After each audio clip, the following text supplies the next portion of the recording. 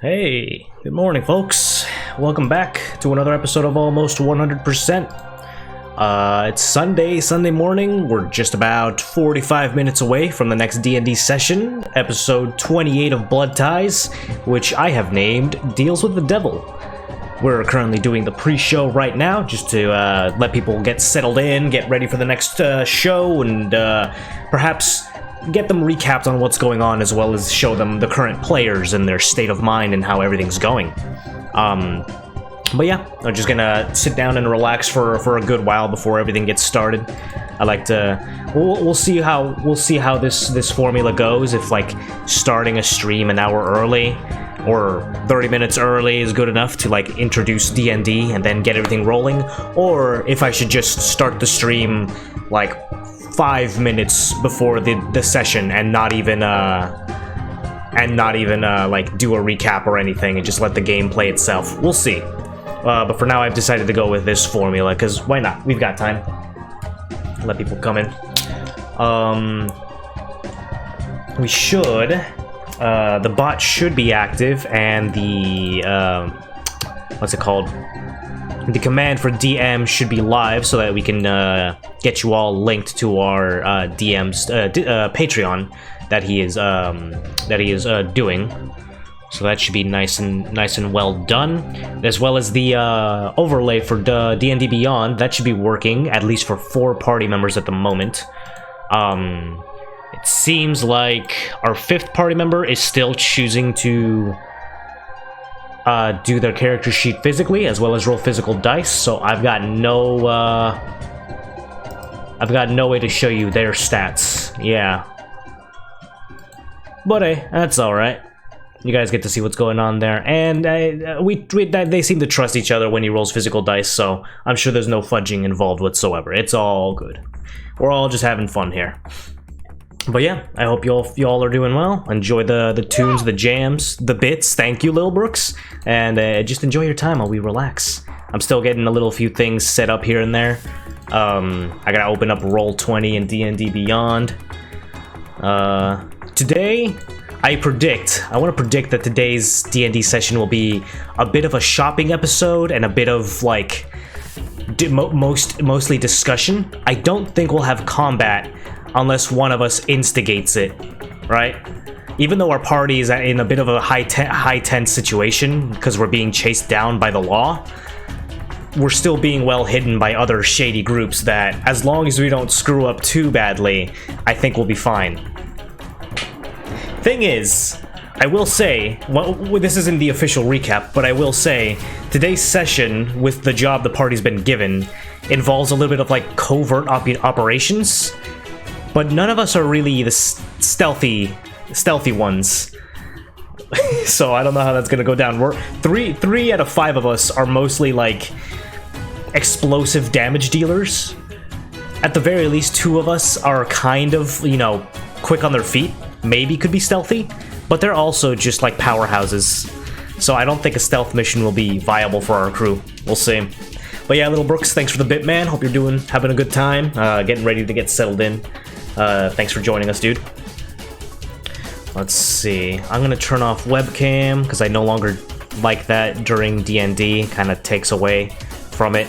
A lot of D&D, with this crew anyways, is mainly theater of the mind stuff.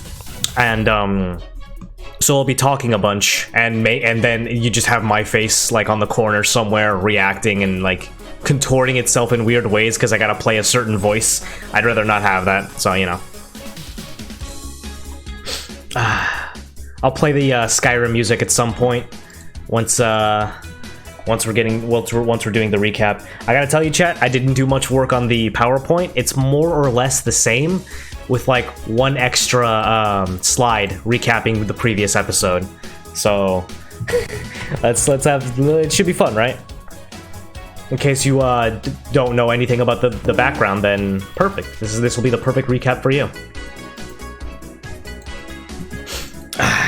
Last stream, was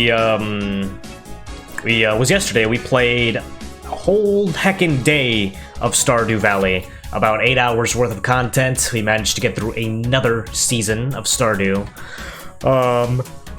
Ooh. Continuing on that, honestly, I'm giving it 3 more sessions, and then we'll be wrapping up that game for once and for all. Everyone made fun of my list of video games, so now I'm self-conscious about it. But I'm still gonna keep it there, because that's how I keep any sense of order in my stream, alright? The list is absolute, and you shall not tarnish its reputation. Flare! Hey! Thanks for the raid! Thank you so much. Hope you had a good stream. Thank you for the raid. Hope you're having a good time. Yeah, welcome to D&D. Or the pre-D&D, I suppose. We've got a PowerPoint soon to be ready to go. There we go.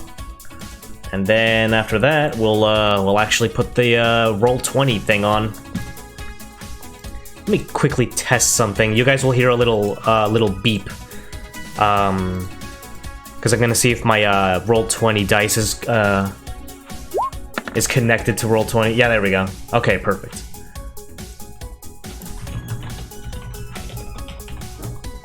All right. Just want to make sure everything's working, because we're rolling our dice from D&D Beyond on the Roll20 page. I'm still relatively new to that whole thing.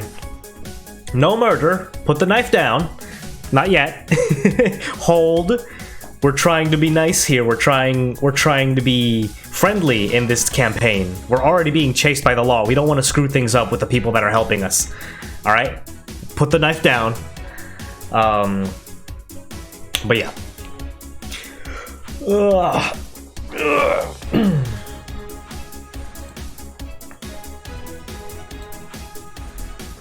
Man.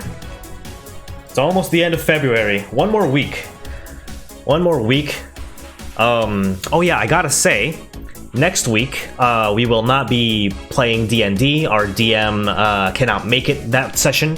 So, next Sunday, we'll just have a day to ourselves to do what we want to play.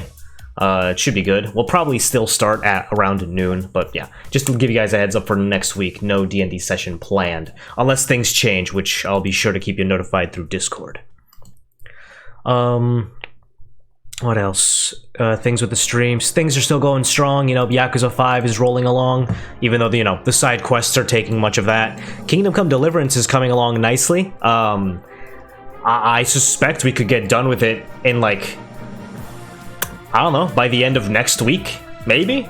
I don't know. It seems like it's getting close to the end, or getting close to like the end game, so that's fun. And we can cross that one off the list. But yeah, Flair, I hope you had a good time. Sure, you need your knife for cooking. Roll for persuasion, or deception. I don't know. But yeah.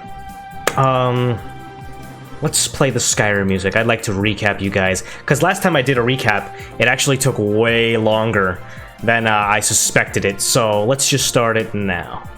We're gonna go ahead and move this music to Skyrim.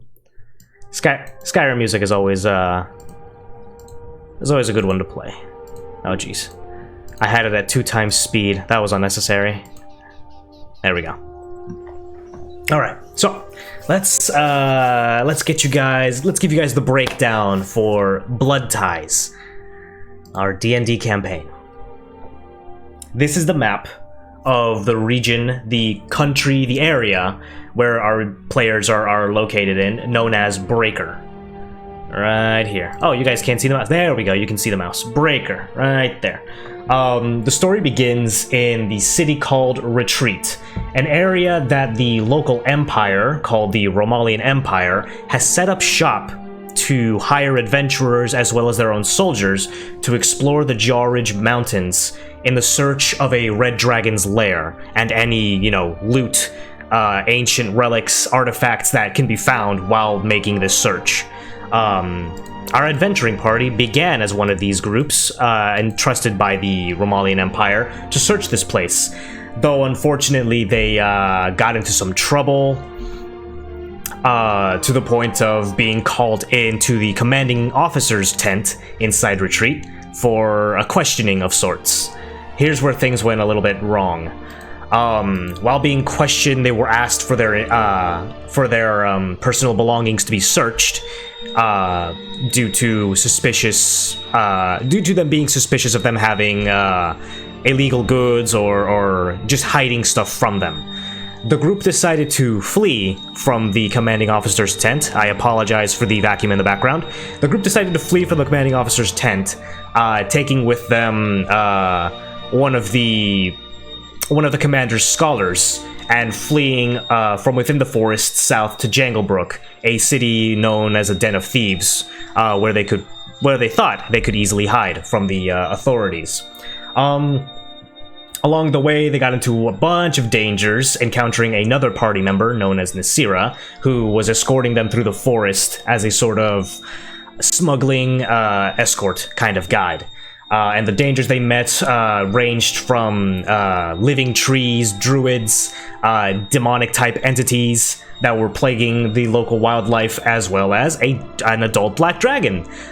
This resulted in the death of one of the temporary party members. So yeah, but they survived through those encounters and made it through the city of Janglebrook. Here's the map. Getting in, they got in through the northeast entrance, and they decided to investigate thoroughly, but found out that upon getting to the entrance, the place was guarded already by the Empire, questioning any newcomers or questioning anybody that's leaving in search of their own party members. So they attempted to disguise themselves, whether for better or for worse, and made their way into the city.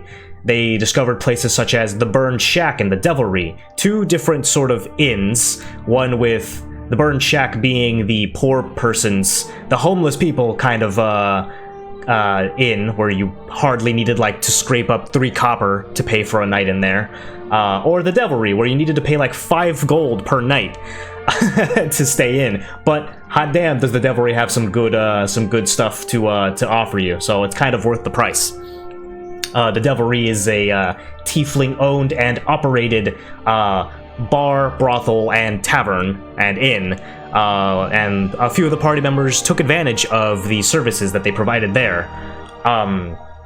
Another party member decided to take his vampirism into the next level and start infecting people within the Burned Shack, seeing as no one would really miss them, and tried experimenting with how vampirism would work out in such an area. And I think he managed to convert at least 2 to 3 people before things got out of hand and the Burned Shack, very true to its name, burnt to the ground in a horrific display of fireworks. It was pretty wild.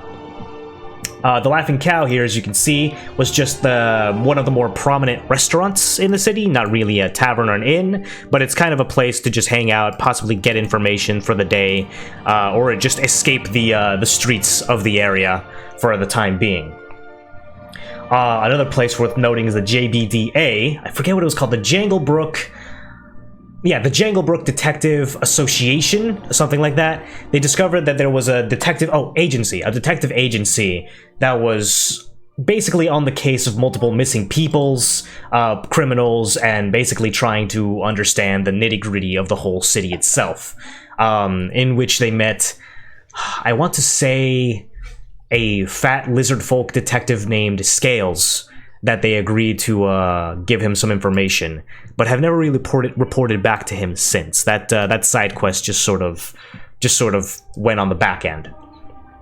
Lastly, of note, within the outer layer, we have the Tug, which was this run-down, broken ship that was moved here as a decoration piece and is now used as a merchant hub where people can just do their trading. And then, the more important, more prominent spot is the inner walls of Janglebrook, called, I believe, the Roundabout. Obviously, that's what it says there, but I don't know if our DM has something else for it. It features much more, well, noble sort of merchant area that only a certain few people are even allowed in. You need either to pay, I think, 100 platinum to be allowed entry. You need to be given a pass from you need to be given an invite from somebody official to be allowed in, and none of the party members had this sort of way to enter, so they never really got to investigate the area. And further inside, the most prominent part of the Roundabout is called the Bon Gluck translated to the Lucky Look, a very high-end casino that the party has yet to enter, and honestly, if they did go in, they'd probably lose all their gold very quickly, so who knows how that's gonna go around. And considering their notoriety at the moment, going in there's probably not for the best. The only time the players were allowed into the roundabout was because they were given a doctor's note, since one of the players had been inflicted with a strange curse or illness that was slowly causing them to vomit strange bile, in which they needed to see a certain doctor or physician to sort of get rid of, which happened to be inside the walls of this area. This sort of doctor visit resulted in the party members giving birth to a strange tadpole-like demon creature, multiples even, and it destroyed the doctor's office. But the party managed to kill and/or contain these strange tadpole entities and survived the encounter, though cutting it real close since one of our party members' stomach was basically just cut wide open for the entire time. That was a wild ride. Lastly, once that whole mess was settled, panic started to settle in inside the city of Janglebrook as guards were closing in on the city, forcing a citywide curfew and quarantine due to the events of vampirism being discovered in the burned shack, as well as the knowledge that certain criminals may be set loose in the area. So they were basically forced to go into hiding. They managed to hide for one day, evading the sights of the Romalian guards, as well as a strange creature known as the War Dog that was sniffing them out. The next morning, they set out to escape, and were unfortunately caught midway through their escape, but they got a little violent midway through the confrontation, lost one of their party members, and were now exiting the city of Janglebrook through the forests. This is where we left off last session. So, in the last session, once the party escaped through the forest, they first ran quite a few miles, making some distance between them and the city, only being able to see the smoldering remains of the fight they left behind, like the smoke rising from the north. And then they started to slow down their pace, and they came upon a lone turtle monk who was named Ubo, as far as I recall. Let's put this in parentheses. Ubo, I think that was his name. And we'll see more about him later. We've got the details for characters. They questioned him about what he was doing here. They explained to him that we should probably run either with them or without them, because guards might be searching the area at some point. They didn't try to divulge too much of why guards would be hunting them down, but Ubo seemed, well, you know, for player convinced to join the party and lead them further south along the tree line to get away from the city. Here and there spouting words of wisdom, but more or less just guiding them along the path in his calm demeanor. As they made camp further south, closer to the rivers here, right here south of Janglebrook, the party fell unconscious thanks to the trials of the local warlock, Clyde, including Ubo, who was the new party member. This resulted in them having to fight a sort of dream sequence against a trio of enemies, a Hydra, a Chimera, and a undead Beholder, which was taken control of by two DMs respectively at that time. It was quite a fun session. But having only lost one party member in this conflict, luckily it being a dream, they managed to overcome the trial, defeating all three enemies, and will soon receive an answer to one of their questions that the party may decide on. That is the result of these trials. The warlock gains knowledge at his request should he succeed these trials. At least, that's how my DM has set it up for my character. Because we have two warlocks in the party, but only mine gets this sort of, I don't know, privilege, I suppose. Warlocks are very greedy and cheat so hard. I know, it's so weird. I personally can't think of warlocks as anything but, like, just greedy cheaters. But you can get creative with all sorts of things. DM's pet, kinda, dude. At the at the cost of my own party members, it's crazy. I'm sorry Cthulhu favors me above all of you. Alright. Once they won, they continued their long rest in the forests, being interrupted by a strange portal opening near them, in which came out a reanimated skeleton or undead that the party knew as Graves. Graves was the sort of clergyman slash attendant of the brothel known as the Devilry, who sought them out and told them that the leader of the Devilry, Santis, had a job proposition for them. So the party more or less trusted this Graves fellow, went along with him into the portal, and ended up right back into Janglebrook inside the Devilry. They spoke a few moments with Santis, getting nice and cozy, getting some drinks, and explaining the situation. And we're told essentially, so long as they remain inside the Devilry, magics will keep them from being spotted or hunted down. And Santis offered them a job to kidnap a certain person, details undisclosed at the moment, in exchange for the protection, information, favors, and or magical items that they can trade for. Above board, our DM basically said that the Devilry has now become the player's home, or a hub of sorts. So that's pretty cool. given the destructive and chaotic nature of the party, this could not have gone any better, and I'm glad. So the party agreed to all of these terms. One of them, especially knowing the nature of the semi-true nature of Santis and sort of fearing him for it, making sure that everyone, kept him jovial throughout their meeting with him.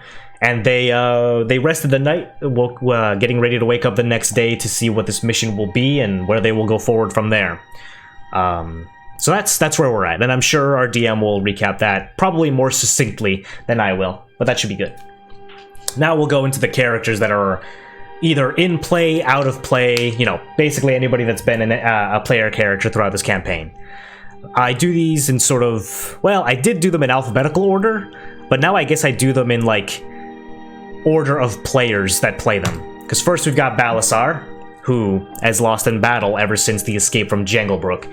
He was a level 9 Dragonborn fighter, and he was mainly the whole reason why the party was in Janglebrook to begin with, seeing as he was hunting down the killer of his daughter and the one who banished him from his tribe, Jormungandr, who is still at large, but the party now has less of a personal reason to catch him, and more of a greedy mission, since his bounty, I'll write this down, bounty worth, what, 10,000 gold?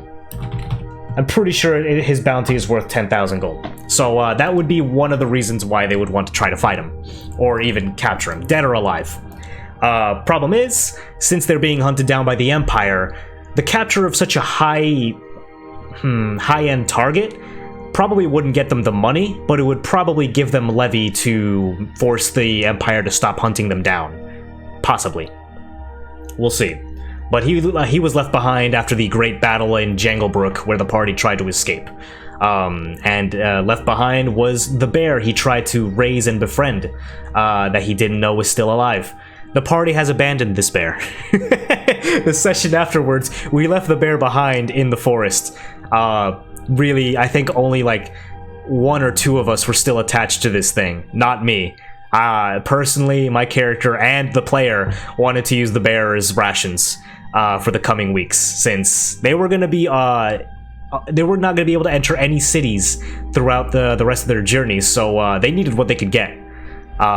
Luckily, the Devilry has stuff for them, so that's good. Following up Balasar, we have Ubo. This is the picture we've got for him, and it's pretty accurate. He is a level 9 total monk. At least, I think he's level 9. And I also think he is using the Way of the Drunken Fist subclass for monks, as far as we've seen.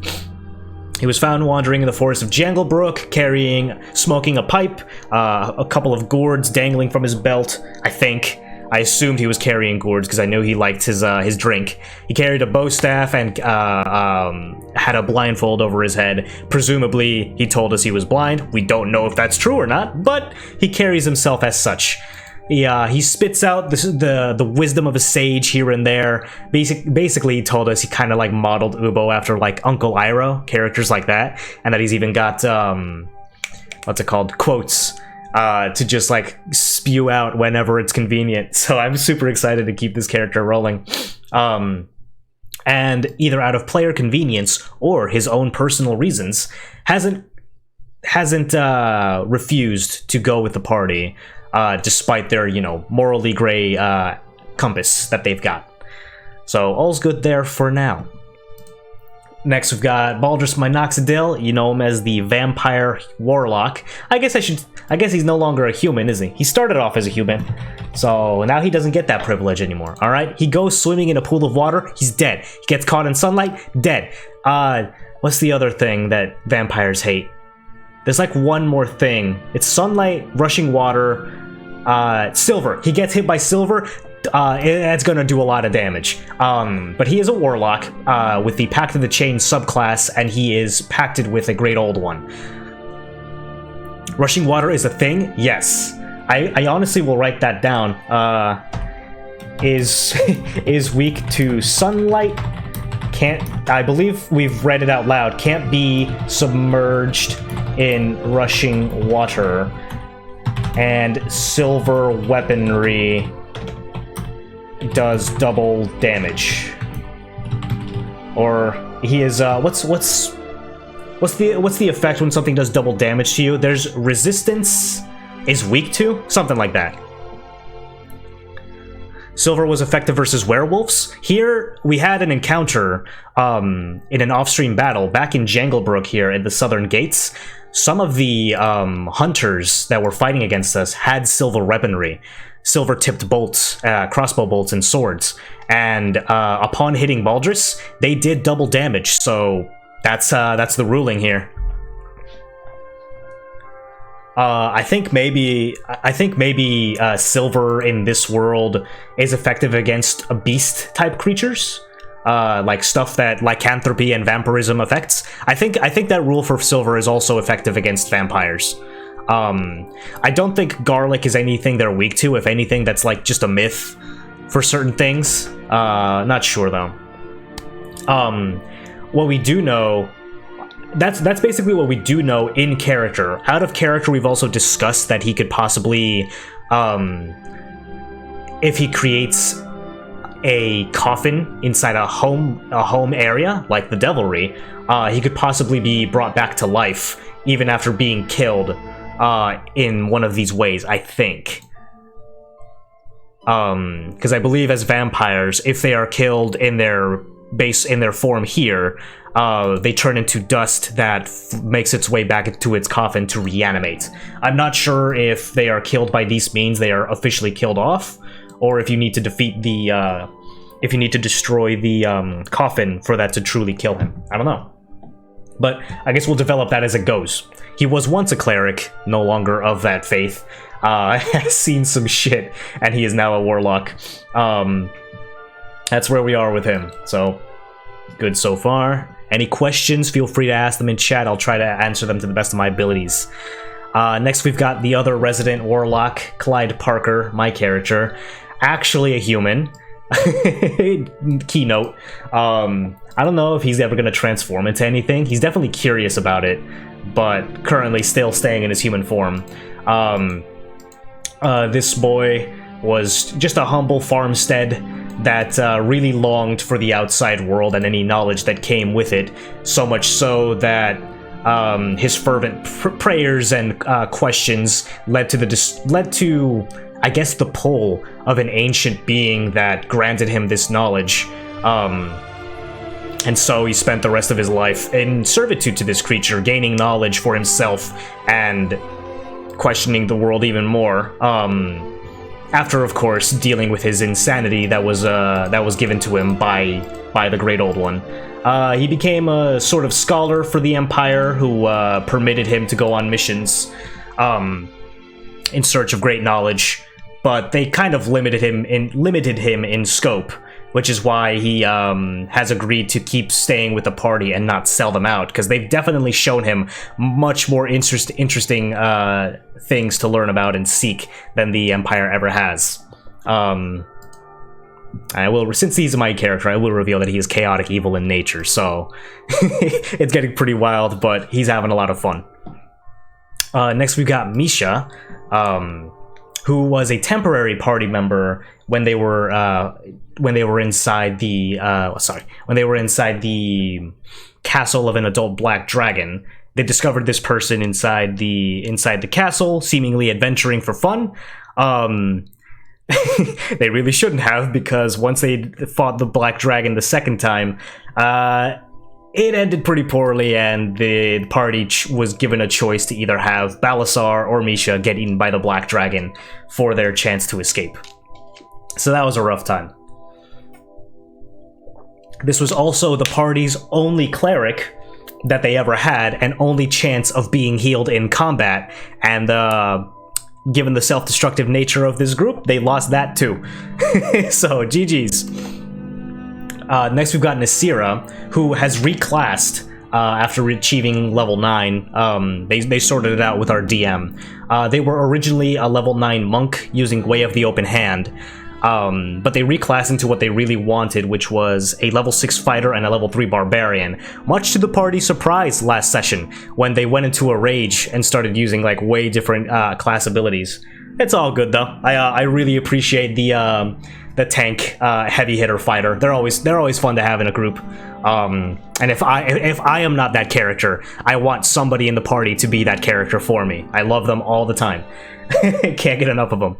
And she seemingly stayed with the party due to having basically nowhere else to run right now, since she's also a petty criminal to begin with, but is now, you know, by association convicted of serious charges of probably murder and treason to the Empire. So they've got nowhere else to run momentarily. It's all good. It's all good. It's everything's gonna turn out for the better. Trust me, chat. All right, things are dipping down now. That means we're only gotta go up. All right, and then lastly, we've got Wanye Kest. All of these Wanye Kest, fucking. If you rolled your eyes, don't worry. I did the same thing when I discovered this character. But his lore is getting more and more interesting as time goes along. He's a level 9 Dragonborn sorcerer, who's prideful as all hell thanks to his draconic heritage, and he seeks to explore more and more of his ancestors' knowledge and or power by going around searching for draconic shrines hidden by a map that he was given. The party is currently decided to go to these shrines because, one, they sound super interesting, and two, they are kind of out of the way from the Empire's reach, so it seems worthwhile to investigate. He carries with him a necklace with a dragon's fang on it that the party now knows belonged to his mother, who I believe was also, I think, either full dragon. I think he's explained that she was a full dragon. I'm not sure. Yeah, that is where he channels most of his magical powers from, because you'll hear it every time he casts magic. He will always grasp the talon around his necklace to cast his spells, and I get it. It's cool. Well, I guess one thing I neglected to mention, because that's the trope Wanye has when he casts his spells. Clyde here, since he is pacted with the tome, constantly has a sort of like chest like bump or protrusion, which is where he keeps his giant tome of a Book of Darkness, where he gets all of his eldritch knowledge from. Without it, he's basically nothing, as are all warlocks, let's be real. But yeah, that's basically what he keeps hidden at all times, in like a slot compartment underneath his armor that he can like pull out at will. But yeah, that's where we're at, getting ready to accept the deal with the devilry leader himself, and seeing where that takes us. It's 10 minutes before the game starts, so I will go ahead and message the people in the session chat that I am on. The stream has begun on deafening in a minute. There we go. Yeah.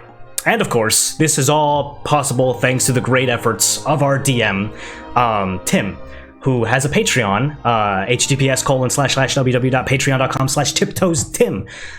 He is showcasing a bunch of art, animations, and voice acting content that is only getting better and better. So if any of you all are appreciative of this campaign and want to help him out, feel free to check that out in the link by typing !DM. Thank you, Yan. Appreciate it, dude. That's it. That's all I've pretty much got. Let's go ahead and undeafen. Hopefully our boys aren't too rowdy. Hello, how's everyone doing? It's that genetic memory, like the parrot in his past life saw lived on a pirate ship and it caught on fire. What? And we're talking about parrots killing people. Oh. So yeah, it must be. Parrots or parents? Oh, you heard it correct the first time, yeah. Like, caca. Oh, okay. Alright. Interesting. Are we going on a boat this session? Allegedly. How did we get to talking about parrots? We were gonna be pirates when I used my boat feather, and you were gonna sit on my shoulder as the captain. Gotcha.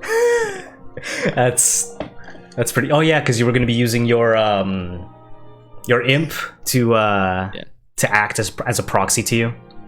Mm-hmm. Yeah, and he's just chilling in a barrel the entire time. But in a barrel, mainland, not in the ship. Nah, and shit. We could do that.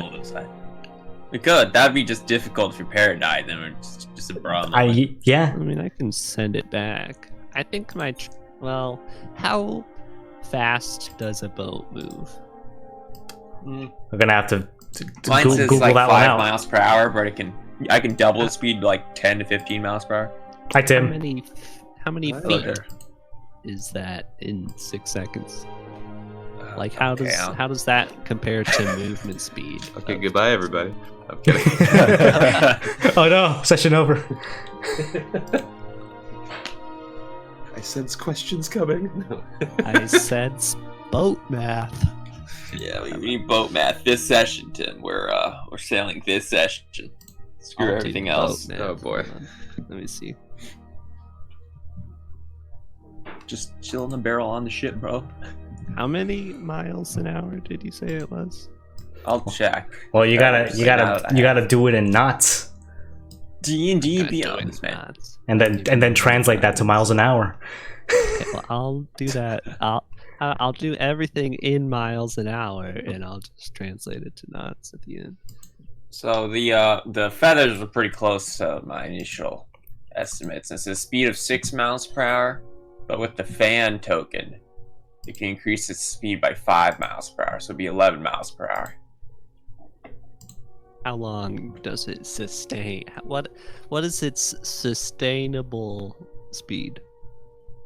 So I assume that's. I guess if I have to average it, or something. Yeah, it goes for 11 miles per hour for 8 hours, and then for the rest of the 16 hours, it goes 6 miles per hour. Right. So if it's 11 miles per hour, is 1/3, and then it's 2/3 times 6 miles per hour. I'm just gonna guess it's like 8 miles per hour, 9 miles per hour, somewhere there. I'm just gonna completely ignore the optional movement speed and just calculate based on. You see Wanye, 2 middle fingers up, flipping you off across the bar from DeSantis. I thought we were sleeping. You see Wanye exit in your room. dreams. No. Did we officially fall asleep? Well, we were still mid long rest when we got interrupted by Graves. Right. And so I assume, having agreed to this kidnapping quest, we just went to our respective rooms in the Devilry and started finishing off that long rest. We technically were just chilling in the hallway near the pool, which I assume you maintain a substantial distance from. Well, Ball just wanted to test if a finger dissolves in the water. Oh, you could check that. Kind of want to test that too. Just one finger, right? What's gonna happen? It's not like I'm gonna absorb it like a sponge. Right? Hopefully. Just like tie a rope around your waist and then tie it to like just in case, back somewhere else so we can pull you back in case something weird starts happening. Or something. Yeah, exactly. Yeah, I'll be honest. I have not yet asked how porous I am. So. Oh, that's like the first question you ask a DM. That's weird. Yeah, DM, how porous is my skin? Just out of curiosity. Good, I've prepared everything. It was a vampire, especially when you feed, which I think you're only like 1 or 2 days not fed. Oh, we're doing pretty good on that. Yeah, you still got some color to you. There's some vibrancy to you. So yeah, I'd say porous wise, you're pretty good. Like, would I absorb water, Tim, like a sponge? Is basically what we're trying to figure out. I mean,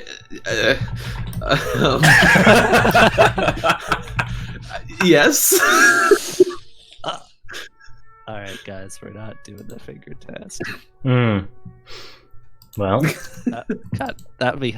Imagine that you become a vampire and then like you just wick moisture from the air and it disintegrates you. And then Prank's gone wrong. Like, does rainfall also kill you?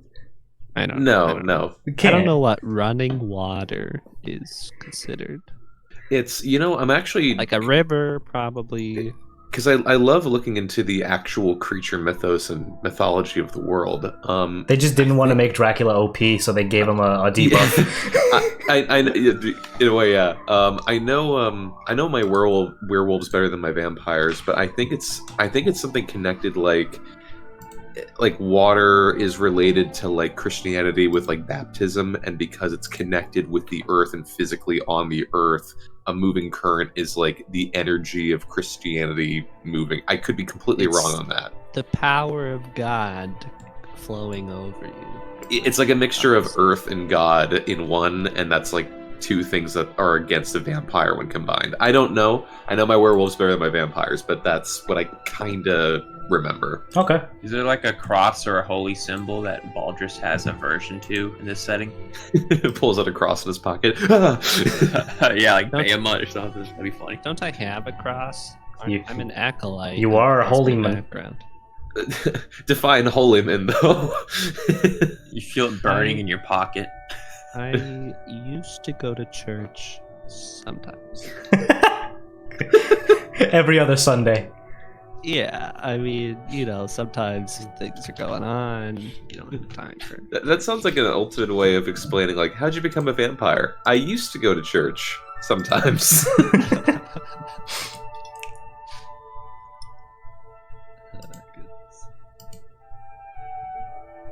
Brandon. Yo. Hey. Hi. It's our tank. But actually, that's our. There we go. It's like our main tank dies, so someone else reclasses entirely to become the new tank. Except I'm not very tanky. Well, Metaphorical tank. Comparably, but you're pretty tanky. you got a high AC. My AC's lower than it was when I was a monk. It's Oh decent no. now. Do you have to actually wear armor now? No, because barbarian. No, I because of my my points in barbarian, I still have unarmed fighting. Yeah, that's right. Or There we go. It's gonna be really weird hearing Nasira say she wants to rage in combat. Nah, not really. I think Hi, it would. Jules. I Hello. I technically still used those words previously. I was Yeah. like, Nasira just gets angry and fists of fury. Now it's Nasira actually rages. So before it's just microaggressions, now he's just an abusive, just Before cat it was to be just around. it was just like a personality thing, but now she has a chemical imbalance, and Can I just say, halfling food looks delicious. Halfling food? What? So where everybody else got like normal D&D books, my sister sent me the D&D cookbook. Oh, nice. Do post pictures of cool rations we can have while we're eating. yeah, like Sora. Just saying, I think we have SSRIs are canon in Tim's universe because I have antidepressants on me, so that logically means that there are Oh yeah. SSRIs we can use to cure Nasira of a rage and bipolar disorder. This is just a proposal, but what if we disregard all of our current plans and we go around the continent curing barbarians of their rage with antidepressants? So we're just psychiatrists. Just get rid of an entire class. Yeah. Ah, But like we do it through the campaign, So I think that's great. canon. Let's do that this session. An amazing team of doctors. Be right back. I am 1 minute. literally, my character is literally a doctor. Cool. yeah. Other than a little bit of setup I'm doing right now, I'm almost set up to go for you guys. Awesome. Nice. Jules, thank you for the phonetic spelling of your name. So yeah. now we can all know for sure. Is that the official spelling? The 2 O's? Ubo? Yeah. Alright, so Yes. I think I spelled it. Clyde had him write it down, even though he can't see.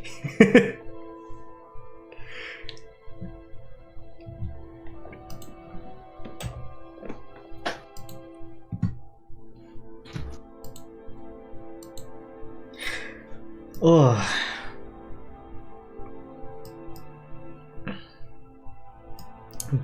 Do we agree that Gretchen hears from inside the bag of holding? Maybe. Yeah, it's more of a muffled distance, but yeah, he can hear. All right. A muffled distance plus the hearing of a greater vampire. Greater vampire? At Well, least he he's better than the does- vampire in our party. He does seem to demonstrate better abilities than yours currently. Okay. Hold on. Well, maybe dump him in the river, see if he lives. We'll see.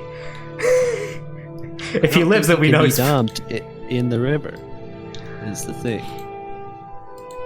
He's pretty. You weren't there, but he's pretty good at avoiding water or being placed anywhere by another being. Really? Doesn't let himself. No, he can just like poof into a cloud. Oh, that's right. He does the Misty Step, which you can't. Whisk himself away.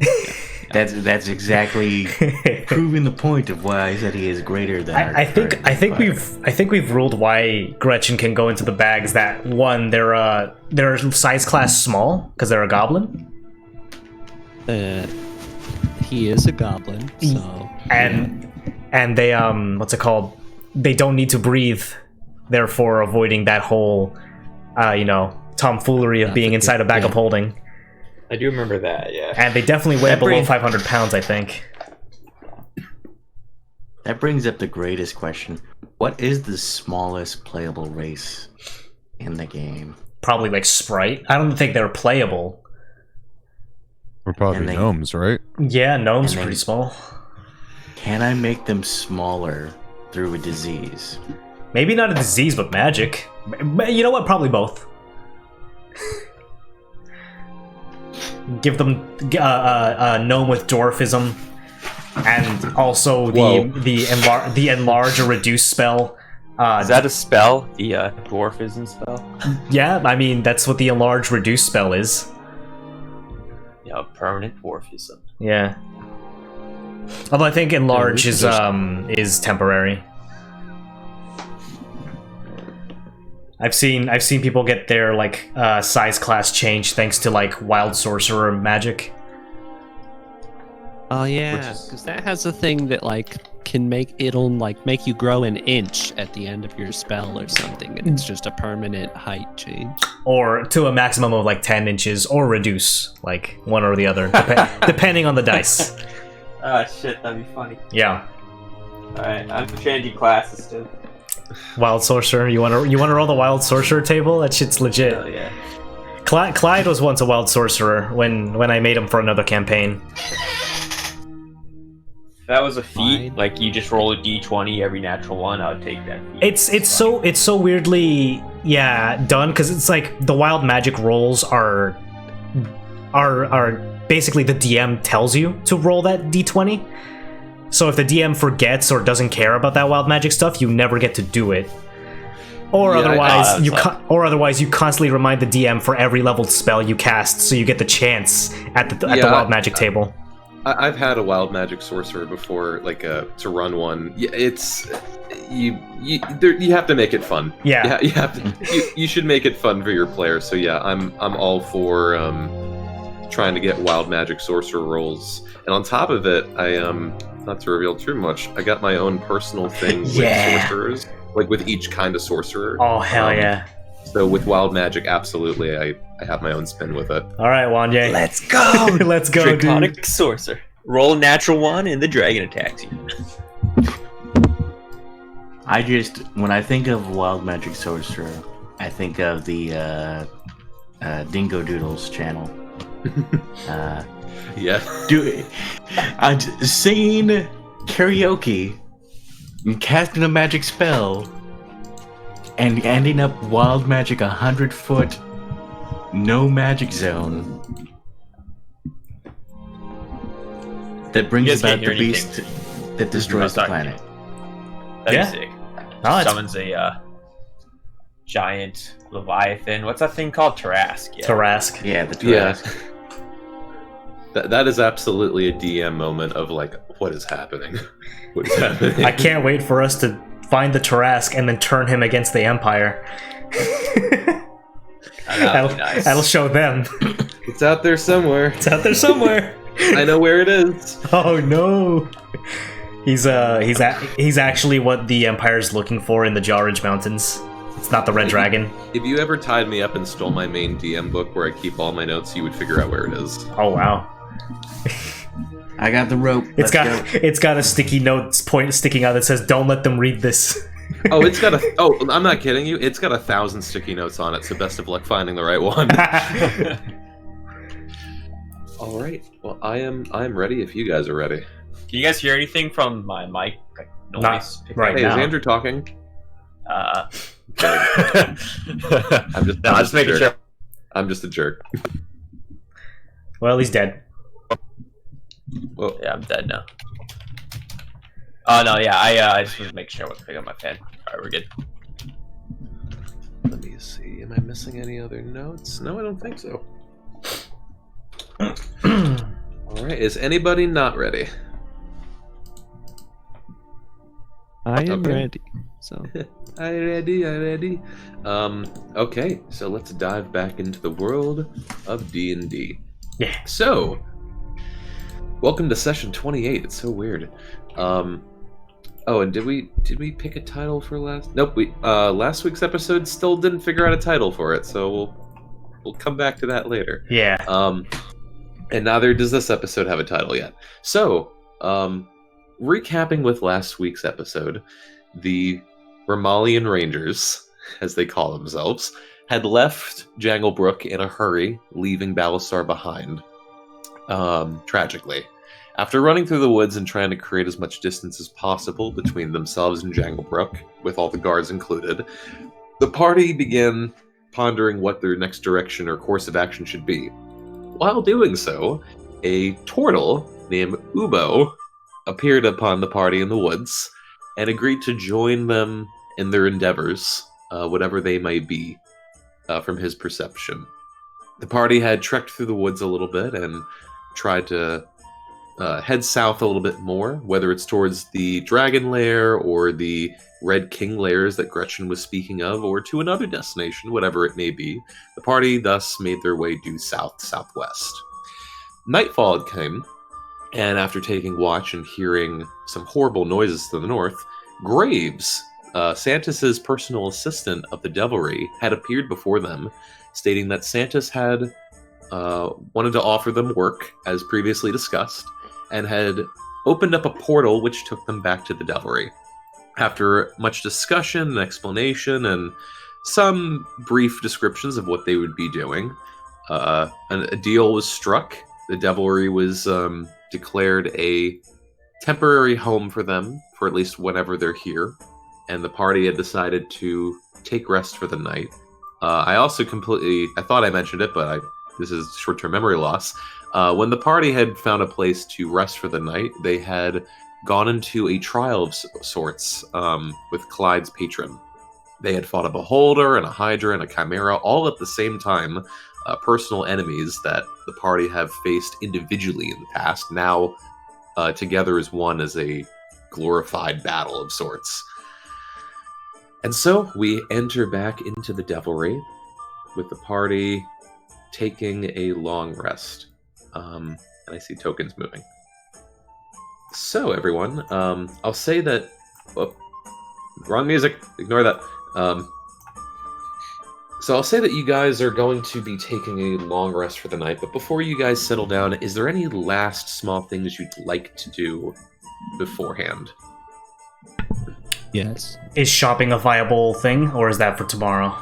I'll say, remembering what Santa said, as far as shopping and wares would go, he wants to establish trust with you guys first, and being the jobs he has in line is more clandestine and immoral, he wants to know if he can in fact trust you. Okay. So shopping is not an option. Then finishing up the long rest would be on Clyde's list. Okay. Alright, anyone else? Yeah. I just... Are we asleep? Or are we, like, heading to bed at this point? And I would mention that when you guys went to the front counter where Graves was there, Graves mentioned that there, first off, there's no customers in the whole building because they had to shut down for quarantine, but also that just head off to the lower quarters past the pool and pick any room that you like on its 6 floors down. Wanye picks can I... the confiest one. Okay. Can I say, while we are passing the pool, I just want to stop it. Hey, does anyone have a rope? I got some. I want to try something, but it's very serious, and I need a trustworthy person with a rope. Well, you got a rope. All right. Trustworthy in this party? Yeah, good luck with that one. I hand him the rope from my inventory. All right, what do you need this for? I'm gonna start tying it around my waist. Yeah. All right. Modest, what the hell are you doing? Here. Wanya, hold this. I'm the most trustworthy person. Okay, I hold the rope. I think as far as this goes, maybe.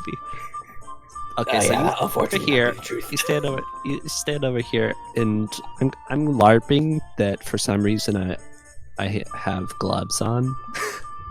Okay. So I'm gonna take one off, and I'm gonna slowly approach the pool, and I'm gonna look back at Wanye and do that like point 2 fingers at your eyes and then point them at his eyes thing. And I'm just gonna casually reach a single bare finger Clyde gets his book out. and stick it in the water. Okay. I'm gonna walk up to Wanya and say, "Just let go of the rope." Wanye chuckles. So Baldrus, you go up and there's this tense moment as you slowly bring your finger towards the pool, which is slightly running. They still run it in the off hours. Wanya at the ready with the rope. You gingerly move up to the edge and boop, bring your finger into the water. A moment passes and nothing happens. You're not burned at the moment. Wanye chops the rope backwards and pulls Baldrus to the ground. Why? That was close, Baltus. Oh my god. You touched the water. I think it was fine. I think it was. I was gonna double check, but now. No, I saved your life, Baltus. It's alright. How does that pinky look? Moist. Huh. I think that's about it. He's fine. You don't know if this pool is defined as running water. Like, you don't know what the full definition of running water would be. You could assume oceans and rivers, but as far as this pool, not considered running water.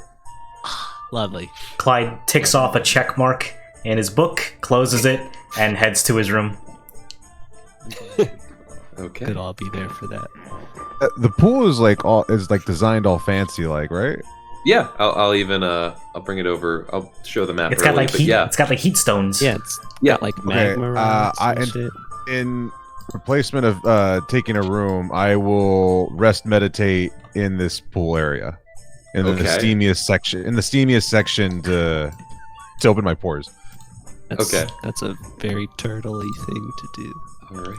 You do notice this very large rock in particular, kind of towards the front of the pool. But yeah, it's this beautiful, like almost beach-like resort front. There's a large palm tree. You also notice some fruit hanging from the palm tree. You're not sure if it's decoration or not. But yeah, it's as if you're right by the sea, and you just can bask openly on this rock. Does Ubo blend in very well with the rocks? With his grimy shell? I think postcard-wise, yes, he does. I'm a good photo op, Eric, wherever I go. Yeah, this is the perfect, if someone wanted to paint his masterpiece or take a Kodak moment, yes, this is the perfect island resort moment to do that. And are these two tokens, are they supposed to be here, or? Those are technically for the morning. I just moved it. Moved to the map early. Alright. No worries. Yeah, this is where I'll end my day. Okay. Alrighty. Well, if that's going to be everything, one by one, you all take some measure of rest or quarter in the devilry, as Wanye moves out of Baldrus's room. But yeah, so you all take one long night rest, which after the day you all just had, very well deserved and very well needed. While you all slumber off one by one, Clyde, please meet me in the secret chat. Woo! Don't do it, Clyde. Don't you fucking do it, you son of a... Dim. No. What are they getting so mad about? You're jealous. So now it's almost become more of a routine, as sleep is still irregular to you and you still have this overwhelming sense of paranoia. Yeah. But as it does come to you, there's a comforting measure going, okay, I know what this is. And the room goes dark, relits, and your icon in this very dark silhouetted room sits there staring at you. Welcome back. It's good to see you once more. Reed, very well done with the trial. I'd say so. Only one loss again, but I think we're getting better. And so will your trials get better. Ooh, Clyde like rubs the palms of his hands together. But in fairness, what does thou wish to know? And as of now, you are allowed to ask your eldritch knowledge. All right, Clyde takes a brief moment to consider his options, and he'll say, I want to know the locations of all the tombs or shrines dedicated to the resurrection of the Red King.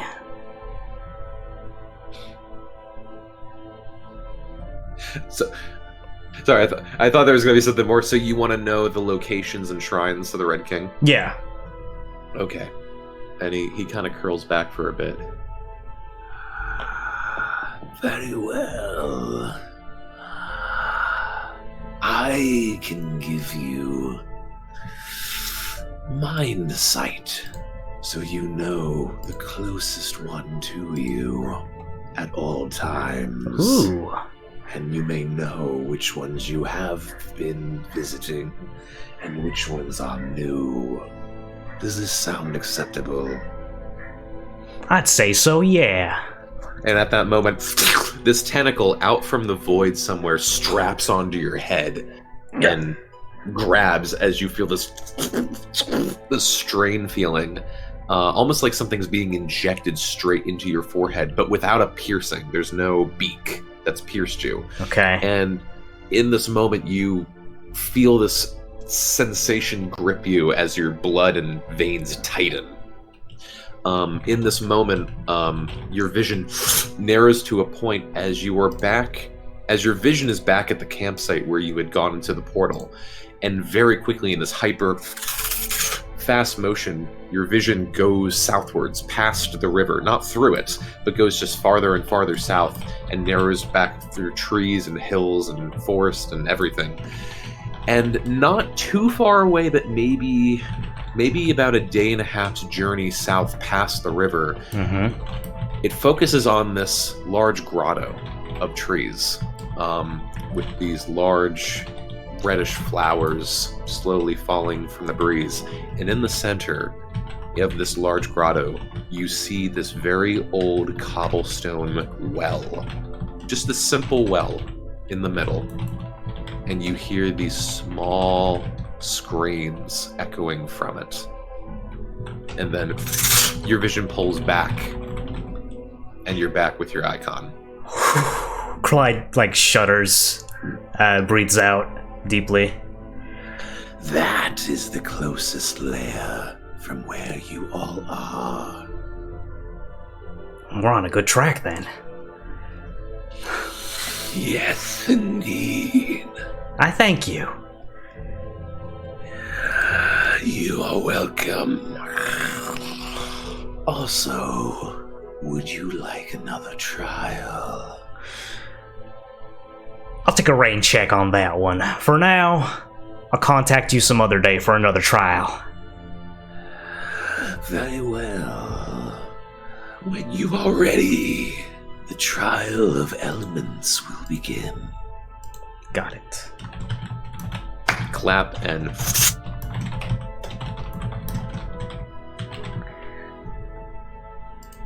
Okay. Do I wake up now? You got it. Oh. Now. Oh no. Like,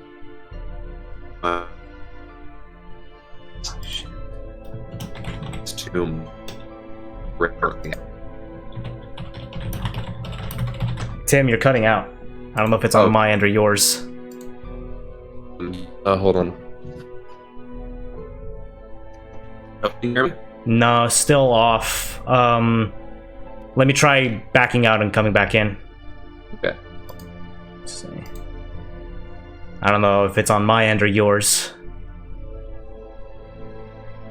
Okay. Still staticky. Okay. You know, let me reset my computer real quick. Alrighty. All right. Go back. Tell them, and I'll be right back. Gotcha. Okay. Thank you. This homebrewed world, there's real quick, old gang. dispensaries. Tim was like cutting out, so he's resetting his computer. Okay. Yeah, but the thing's not done quite yet. But yeah. Okay, gotcha. Whew, some audio issues. Okay, so it seemed it wasn't on my end because everyone else I could hear just fine. Must have been on Tim's end. Chat, I get so nervous when the focus is on me and I have to ask a question to my eldritch patron every time, dude. I always think, is the question I'm asking not, cool enough that he's like scoffing at me? Like, what do I say, dude? But I think this was good enough. This gives us a direction to go on for a certain side quest that we've been choosing for, that we've been sort of like have knowledge to. Yeah, like I could ask him some dumb math question or something. Like, I don't know. Do I sound much better? Yes, much better. Okay, perfect. Yeah, I think I had my computer on for the past couple days too long, and so it just needed a kick. Gotcha. All right. Just to repeat quickly what I was saying. Yeah. Was basically mechanics-wise, you now have the ability that if you want to know the closest Red King lair, you can do that. Okay. Where was the last part where I started cutting out? As soon as you shunted me out of the dream, I asked, "Do I wake up now?" And then you started cutting. Yes, you do wake up now. Okay. Then I was gonna ask something related to that. Does Clyde, can Clyde think about it for a moment to gain any insight of what the trial of elements could be? Because right now, the one thing he's thinking is probably he'll have us fighting elemental type creatures. Yeah, I'll say make an insight check. All right. 15. 15. Okay. Yeah, as far as what you can think over, you think that because these are also some of the first trials they're giving you, there's some measure of predictability in the title. Mm-hmm. But also considering what's been happening where the arena's changed for the 2 trials you've been on, you're imagining that there might be some twist in the environment, that it's not just going to be the enemies you're fighting, it might be the landscape as well. Got it. All right, I'll make note of that. You're not entirely sure, but you definitely see that as something within the realm of possibility. Got it.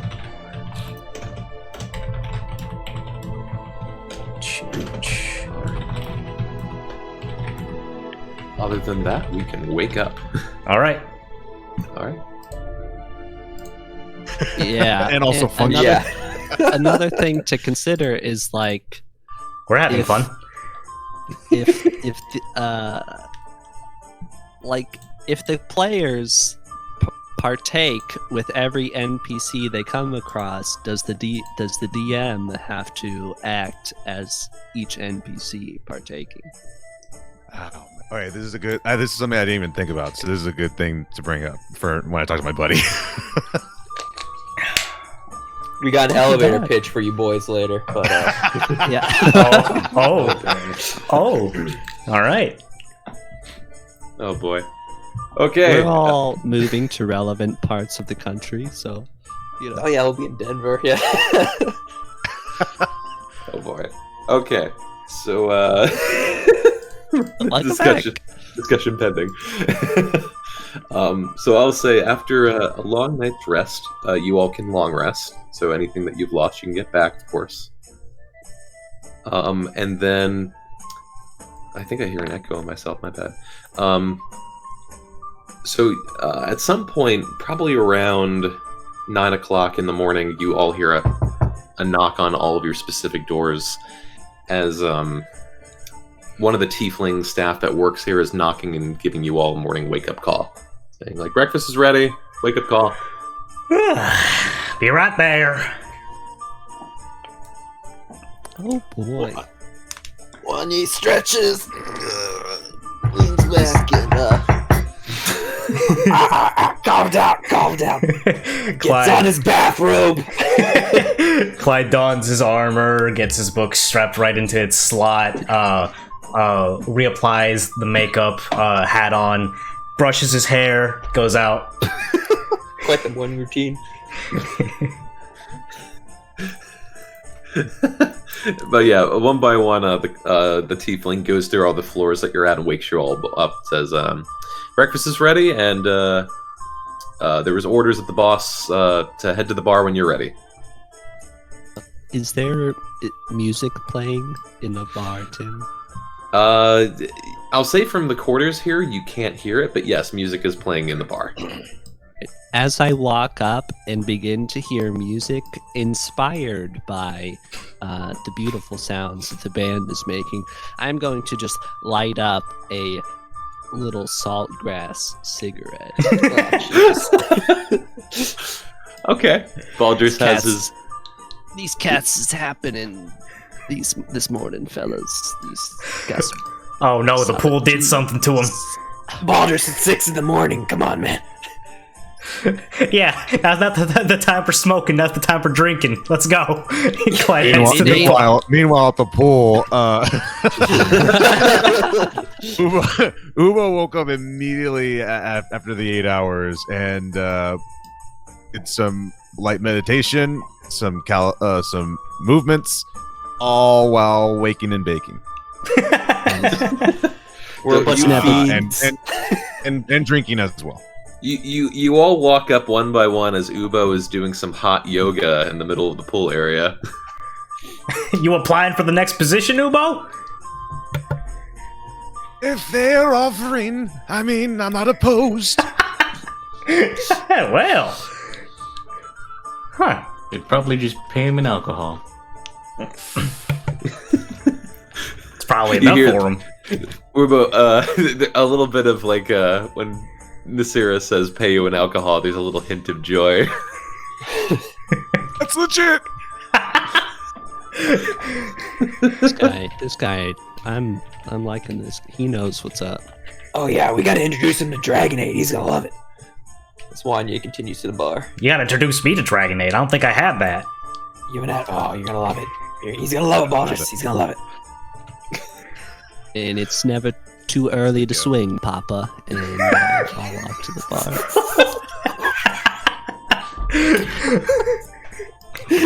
What happened to him? Shit.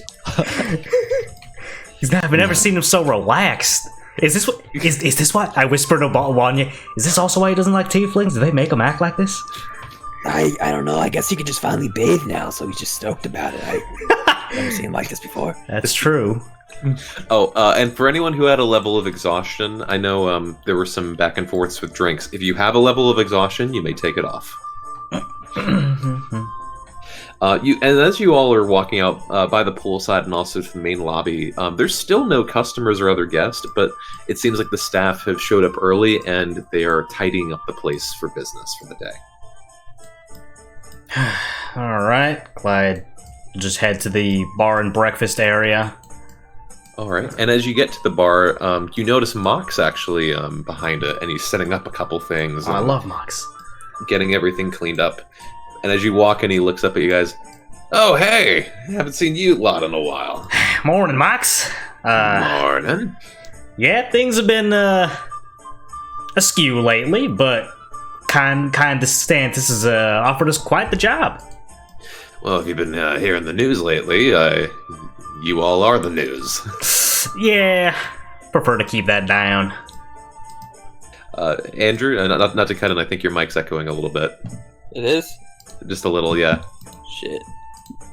Like everyone else's voice? Yeah, if just we're a loud tiny enough, bit. I guess. Yeah. So everyone scream for the rest of the session. No. Mox is like, well, I'm still kind of getting everything set up for the day. I mean, if you want some brock or something, I can just give you something simple. Nah, I can wait.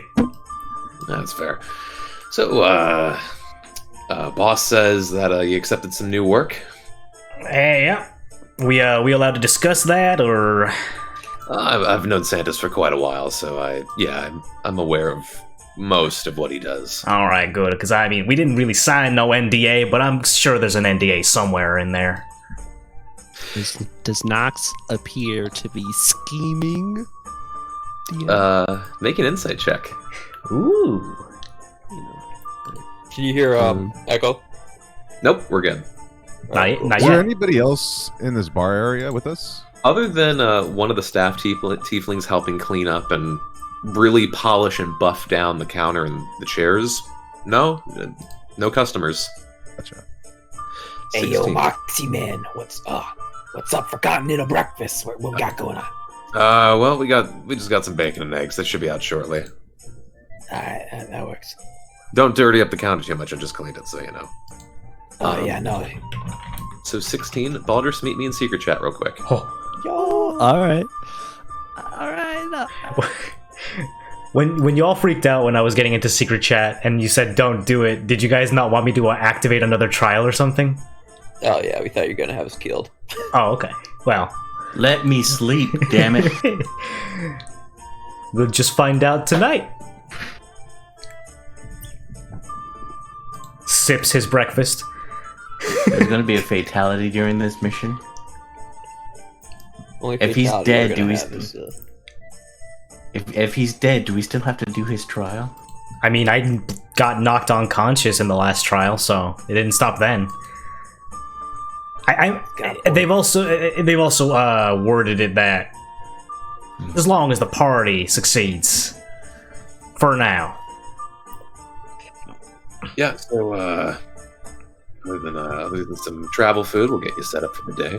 Do you guys have any questions, you gentlemen? And it looks over to Sarah. Apologies, my lady. You wouldn't, since we're not allowed to go outside, you wouldn't be able to get us some basic adventuring items for a fee? I mean, there's an old storage closet, and he points over to the bottom right corner of this room. He's like, yeah, we keep some loose supplies in there, so if you need something, it's probably there. Other than that, he probably doesn't mind. Well, I mean, while breakfast is getting loaded up, I mean, Clyde will head over to the closet and see what he can find. Yeah. What are you looking for in particular? A dagger, a crossbow, light crossbow, and bolts.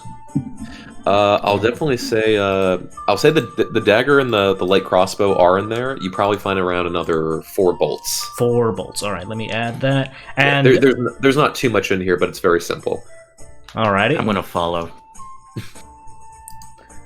As soon as the Sarah's ears pick up on free shit, she immediately starts moving over. Alright.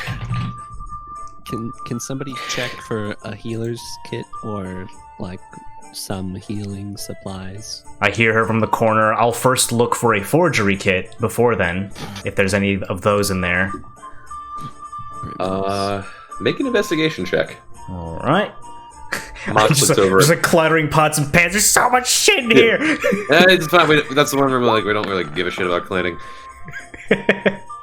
There is a forgery kit in there. Ooh, wait. All right, I add that to the pile. It looks over at Baldrus. Oh, I mean, if you want some healer's kit, I can whip you up something from bar real quick before you go. Yeah, sure. That would be. Go. Well, Right, what you fetching? What you fetching? Mimosas. Mimosas. Yeah, for the good morning cocktail state drinks. Shit. Hold on. Let me look. And he's just kind of looking through real quick. He's like, damn tourist. Okay, fine. I got a cosmopolitan. Yeah, that works. Baldrus will cover me. Oh, he's so nice. Okay, 2 honest Johns. It'll be 8 silver. I There we don't go. pay. I'm not paying for that. So you're not buying any drinks? I'm not buying Wanye's drinks. That's Okay. for sure. 4 silver. What the hell? Hands you an honest John. I saved your life, Baldrus. Wanya just downs it. You take his drink. Yeah. Okay, next minute, Wanya has +4 sleight of hand. Oh, sick. It's In that Baldrus. case, Wanya's gonna search the closet. So Wanya just stole Baldrus's drink.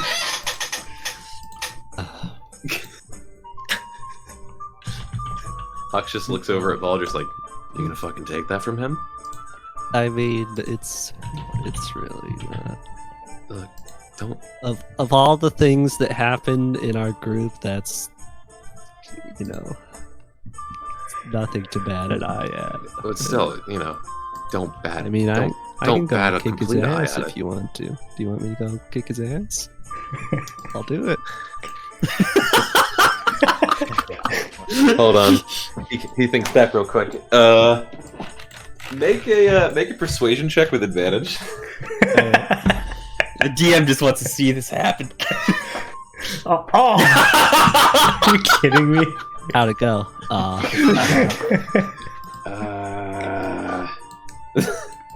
on, let me think. This is actually the DC for this was 5. He was really wanting to do this himself. Yeah, I bet. But it's a natural one. Yeah, nobody got an advantage. It's It's an advantage, so he got a Oh, 6. true. So I got a 6. Look at that. Yeah, you just barely pass, actually. If you failed this, I'd be depressed. Okay. So, He's like, hey Wanya, yeah, you go check that room. The two other you clear out real quick. I got my stuff. Awesome. I don't think I saw no healers kit. You but... guys been in there too long. Come on, let the Dragonborn have his fun. Come on. Well, where'd my map go? Where am I going? Did you disappear? Oh, there you go. No, but I jumped my camera down to the bottom right corner. Oh, okay. Weird. And I'm sorry, Brandon. Was there something in particular you wanted to search for? I'm looking for a whip. Oh yeah, that'll be in there easily. Okay. But it's the devilry. They have whips. Admittedly, it is a devilry. It could be used for combat like a regular whip, but there is a bit more of, we'll say, adult behavior with this whip. Hmm. This is the devilry. Clyde holds back, throwing up. Do they have any handcuffs? You know what? It's the devilry, but it's also tiefling, so I'm gonna take the whip anyways. It probably makes people bleed. Okay, you could add the adult whip. All right, and Wanya, what are you searching for in there? Handcuffs, like some type of restraining device. I'll say make an investigation check on this one. Alright. No kinky items. Apparently not. Yeah, you start looking around a bit, and this seems more like just a loose handful of supplies. You're imagining that stuff to be in a different compartment somewhere around here for staff, but not even one's been left behind. Shit. Alright. Wanya exits. I give Nox a wink as Wanye is exiting, and I sprint towards the door to tackle him. Okay. And Wanya's gonna step out of the way. I'll say, for the tackle, I'll say this is do an athletics Baldrus at advantage, and because and Wanya, I'll say you were probably caught off guard with this. Do athletics or acrobatics at disadvantage. The DM hates Wanya. Yeah, we'll get a DC of 5. Fuck it. Oh yeah, disadvantage by the way. Fuck it. Kid. Nice. Wow, good try though. Oh wow. So yeah, great try. Wanya, you open the door and you do notice as he's going towards you, but as you try to think running left or right, you're in the middle of the doorway before Baldrus just tackles you headfirst into the room, and like the sharpest pile of autumn leaves, you all fall on a cacophony of weapons and supplies, and I'll say you guys hit the pointy bits of it all too. You both are going to take. Hot damn! 5 points of piercing damage and 1 point of bludgeoning damage. Holy shit! Do I get The Wanya, Syracuse not knowing what happily. the hell is happening is he just casts hold person in like shock. Okay. I shout from the side, "It's feeding time!" And at this point, there is this one tiefling in like a chef's gown who pops up with plates and bacon and eggs. Breakfast is ready! And starts walking to the counter. As this brawl breaks out in the back room. I'm just gonna walk up and close the door. I put 5 gold down on the counter and say, "All right, bet your Baldrus comes out of there first." From the perspective of the camera, I am blind, sitting at the bar enjoying my breakfast, while to the right of me in the background you can see all this nonsense happening, but I have no idea. Yeah, just sipping and. Baldrus, why did? Yeah, absolutely. I'll say roll wisdom for hold person. what? Well, roll it. Because he cast it. He cast it. Yeah, I Am I- casted it. You I don't know what's happening. you spooked him. tackled me for no reason. What he did? Am I a humanoid, Tim? Though. Technically, Yeah. even as undead, yes. What- Humanoid is like a. Technically, humanoids are considered monsters, so you guys technically are monsters. Oh, Surprise. surprise. You have 2 arms, 2 legs, and a head. Wisdom saving throw. Yes. If I pass this one, yay. Meet or exceed. That means you pass. Wait, I have 15 DC. Do I? You're not held. You know, he tried. Am I aware? Yeah, am I aware of those magical effects? Oh, absolutely. Alright, 2 can play at that game 1, yay. This is over a mimosa. You know, this is the second This time is gonna there's been- follow me for the rest of this campaign. I remember the DC 5, and I remember the disadvantage, Tim. This is the second time we've had a party PvP session that I was not a part of. Well, open the door and get in there. Oh no. Oh no. Right, I'm And hungry. I'm You going to the stole his breakfast. mimosa now. when I say that, this is gonna be probably a little much, but when I say that, Baldrus's eye flickers red. His eyes, I guess, flicker red, and I'm going to use, Tim, my vampiric charm ability. Oh shit, that's even worse than damage. Which you have to roll a wisdom saving throw back. Fucking hey.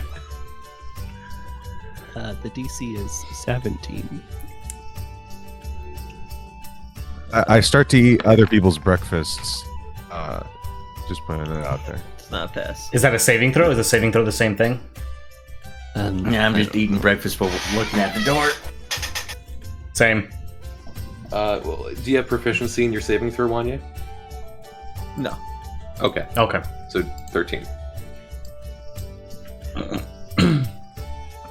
So at this point, as you both are having a charm battle in the closet, you all hear just slapping of weapons and metal on metal as Wanya, you look up at Baldrus and his eyes glow this intense red as you are locked and charmed by him.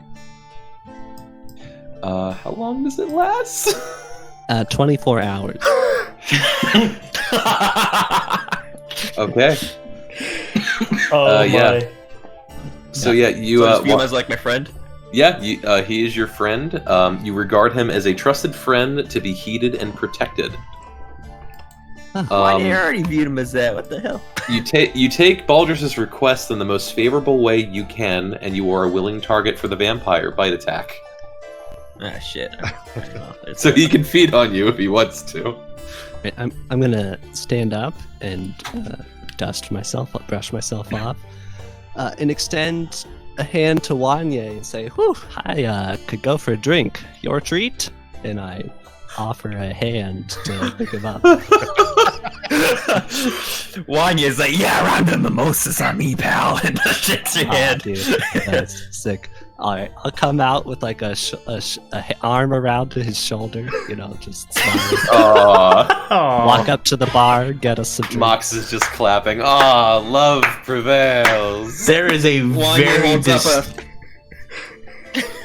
holds up a There's hand, a- round of mimosas for the group, and slams down a gold. Huh. Even there's for a the staff? very distinct face of displeasure on Nasira's face. There's a look of confusion on Clyde's like, I guess these past few days have been rough on them, huh? And he looks over at Wanya. Even for the two staff here? And the two staff are kind of like, wait, what? Even for the two staff. All right. I give him a nice pat on the back. What a Okay. nice guy. So that'll be 28 silver, or just a little bit under three gold. Wanye puts down the 3 gold and says, "Keep the change," and winks at Moxie. He's just in a really happy mood all of a sudden. All right. And you all have these beautiful mimosas, and for the next minute, +4 sleight of hand on everybody as everyone's just day drinking. We have a +4 to our sleight of hand now. Yeah, for a Amazing. minute, but yeah. Okay. All right. I steal someone else's mimosa. I want to use the sleight of hand. Well, Oh, not again. So Clyde and Nasira's. Go to the closet. I'll take Clyde's. Okay. Roll sleight of hand, and yes, it'll be your sleight of hand versus his passive perception. All right, it's a 17. I've got a 12. Okay.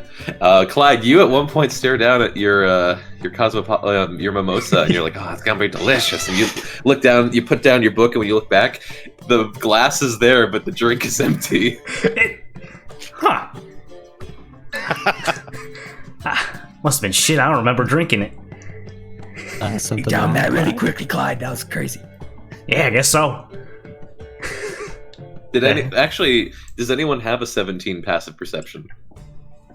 I don't think so. I have 16. That's it. Mox, you look over at Mox, Ubo, and he does give you a wink. He's the only one to have noticed that you did that. I can't see his wink. Oh.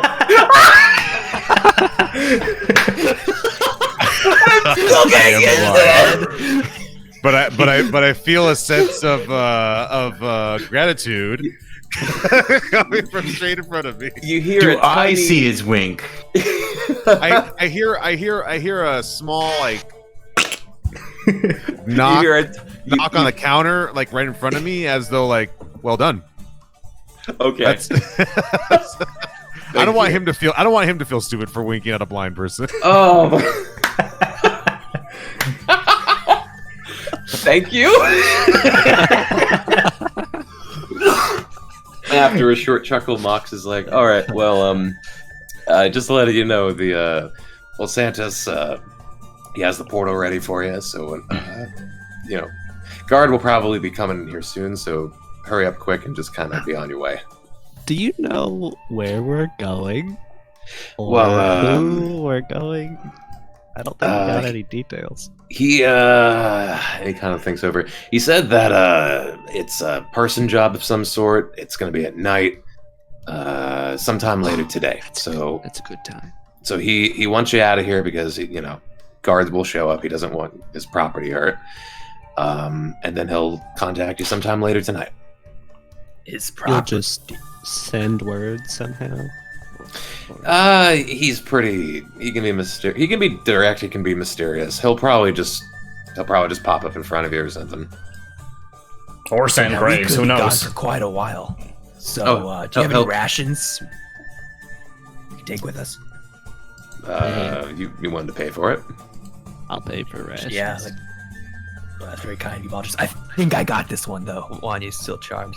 Wanya's gonna buy rations for the group. How much? And he kind of looks over. As far as all these, per ration, each ration's about 5 silver. So, yeah, I mean, actually, we charge a little higher, but for clients, it would do regular. So 5 silver per ration. How many do you want? Oh, let's get 3 for each. I think that works.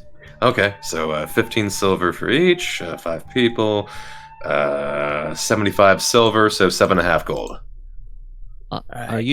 Are you sure, Wanya? I mean, nobody's making you, and I give a wink to the rest of the group. I can't. Yeah, see Ball, them. just Once again. I'm feeling very charitable today, and Wanya does 10 gold. Nasira is He is slightly broke as less. fuck. Nasira is slightly less disappointed in the conclusion of the fight. Aw. It's also, I think you said 10, I'm not sure. It's 7 gold, 5 silver. Oh, sorry, yeah, I added the drinks before when I did that. So. Oh, And then we have 3 rations each now. Yep, 3 Yeah. rations for everybody. Alrighty. Which, that's added. which, if you didn't do it, mark off a ration from the long rest you took last night. Yeah, I did that. Oh, okay.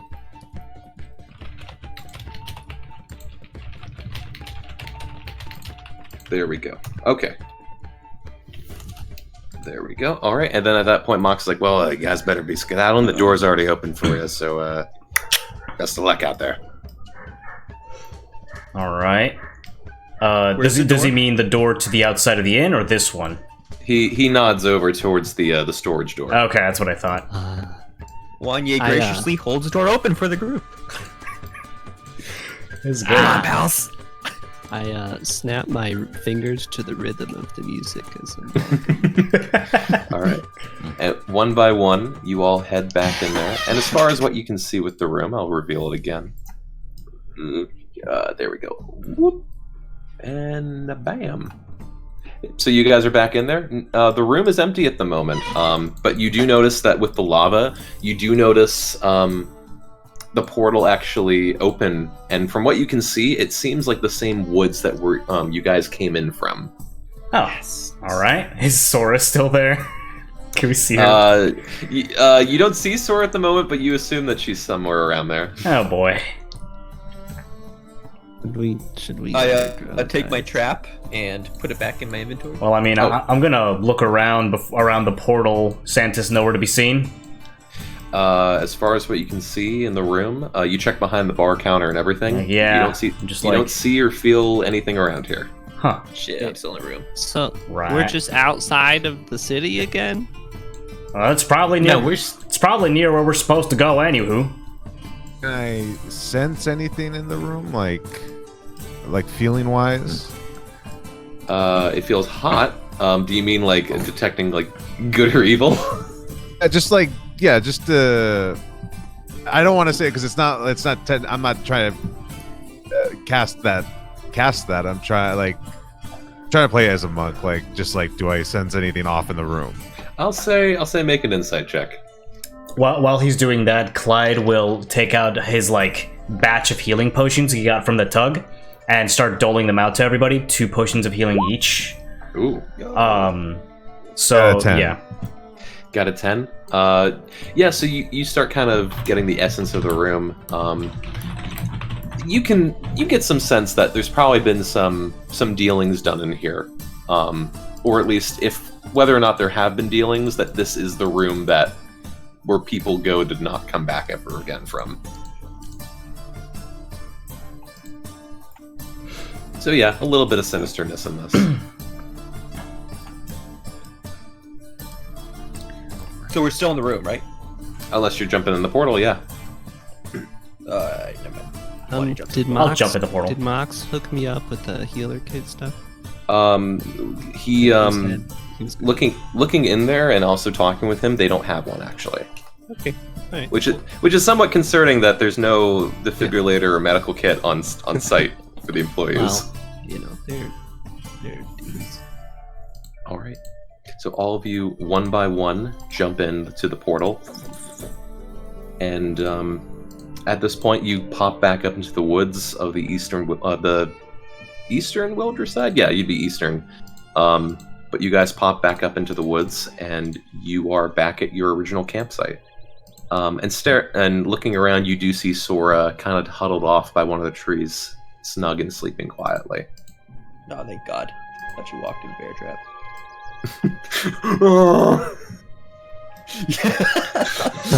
All right, Clyde. All right, emergency rations check. Still back here. Is Santis around? Make a perception check. Comfy music, by the way. Thank you. Ooh, 20. 20. You get a good look around the area at the moment. This is just the waking world, just starting its day. You don't see Santis around. You also look for anything dangerous or malicious. Nope. You guys are safe at the moment. Huh. It sounds like the waking world is starting its day with this music. Very nice. Okay. Santa's ever say what job he wanted you, or I guess us all to do? Well, it was to kidnap Kidnapping? somebody, but I don't know who yet. Or where? I don't assume they'll think. message us, yeah. They would just Yeah. kidnap a random guy. Would you be cool with that? Let's have a rock throwing competition. Why? What are we just have to wait all day, right? Well, I mean, I think that's a great idea, Baldrus. Well, I had to let you know. I do now know the location of one of the Red King tombs, and we were sort of heading in the correct direction. It's about a day and a half, 2 days travel south of the river from here. If y'all wanted what if to our- bookmark that. What if Okay, I mean, definitely that's something to keep in mind. I don't know if we should try to find that before tonight. If our Well, mission is tonight, unless I don't. it's either that should or really the get- Dragon Shrine, and we'd be doing something productive and away from Janglebrook while we're waiting for Santas to show up. Which one looks closer on the map, Clive? Let me pull up the map and see what we've got. If I can, like, triangulate where we are now from the river, where Wanye's, let's see. Let me open up, where Trident Kumado is, and the location I believe to be the Red King Shrine. Would Trident Kumado be closer because it's north of the river line? I'll definitely say, looking at the map, it's you're not sure that with the map if it's giving you the exact location of the dragon lair or just kind of a general area. But as far as where you know where the lair is compared to where this map is saying this dragon lair is, you do know that the Red King lair is just a little bit farther south, technically farther away, but not by much. Well, I'd say the Dragon Lair Trident is technically closer, but Wanye, do you know of any distinguishing features that would identify it once we get there, or are we just searching blindly once we reach that crest in the river line? You see Wanye enthusiastically chuck a rock just across the woods and thinks to himself, I'm not sure. Maybe some ancient draconic runes or Maybe. some essence of magic. Yeah, I just have the map. Well, it could all just right. be like a cave, right? I mean, it could just be a Could be. I mean, It certainly could be. somewhere. I've got a little bit more to go on, because I saw a strange wail and a bunch of screaming coming from within, further down south of the river, for that Red King tomb. So I've got a distinguishing feature that we can find down there. The strange A well. distinguishing feature. Sounds like our Wails and cries of agony. Something like that. Okay. Don't know if I was just happened to look at it while somebody fell in. Who knows? It is very likely someone fell in. Felt like Very likely, yeah. All of us. Tim, did it feel like multiple screams or distinct one person screaming? It sounded like multiple screams. All right, it felt very, very faint and echoey. Would be very weird if it was multiple people screaming, but get the feeling it's more than just someone trapped inside and rather an effect of the area. But the entrance seems to be hidden near a whale. Must be like a spelunking accident or something. It could very well be that. Could be. Point is, I'm that's willing that's to that's go. what we know. To either of these things. I am slightly biased towards vampire stuff, just curiosity. Well, as far as I see it, Wanye's draconic shrine is on the way, so I ain't too impatient to hit up the Red King's tombs later than that.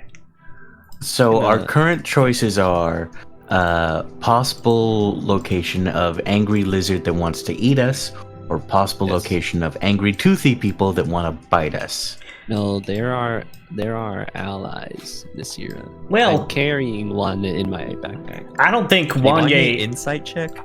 I don't think Wanye necessarily said these tombs are of evil dragons. I mean, sure, the only one we've encountered did kind of kill off one of us, but there's more of them out there, of different kinds. DM. True. Do I, Baldris, have any knowledge of just like general dragon personality? Like, how do dragons typically behave at all? Is there anything I might know about them? I'll say for you, this is probably more of a Wanye question. But yeah, I'll say for you, you really only know the basics and stereotypes within story of just big fiery lizards. The basics that you would know would be that the chroma dragons are usually evil aligned and that the metallic dragons are usually good aligned. knowing that, Wanye, what kind of dragon will reside in this lair? Or who does it belong to? What kind of... Are they a chromatic? Wanye is enthusiastically wants Okay, to answer. gotcha. And Well, in Okay. Trident Commando, of course, Baldur's, we potentially have what is a copper dragon or ancient copper dragon. Now, all these dragons were killed in what was called the Great Hunt, allegedly. Now, with the Trident Commando lair, guys, this little conspiracy thing going on, I think it's still alive, or I think there's a dragon inhabiting it. Just a hunch. To the one just east of here was a lovely, nice dragon worshipped by the members of Breaker, and tended to be a nicer dragon. But I don't think there'll be much of a problem. I think most of them are dead or allegedly dead, and if they are dead, I think we can negotiate with them. Like we did last time. Well, now he was kind of a dick, though. These ones are kind of cool. The Trident of the Sea and Dreamweaver, they're much more kinder Yeah, dragons. Now, if you go out in the ocean, Deep Seeker, he might be a dick, but Well, I don't think I would go out on the ocean. travel. Yeah. Okay.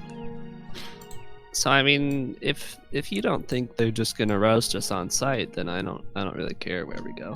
My only concern is just like I want to be available for our kidnapping mission. You know, I don't want Stantis to show up and then we're pissing around in a cave and he's like, guys, I told you. As opposed to mission pissing tonight." around in a forest? Well, at least the forest is where he sent us. I mean, I he think could we should probably, he really- would probably contact us anywhere if Graves found us out yeah. here. This ain't necessarily like a great landscape or something. This is just trees. We should really I mean, get did he more really details send on us our here? Because I assignments. mean, we just jumped into a portal. He didn't really tell us to go here. Well, You're kind of right. We did kind of make that assumption. well, no, but Nox told us to go, right? What if that was a prank of his?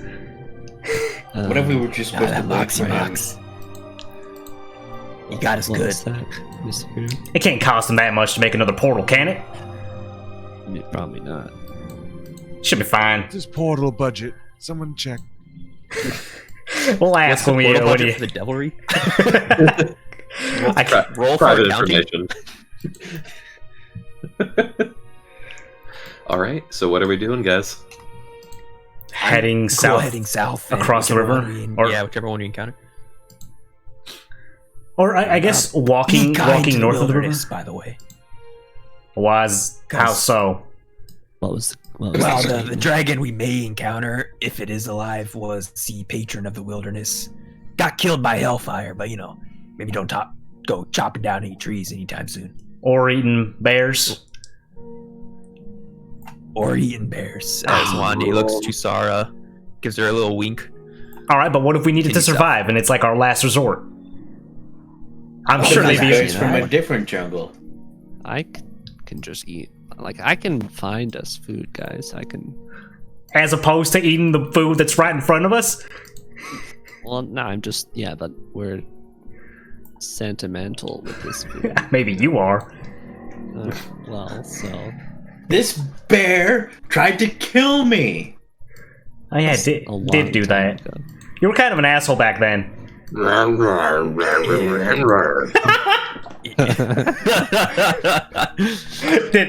Did it just? I hear that. Clyde has a newfound respect for Sora.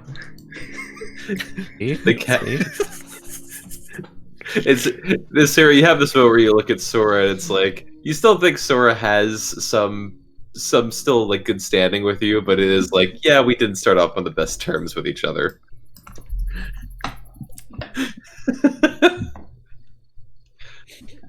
All right. Okay. Let's start walking, unless you want to use your boat to float down the river. But hey, we could test the whole finger thing down the river. What do you say? Clyde gets real close. Wanye holds up the rope and gives a thumbs up. I mean, I would try it, I guess. Is the river obviously flowing? Are we yeah, near it yet? even Okay. from back here, because you guys aren't really necessarily close to it, but yeah, Okay, you can, yeah. knowing the landscape and geography of Breaker, yeah, it's most definitely flowing.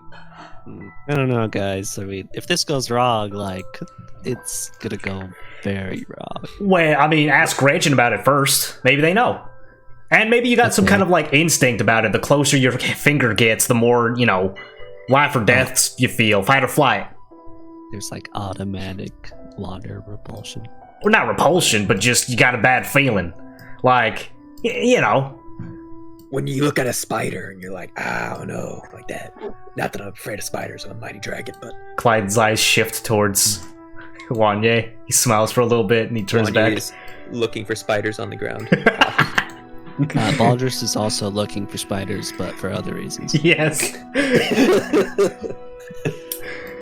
Okay, so yeah, I mean,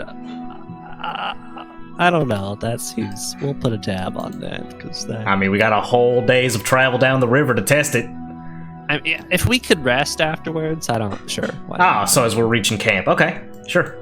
I just don't want us to like. I don't want to melt my arm off and then some river pirates River pirates. come up on us or something. Hmm. I'm not familiar with how rivers work. Hold on, let me write that down. Clyde thinks to River himself. pirates. He doesn't. He doesn't actually know much about the world. Does river pirates seem like a legitimate thing? Make a history check. Yeah, we're probably in the same boat, Clyde. I don't know. Group history check. No, there's no. As amazing of a concept you think that is, there's no such thing as river pirates. That But- sounds like a fairy tale. But there are bandits in the woods who have used the rivers to navigate. I was and, gonna say, bandits with boats. The river pirate. it's as close to river pirate as you can get. Baldrus, we know we just assaulted a couple of guards no less than a day and a half ago, and you're worried about bandits? Well, I'm worried about bandits when I'm missing an arm. That's my issue. You could probably just feed on one and take his. Maybe. Or theirs. vampires I ain't judging. generate- All right. Okay, well, we'll try it. Can you? Next question. Can you reanimate limbs? Can you regain limbs if you break one? What do you mean break? We can one? cut off a toe. Well, Like yeah. You chop something off and it grows back. I mean, you reanimated from a red bloodied skeleton before. Can you do that again? Well, maybe, but I have to. I have to have a life force to draw from, I think, to sort of regain my losses. All right. He rubs his hands together. So, we come across some bandits, tie a few up, then we get near the river, and if you lose an arm, you just take the bandits.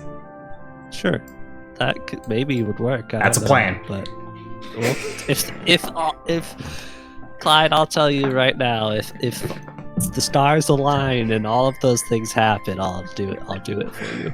Good enough for me. 12 hours later. I know it. Okay, so you guys just kind of heading south towards both the dragon lair where you think it is and the red king lair? Yeah.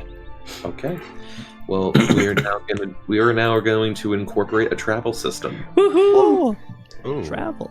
Yep, since you guys are in the woods, certain things can happen. So, who would like to be the first person to roll to see what happens? Me. I want to do it.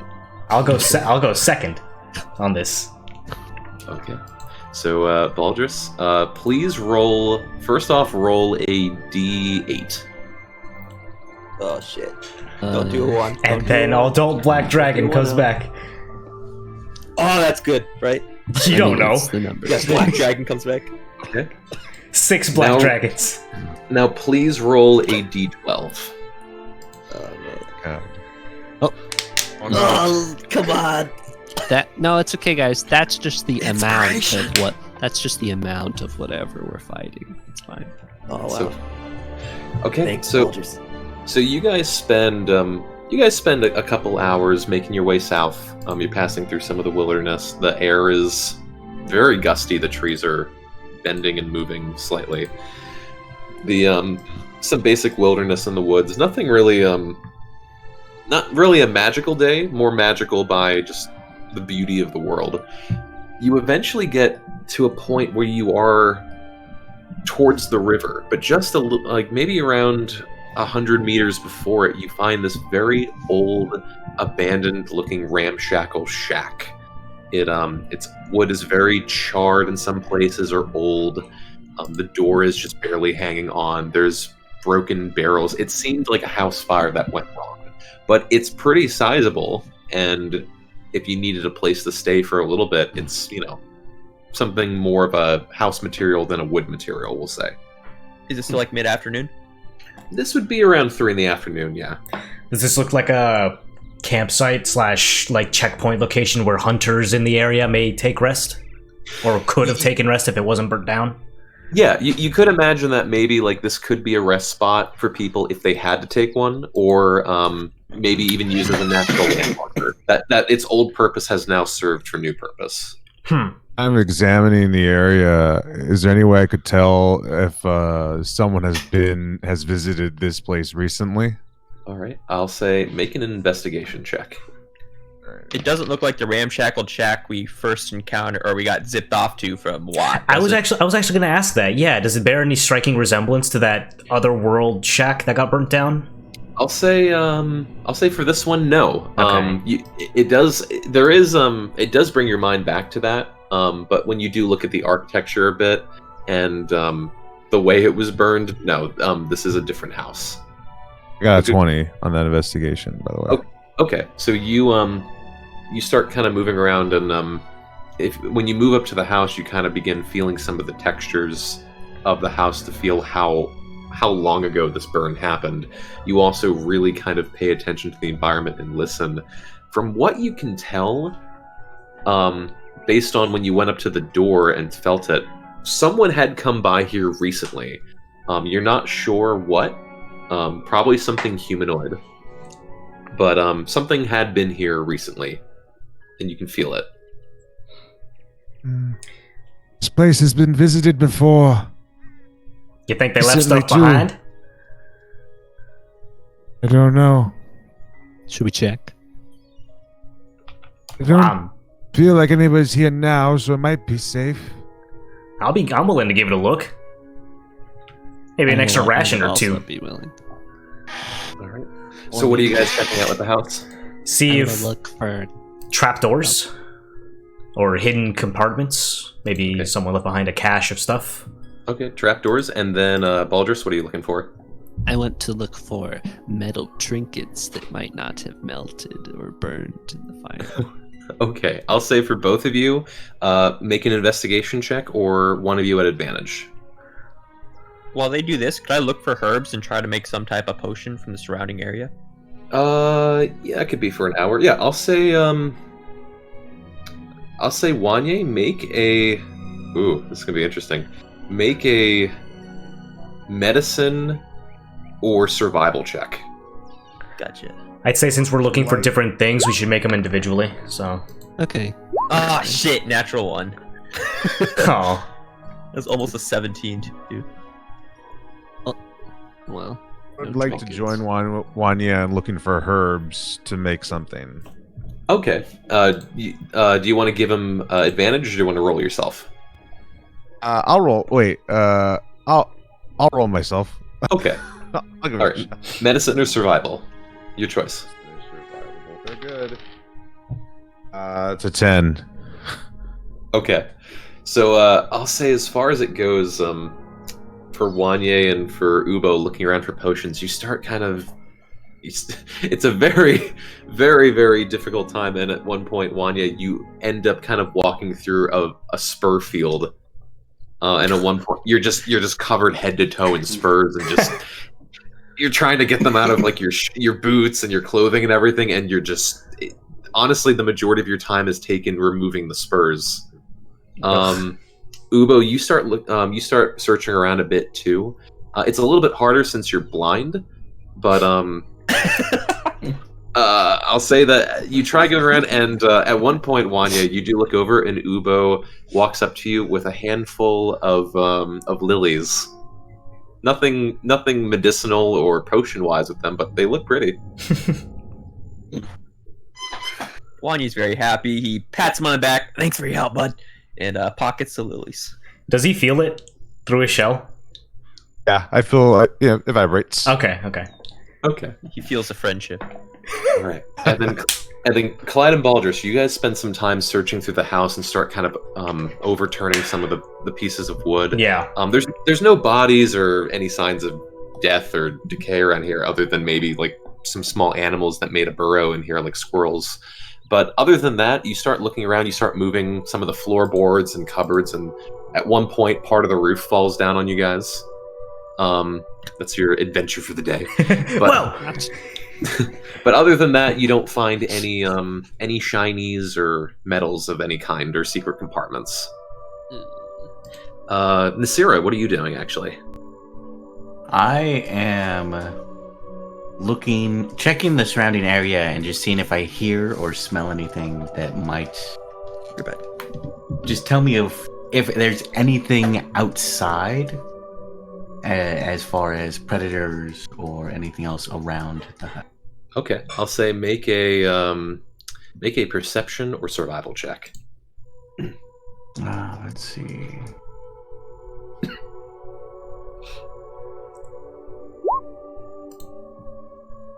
Okay. So you and survival. Okay. So you kind of stand in the open field and stretch your arms a bit, open your mouth, open your ears. You're just letting nature take itself in on you. You hear what appears to be a number of wolves somewhere to the west of you guys. You hear the stream coming from the south, but just very faintly, very, very faintly, you hear coming from, with the stream up ahead, not towards where it's flowing to, but where it's flowing from, you hear this bit of loudness to it, this kind of, it's almost like what you can imagine maybe like a waterfall or some kind of source. I want to head in that direction. It's it's a bit farther away, but when you start walking, if you're willing to walk away for a bit for the hour, you do find kind of this large hill or two to climb. And when you do get to the top, you notice that somewhere closer to the river, you do notice that there does seem to be this large waterfall near the end of this river spring. But then to the right of it, you also notice this very large spring with this humongous tree next to it. It seems like there's some kind of spring or grotto over there. More to the west than the south, but you do see one over there. All right. And this would be classified as a long rest. No, I haven't even done anything. Short rest. No, yeah, short rest. Yeah, I read my blanket. If you wanted to roll hit dice, yes. You'd have to consume a ration as well if we're counting this as a short rest. Oh my. Just for flavor, since I still have it, while I've been searching, does anything pop up with detect magic being active? Let me see, actually. Through a foot of stone, inch of common metal, 3 feet of wood or dirt.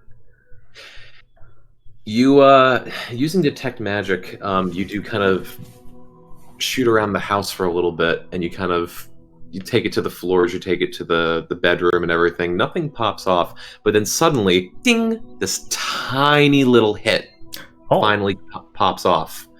And you look over towards where the chimney base would be, and you feel something very, very small coming from underneath the floorboard right over there.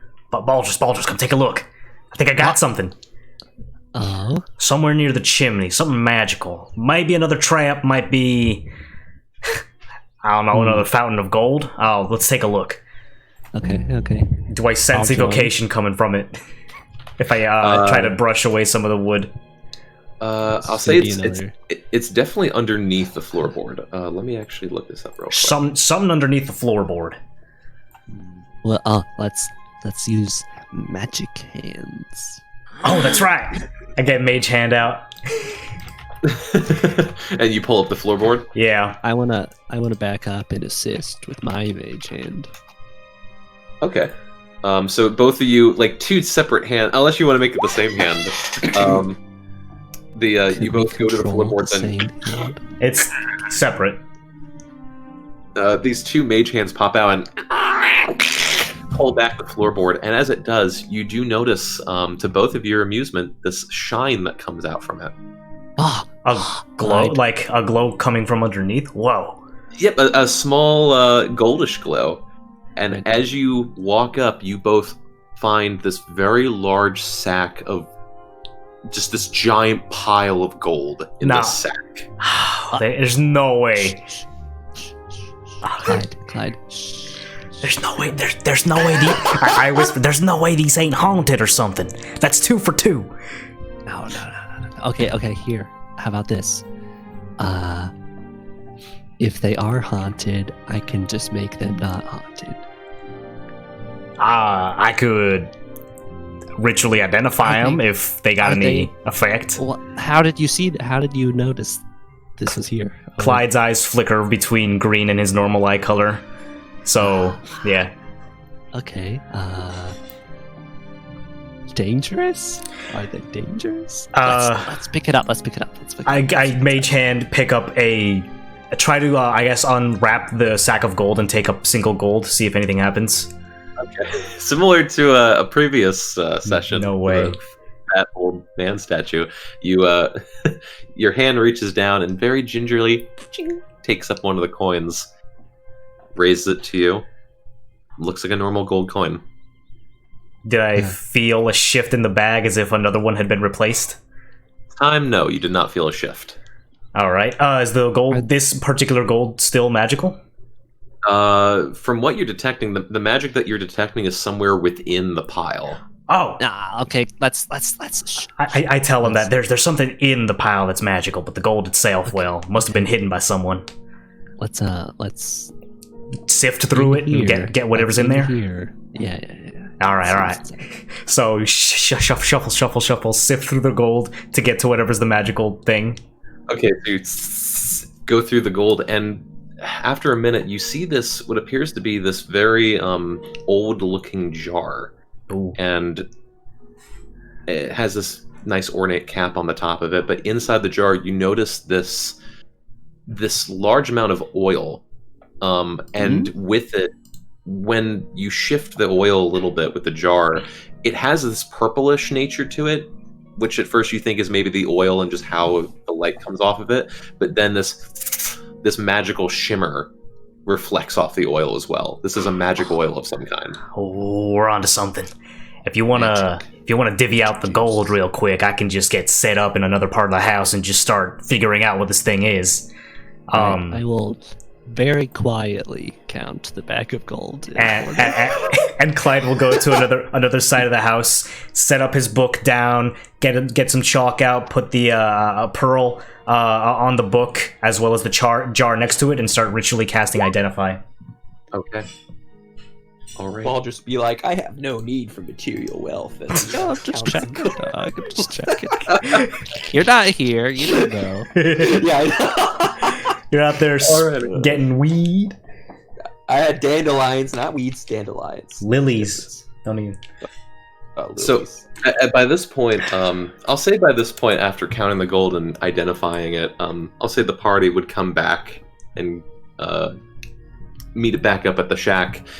In this bag, Baldrus, as you count it out, there is 600 gold pieces in this bag. Holy shit! And then with the oil that Clyde that you identified, this is actually it has 3 uses of it, but this is an oil of superior magic weapon. Okay. What does that even? Let's take a look. So this oil can coat 1 weapon or 5 pieces of ammunition. The coating takes 1 minute and lasts for 1 hour. So when you coat this, it gains +3 to hit and damage. Holy sh! Does Nasira use weapons still? Her She's fists? the only one, right? Oh shit, I noticed these magic weapons. Ubo uses a bow Yeah, I was staff, gonna and say. Clyde now has a crossbow and knife. I was going to say, I just used my fists, and I now have an adult whip. Oh, true, yeah. So, I'm gonna Which are we treating that as just a regular whip, or? It's an adult whip. Yeah, but as far as if I whip someone with it, You'd be doing so as an adult. for So sure. the oil gives a +3 to attack and damage for how long? For 1 hour. It's Okay. whatever you apply it to. 1 hour. What And it if- also, it's 1 weapon or 5 pieces of ammunition. Oh, AKA maybe some crossbow bolts, who knows? I only have 4, but And it takes an action to apply, I mean, we can, or It takes a minute to do. oh, okay, a minute to apply. Got it. 10 actions. Okay, gotta prepare that. A lot of action. I'm gonna quietly shuffle over to Clyde and just whisper, 600. Clyde, there's 600. I'll take 300 right now. We found this. We're the ones that work for it.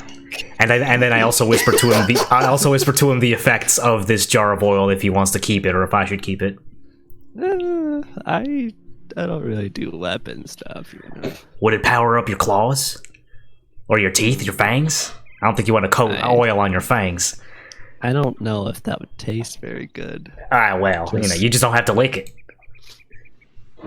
I don't have to lick the inside of my mouth. Well, I mean, I don't know. With the taste of Like, Hydra right- blood still somewhat on your tongue and mouth, you're imagining this probably will taste about the same. Yeah, I don't know about that, Clyde. I think you could do whatever you think is best with that. I'll hold on to it then. This looks like it'll got good enough for about 3 appliances, and I've added the item. Okay.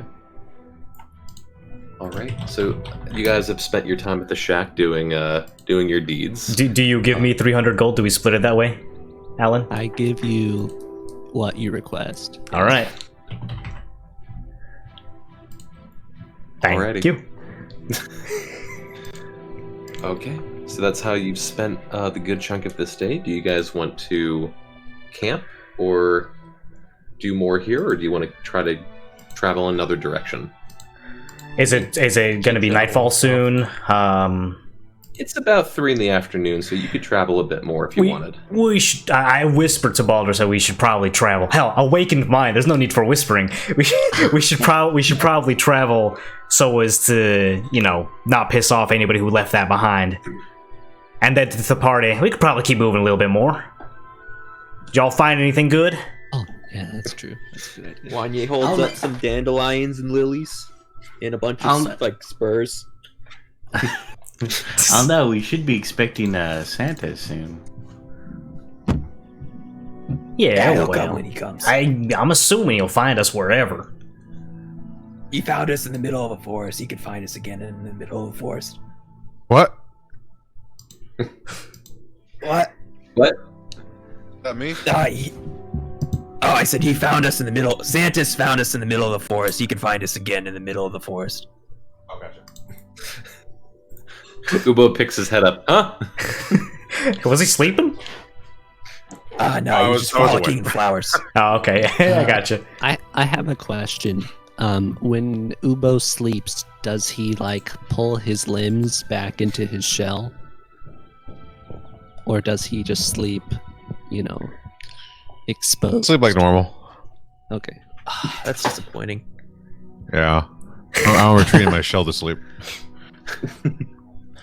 All right. So what are we doing, party? Heading south. We're going, right? Yeah, we're going. Continuing a little bit, at least until like it's about to be night, so that we can. Not that I need to camp anywhere at night, but Okay. some of us can't see. Yeah, well, you talk about Ubo More that way. ways than one. Yeah. Okay. I will say, there we go. Okay. So if you guys are traveling further, who said that they wanted to go second? Was it Clyde? Clyde, yeah. Okay. Please roll a d8. Okay. Okay. And now please roll a d12. Uh-oh. That's fine. It's fine, Baldrus. It's fine. So funny. That is so. Oh no. That is so funny. That you guys got that. Oh, that's. Oh no! gotta be great. So no, this is just ironic. So you guys start heading more south, and at this point you're heading towards the river. And with the way the hills and rocks kind of curve, you're naturally you move to the west a little bit, and follow kind of the natural carvings of the land. As you're moving closer and closer, Nasira, you actually realize that you guys are heading closer towards one of the springs that you saw. And as you guys walk a little bit farther, it's now about maybe 6, 7 in the afternoon. The sun hasn't fully gone down yet, but it's getting there. But as you guys kind of walk through nature a little bit more, you pass by this other line of trees, and you notice up ahead this very, very large spring, not connected to the river, but more so in particular, you notice that the spring has this large purplish bluish glow, and you all see this. Oh. And you also notice to the left of it, you notice what appears to be some rocky formations and some more trees, and then just next to the lake, you notice this massive, massive tree. The roots kind of dipping into the lake as well. Just bigger, the biggest tree that you've seen in the woods by far since the time you've been out here. Is it this, or that is this the tree? Yeah, the trees are trees, and this stuff is just moss on the ground. Oh, okay. What is this right here? From what you can see here, you notice that there seems to be a dead tree and a large crater kind of around it with some rocky formation. Okay. Oh, I see. Would I notice any living things nearby? It goes into the hole. Okay. At the moment, as far as living things, around you guys, maybe a couple birds, but when you look off to the front, you do notice some small animals drinking from the lake or just sitting around it, and you notice the tree kind of covered in other animals. This is a very populated area for animals. Look out for Farabesh. Look out for dryads. They might be protecting this grove or something. Guys, Wanye will where cautiously am walk I? up to it. Send the bear first. You know what? Oh, Wanye gets this. You notices Wanye clones himself. And, now there are Shadow clone jutsu. double the fun. Actually, it's not a bad idea, Nasira. How about the bear drink from the water and see what happens? don't mind the bear size.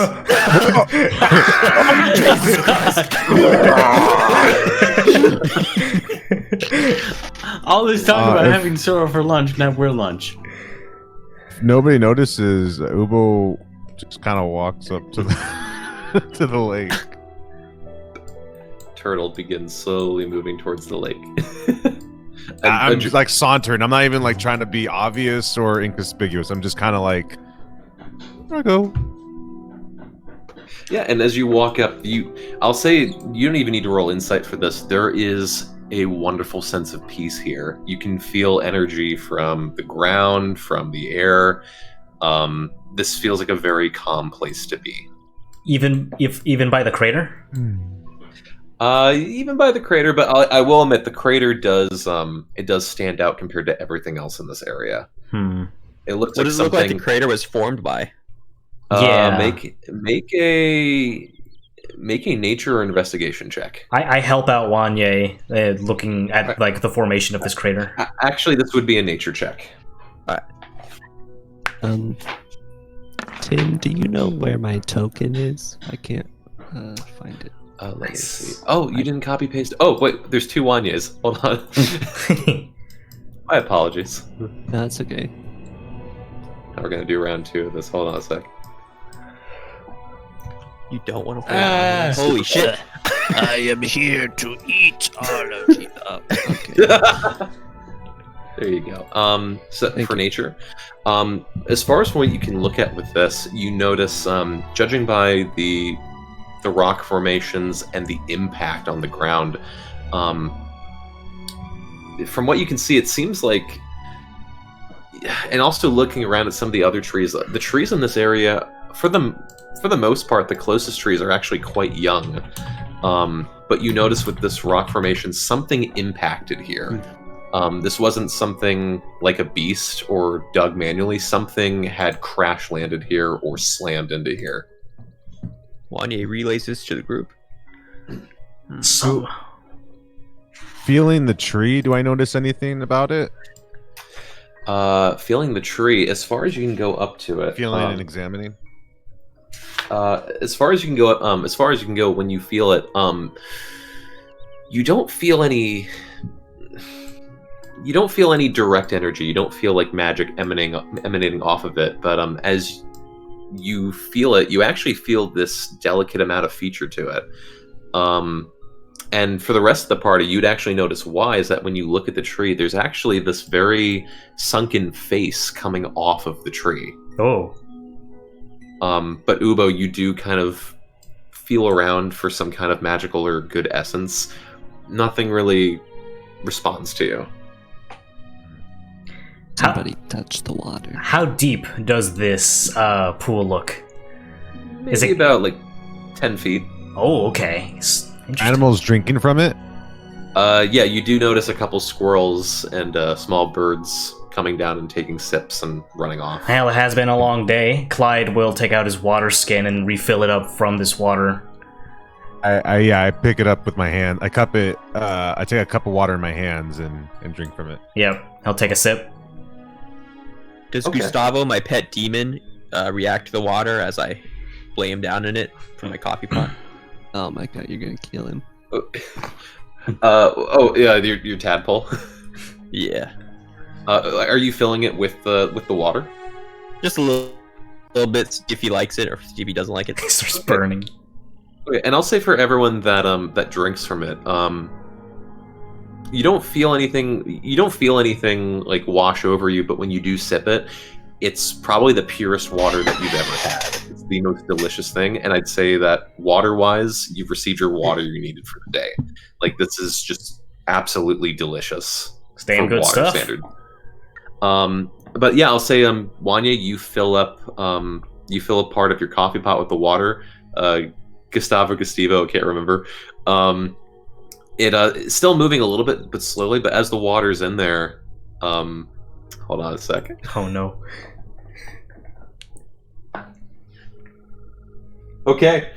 So when you fill it up, you kind of watch him for maybe like a minute or so, and it seems to gain more activity, and it's grown larger since the last time you've seen it.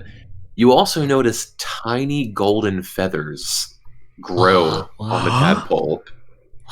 As I introduce him to the water. Or Yeah, as it sits in the water for maybe around a minute, you see small gold feathers grow on it. Wanye looks to his group to make sure they can't see, and he's like, "Okay, it's all right, my son, drink." And he lowers him into the water. what? Okay, so you put him in the spring. Absolutely. Okay, so you immediately throw him into the spring, and you all see this little tadpole move around to the spring. You also notice in the spring there is a small collection of fish. Nothing seems to be happening with them with their contact with the water, but the tadpole does quickly dart up and bite into one of the fish, and you do see just blood, just a cloud of blood form as the thing devours the fish whole. It's a tiny one, but still. He's a good boy. We all see this now? Yep. Well, Wanye tries to hide it by coughing as this demon tadpole comes out of his coffee maker and kills a fish.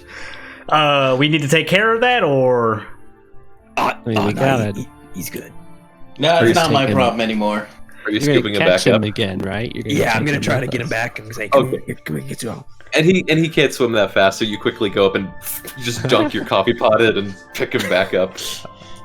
Some of the coffee bits have gotten into the spring as well. Gonna cork the lid, boop, and then drink some of the water for myself and storm back in. Okay.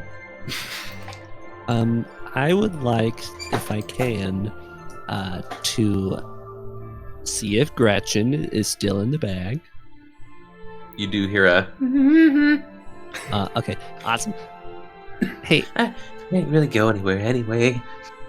oh right, it's daytime. Okay. Yeah, have you ever seen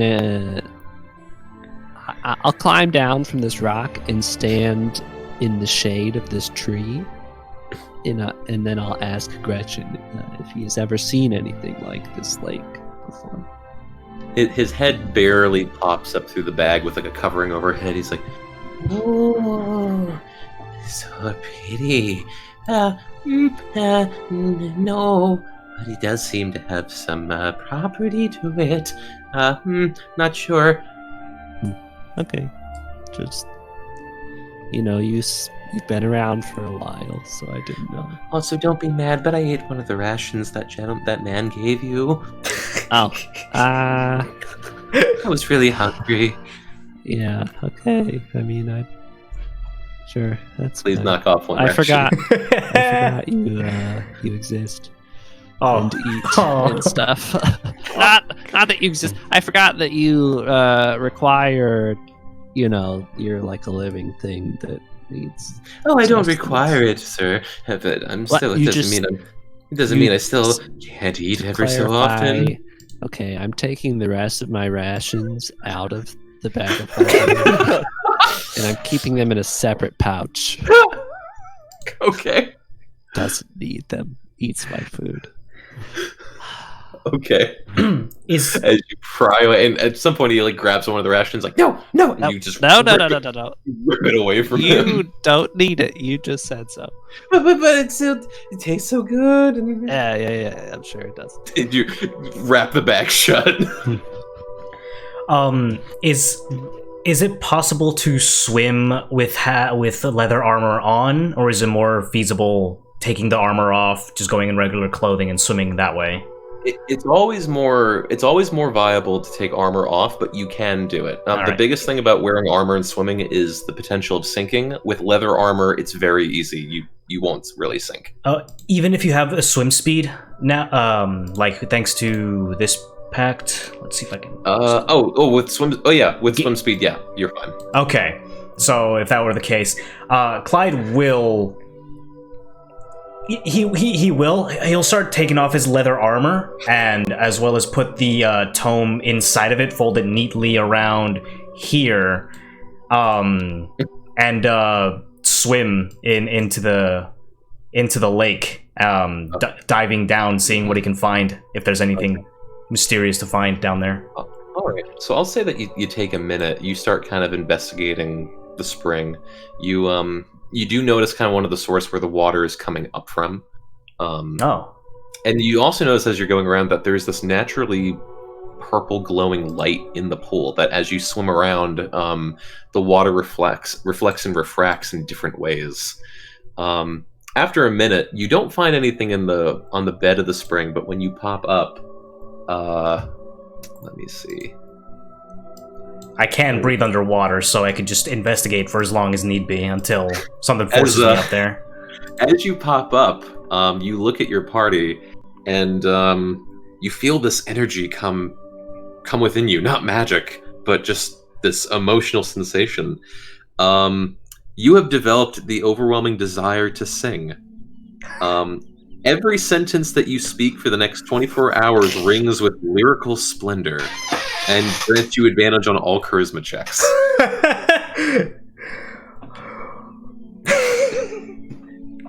All right. Baldur's, we should steal his armor. It'd be funny. It'd be like a joke. No, look. His book is down there. He left it. He left the book. Wanye runs over. So 24 hours, thanks to like the lyrical or musical notes from singing, advantage on charisma checks. Okay. Yeah, but you are lyrical for a day. Okay. Is that? Can Wanye search his book? With Baldur's? For a minute, if you want to. Yeah. Oh yeah. All right. Do we still have bonus to sleight of hand checks, or is that only for the hour? That was only for a minute.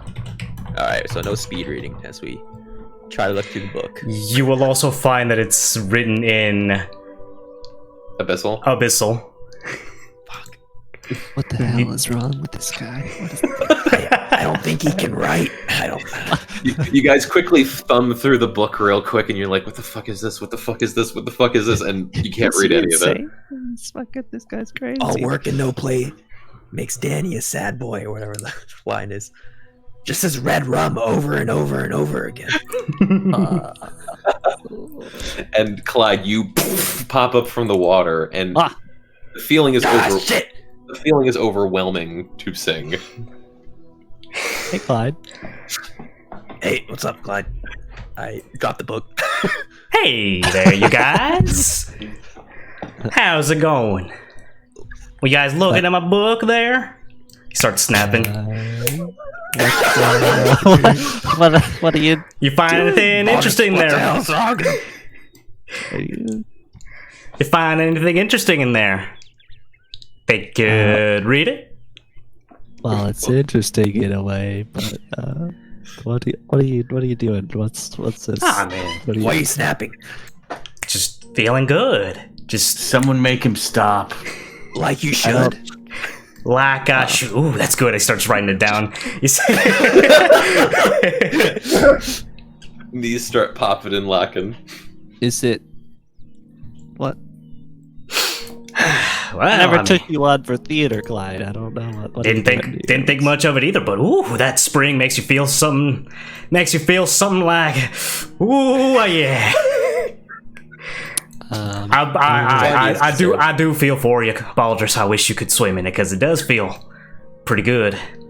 I reckon you all should take a dip. It's been a overwhelming day. Jump in the water. Oh shit! I was just sad. I was still feeling the tree, but at this moment, this turtle just boogie boards straight into the water.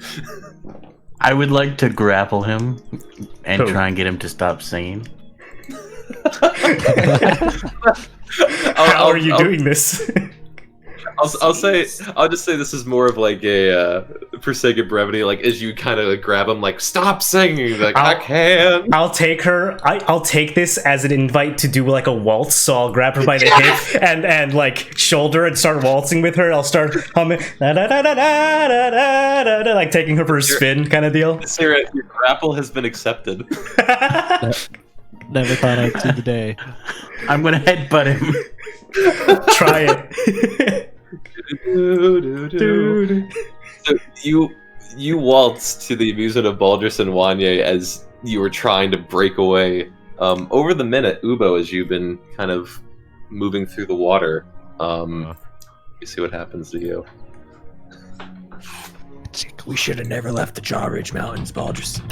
Oh, this is ironic. So you go underneath the water for a bit, and you feel this, similar to Clyde, you feel this thing with your voice, but instead of this open flowness, you feel this scratchiness. For the next 24 hours, your voice sounds sinister. Your voice grants advantage on intimidation checks and disadvantage on deception and persuasion checks. Okay. I wonder if this turtle guy's gonna start singing too. Hope not. Ubo pops up from the water.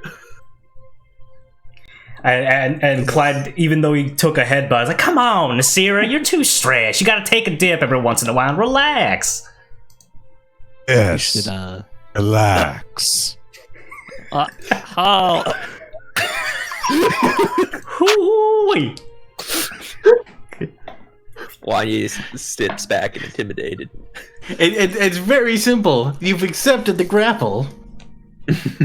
So I take 1 point of I'll damage. say take 1 point of bludgeoning damage as Alright. he just bonks you on the head. It doesn't change my demeanor. I just want to sing. So if she does try to bonk me, Clyde will, in the waltz, try to direct it so he can shove her into the water.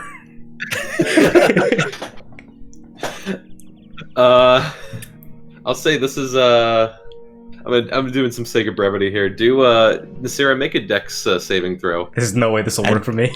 Dex saving throw? I'm just playing with this, and then Clyde, make an athletics check. This is wonderful. I'll fall back in.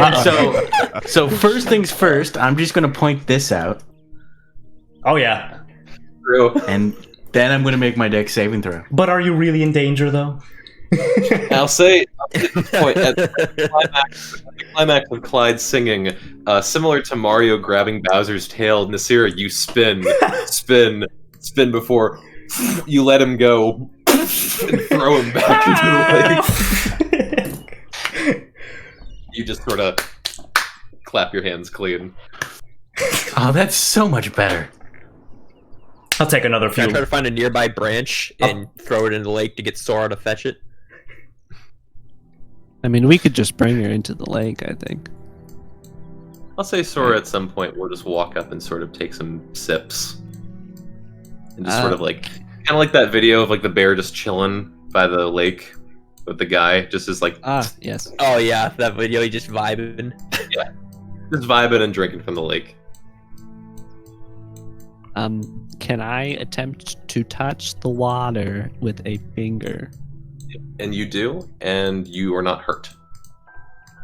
Can I put a hand in the water? You do, and you're not hurt. It's fine. Seems fine. All right. Fine. I'll grab his hand and pull it slightly just to scare him, but not pull him down all the way, and then I'll keep swimming. I'm gonna step away from the water. I'll take the bag off. Bag of holding. As you hear Gresham as it hits the ground.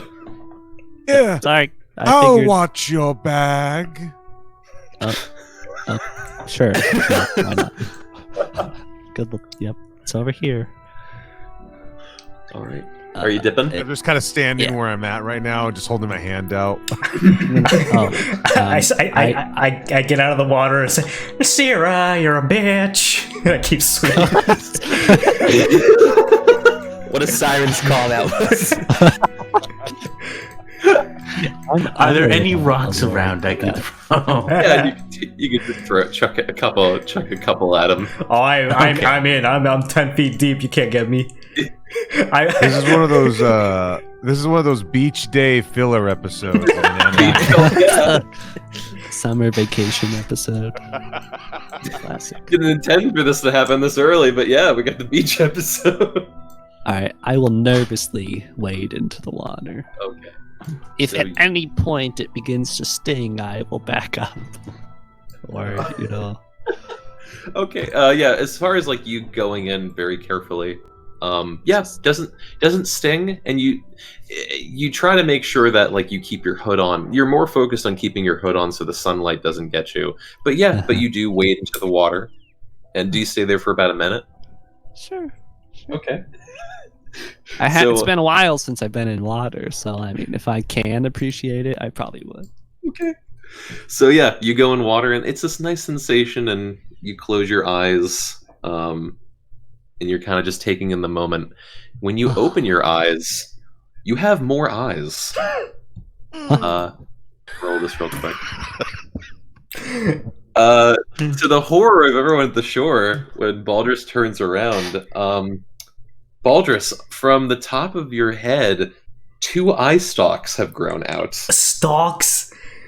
Like a Oh, snail. yeah. Oh. Jesus Christ. Like a snail. Man, this- 2 This pond is lovely. You guys should. Does Wanye feel compelled to do that since I'm charmed, or no? If Baldrus asks you. He said this. I pond said is you lovely. guys, so Oh, I mean, okay. I don't know. Wanye is more frightened by the eye stalks growing from the back of your skull. And so Baldrus, you're now seeing Oh, Jesus Christ! Sorry. I don't know if you heard that. Yeah, that was a little rough. what happens when you grow eye stalks. Sorry.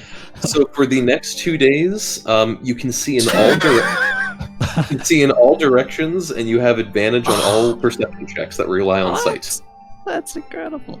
You got a little something there on your head.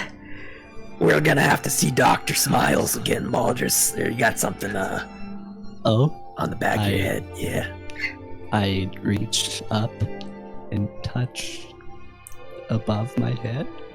And you feel like this, like slimy tentacles with eyes at the end. Do I see don't my think it's giant. hand approaching it? Yes. Oh. Oh. Guys. Is Wanya steps back. this what happens to vampires? I don't know. I've never been in water as a vampire. I don't know. Gretchen. And pokes his head out. Why do you do? And he puts his head back inside. I don't think this is typical. Hmm. Can they blink? Can I blink with them? Yes. I try to blink with one of the guys. And they make these like squishy noises when you blink. Very tiny, but they do. That is disgusting. Wow, this is awesome. All right, is anyone else going into the water? Nah. Clyde's just drying off, putting his armor back on, and excitedly humming to himself, recounting what he's found here. I want Fuck to it, try Wanya's to... jumping in. Yes. Alright. This is a lovely tree. I'm just going to climb up here and rest. Wanya's gonna climb up there with him and swan dive off to try to take Nasir with him. Oh my gosh. First Shouting up, cannonball. Can you even climb that make an well? athletics check first, Wanya. Yeah, I forgot. God, I wish I had telekinesis. You're The fresh. giant tree.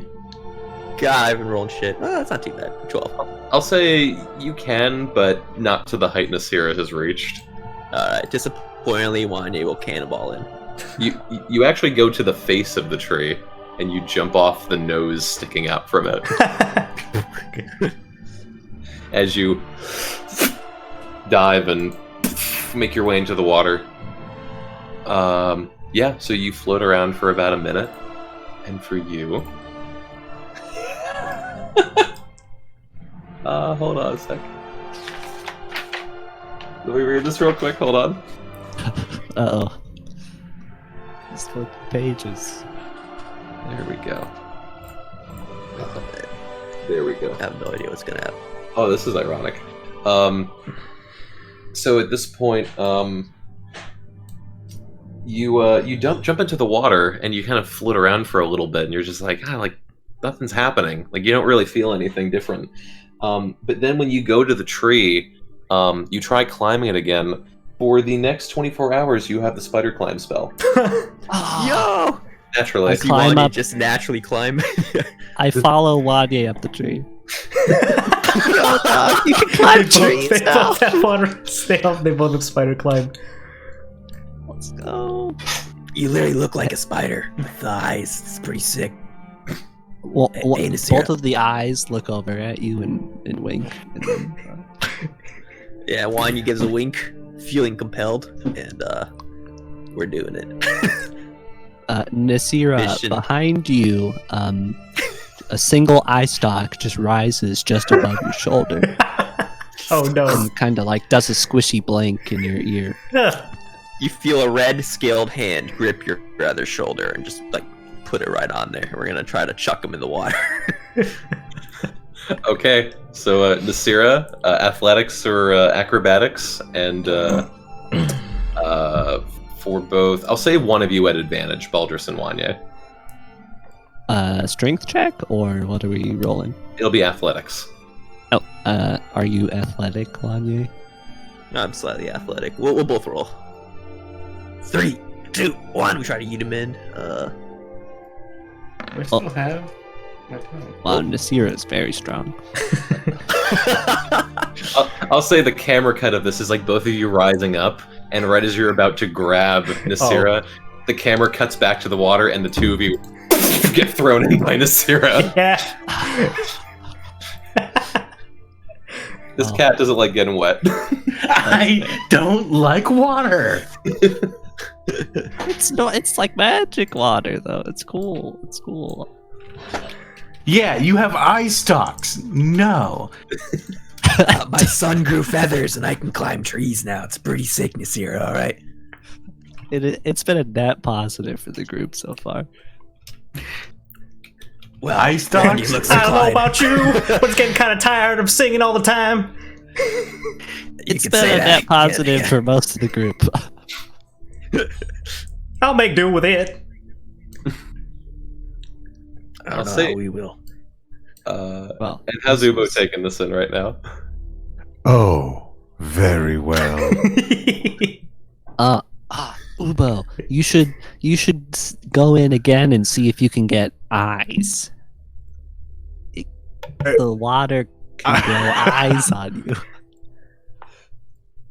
No. Right. Okay.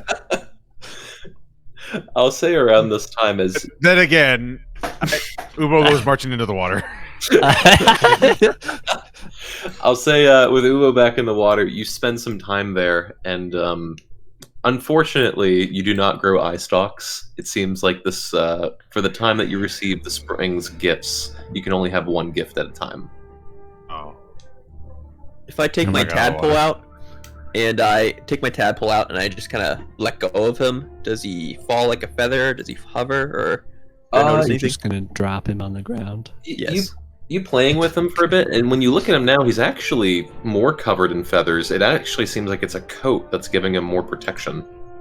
Ah, But I give him a little tussle on the head. you scratch him a bit, he pricks your finger. Now, I'll say around this time, from beneath you guys, just to the south, you hear this. As you look back and see the spiraling, fiery motion before this portal opens up. I don't have a token for it, but just down here you see this fiery portal, similar to the one from last night, open up. I told ya. I'm facing the lake, but both of my eye stalks dart backwards. God, it's so disorienting. You got And, used to it pretty quickly. From the portal, you do hear faint, jazzy music of the devilry playing. Well, I guess that's the boss. Oh, is this our call? Is he asking us to go, or is he coming here? Better not make the boss wait. We just get free taxi rides. This is awesome. You hear a voice. Benefits. You hear a voice come from within inside. The costs for portals aren't cheap. Okay, sorry, I wasn't aware. Are we? Okay, so we should maybe go in. I don't know. Yeah. Can we bring a bear? Sure. All right, come on, Sora. I'll just walk into the portal. Wanya tries to whistle but can't, and then jumps in the Okay. Character. All right. And you all walk in to the portal one by one, unless someone wants to do something different. I'm gonna ask Sora if she wants to go. She smells a little bit towards and begins walking towards the portal herself. All right, sweet. All right. And you guys, one by one, pop back up in the devilry. And when you walk in, Santis has his back turned to you as he's fetching drinks like, gentlemen, Hello. What the fuck happened to all of you? Found ourselves a Really nice nice little dogs. spring. Oh shit! What do you mean?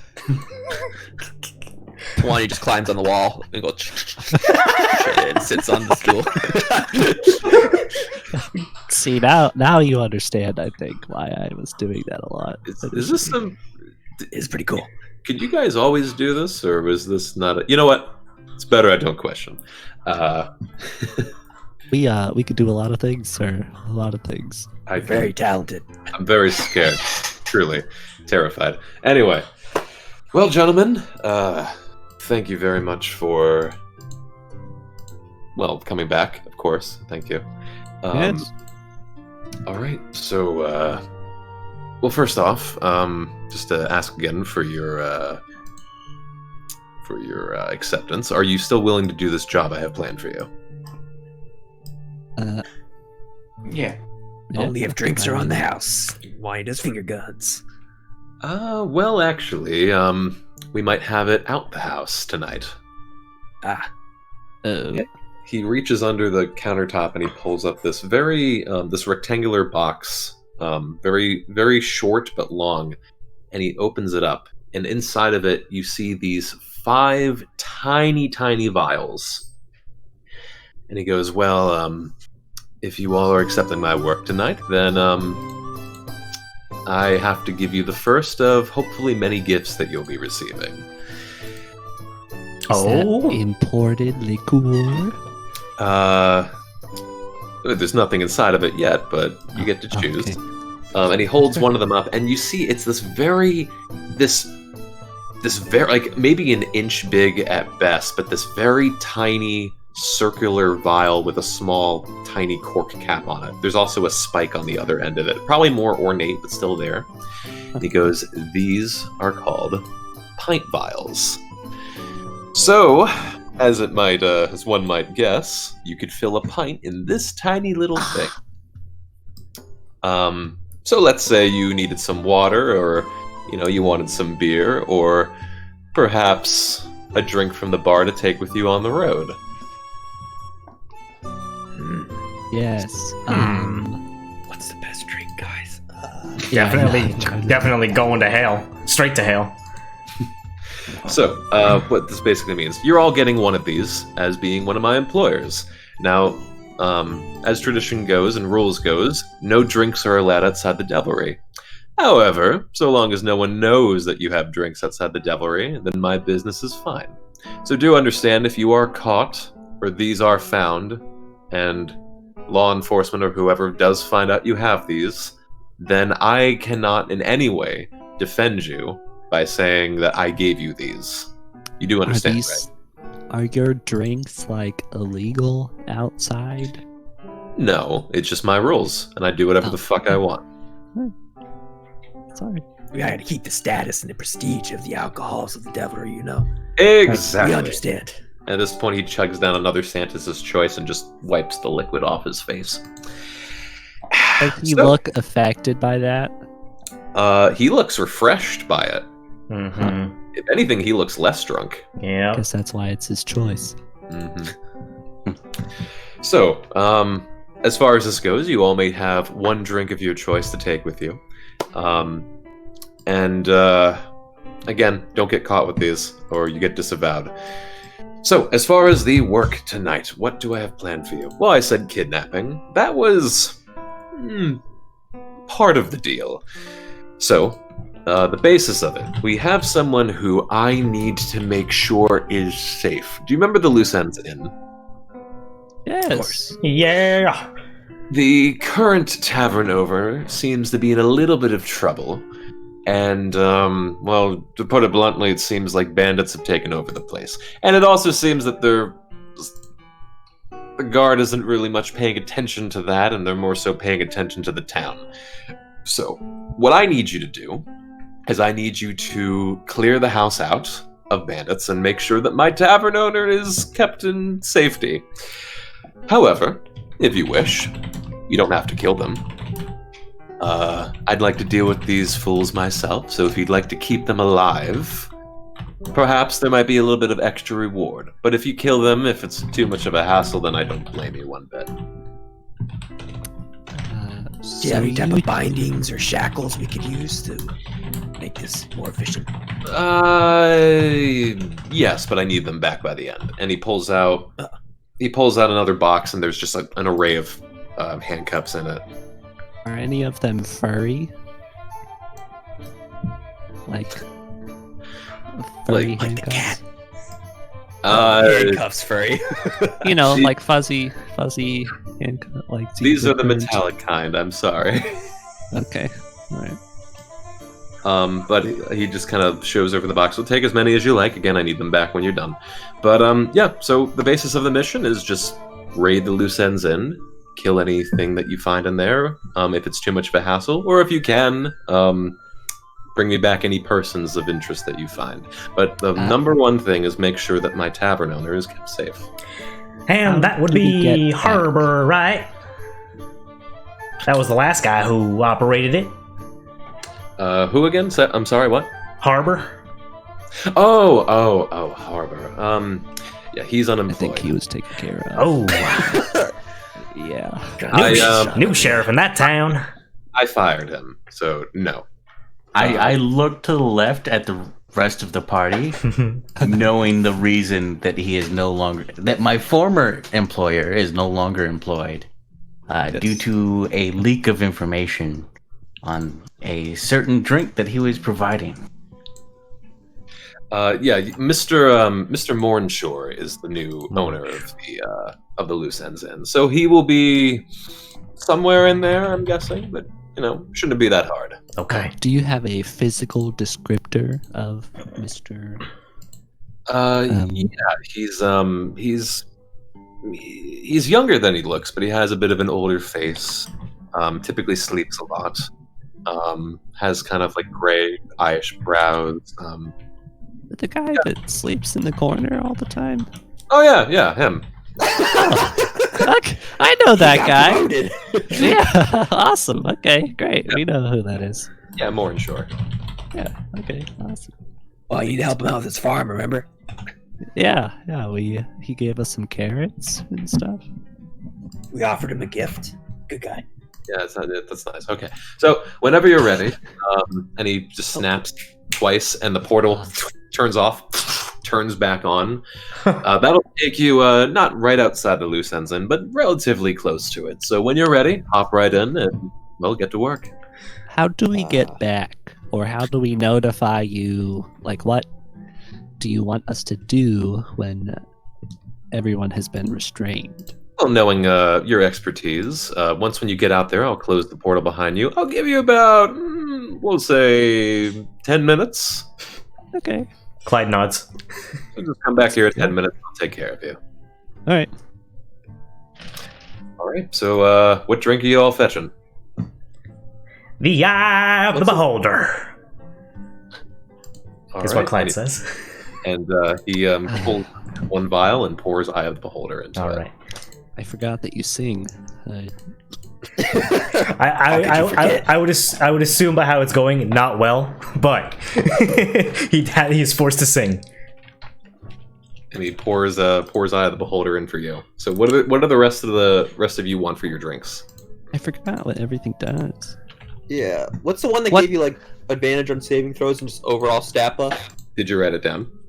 Clyde will describe straight to hell as the one Wanye wants. I will let me pull out my notes and I'll tell you what I have written down for mine. So Wanye, you want a straight to hell? Yeah. Wanye went straight to hell. Okay. Pours out straight to hell for you. Do any of them interact with strength? Do we know?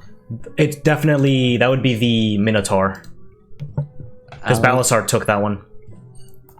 All right, so let's see. Does Wanye trust Clyde when he says straight to hell? Probably not. Or does he think he's joking with him? But Nasir has had it twice now, and nothing wrong has happened. Here, cool. This is what Clyde spouts out to you guys from his observations. Oh shit, wrong button. There we go. Oh, okay, cool. Oh, thank you.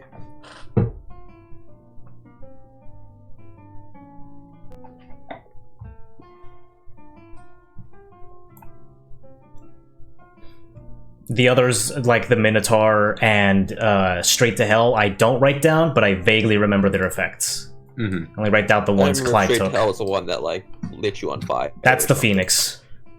Okay, Yeah, that's Phoenix that lights you one's- on fire. It also gives you fire breath. If you survive it. Yes, right. I'll do the Minotaur. Yeah, I'm gonna. What should I call this item again, Tim? Come again, Andrew? What?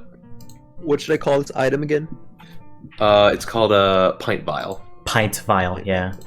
And then I would do like pint vial of whatever drink you have. Yeah. There we go. And the pint vial basically is, it's at least for the devilry, it's enough to gain the effects of whatever drink you want. Is Ubo taking a drink? I'll take a Minotaur. Okay. So if I got it correct, Baldrus, Ubo, and Nasira took Minotaur. Clyde has Eye of the Beholder, and Wanya has Straight to Hell. Yes. Yeah. Speak now for hold your peace. Okay. All right. So at that point, Santos kind of looks over at the bear and he's like, if you want, I can keep this here, or if he's necessary to the mission, by all means, you can bring it along. That would be fantastic. Which one? If if the bear could stay here for the duration of our mission. All right. Any objections? Any objections on the bear? We're going once, going final, go forward. His favorite drink is Santos' choice, so. It's a girl, by the way. I'm pretty sure. You can't tell. Alright, I assume we can't tell. Sora is death staring you right now. What? He sloops in his stool. Alrighty. Well, if you're all ready, best of luck. Taps the counter. Does he tap the counter like he wants the money to be paid for the drinks? Yeah, you look at you like, oh, if you want to pay me, I mean, you can. These were on the house. Okay, yeah, that's what I thought. I mean, if you want, I mean, we could try something if you want. We have 5 handcuffs or manacles. Hell, why not? Let's see if we're alive first. All right. Remember, 10 minutes. Best of luck. Okay. No rushing. All right. Wait, what do you say? And you all jump in. The elevator doors close on us. So Sora does a bear wave by as you all jump in.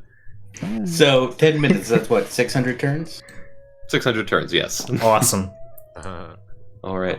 We're counting every single one. No. But okay. You guys hop right inside, and the wind's still playing for some reason. But yeah, one by one, you all jump in, and very similarly, it's now around 7, 8 o'clock at night. The sun has just barely set, and you guys are in the woods, relatively close to the tree that you had popped out from the underground passage. But you look just to the east of you guys, and there before you is the Loose Ends Inn, very lightly lit, and you see a patrol of what appears to be people around it, and hearing voices coming from the inside. And that's where we're going to take a small break. Okay. Oh, all right. Cool. Maybe we should strategize. Yeah, think about how we're gonna do this. Well, Anyone here proficient in stealth? Nope. Yes. I get +8 on stealth. Nice. You two can crawl over and take out the guards. We could maybe sneak in and locate our target so that we can ensure their safety above all else. Yeah, Clyde could also drink the vial of the beholder and like basically zoom in on the whole area, see where there might be hidden people, or describe to you all the people that are walking around and inside maybe. I can also send a spider inside to investigate. I can make my imp turn into a spider, and I could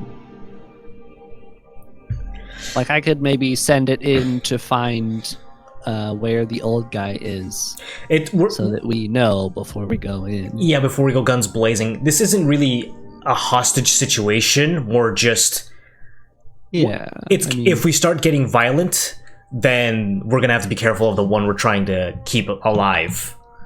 We could going to get violent. Well, we could just go in there pretending like we're just gonna we could just walk in because they don't really know us unless they're guard people from the Empire, and just like get a look of the area, stake it out, and maybe have a conversation with the sleeping guy to tell him what we're here for before shit goes down. I don't think they're immediately hostile. Is it a hostile occupation though? Like, are the bandits there because they've taken over the tavern as their hideout, and now they're going to defend it against, like, is it an inn anymore? That might, you might have to, maybe when you send in your spider and look through it, insight check that, see if they're openly hostile to any new people coming in. Because we could pose as, other bandits or something, I don't know. Yeah, and you can always, we could just go and kill them. Because Clyde's got a disguise kit. Clyde can If there's pose. bodies around here, we can then we'll know they're hostile. And there's always underground passage. I don't know if they know about the underground passage, but we do. Yeah, I was gonna ask. Oh. Do you think they know about the hidden passage? Maybe, yeah. Perhaps we could try to enter through that. Probably through there as well. I could send a spider in to check that passage specifically to see if anyone is in there. At least, I think like, that's a good idea. you know, as far as the inner part of the tavern goes, because I think the pathway goes along for a little bit, but like if no one's obviously crowding it, I mean, what? Yeah. Does anyone have a lock picking way to unlock the door? Nasira might. I don't know. just shoot She it has a with an key. Eldritch Blast. Okay, do that. That's yeah, you can loud. do a Force The of door off the Rams or Ring of hinges. Rams, just fucking bang it off. Go Yeah, in that's like what I a was SEAL like. Team Are we 6. are we going in guns blazing, or are we trying to? Because I can also disguise myself. Yeah. If we went that route. Because like if there's like these patrolling people, and we manage to take them out silently, Clyde could get the disguise off of one of them and use his disguise kit to efficiently pull one off, and then you just use disguise self. And we go in that way from the front door, maybe cause a distraction while the others go in through the trapdoor or the hidden passage, and have like an escape plan basically. Alan and I basically separate the innkeeper from the others and rush him to the escape area while the others like take the bandits out. I wonder if I should use spider climb. You I would have take the underground passage to go to the hotel room window that we were at. See if I can like sneak in that way while this is going on. Man, there's something. If I can manage it, I'm gonna try something. But Something cool that vampires can do. no, it's we left something there that no one knows about. Ah, fuck. Huh? Is it the? It's not like a bad It's thing. not the corpse. Okay. the corpse of Well, I Dick mean, Hyde. in a way, it's related, but you know, Yeah, I know what you're talking about. you know, Dig Hyde was a character. He with was. his own inventory. You know, I think you took everything from him though. no, we didn't. Oh. I don't think we did we? I don't know. Just kidding. I don't know what you're talking about. I thought you were talking about like the. One plan I've got, since Clyde does have to sing for the next 24 hours, is he's gonna pose, if he disguises himself as a guard, he's gonna pose as if he's like drunkenly happy because he just found a hidden sack of gold. Like, I'll take out like 50 gold, put it in a sack, and then present it in front of like the bandits here to either just make them relax or get them jolly, maybe get them all drunk as well. Just to like alcohol too. To pull it off. to celebrate that. Like, we're maybe assuming that they're going to be friendly to us, though. Well, or to not one of- just immediately shoot us on sight. But they're one of their own bandits, though. We're disguised if we pull off the disguise properly. I mean, I can literally just look like one of them. Like, I can. Well, if we can still manage to take out like at least 2 of them that are patrolling and assume their position, that's 2 less bandits on us. But that's assuming we can do it perfectly. I can cast hold person double on those people, And then then- whichever one fails, you guys just jump. Does that make them silent, or can they still It yell? paralyzes them. Yeah, they can't do anything. So I could either walk up with a knife and get an auto crit, or shoot them from afar. I think a knife would be a better way to We kill don't someone that's want paralyzed. To kill them, though, right? Not all of them. What we can have. I think the idea was we can leave some alive so Santas can question them, and it's likely Yeah, we'll that the divide out the manacles too. and it's likely that the ones patrolling know the least. So why bother keeping them alive? Yeah, that's fair. I mean, And we don't have to use violence. Like we said, Baldrus. What you could like say you found a lot of gold or you found some trade caravan and you guys are drunkenly happy now.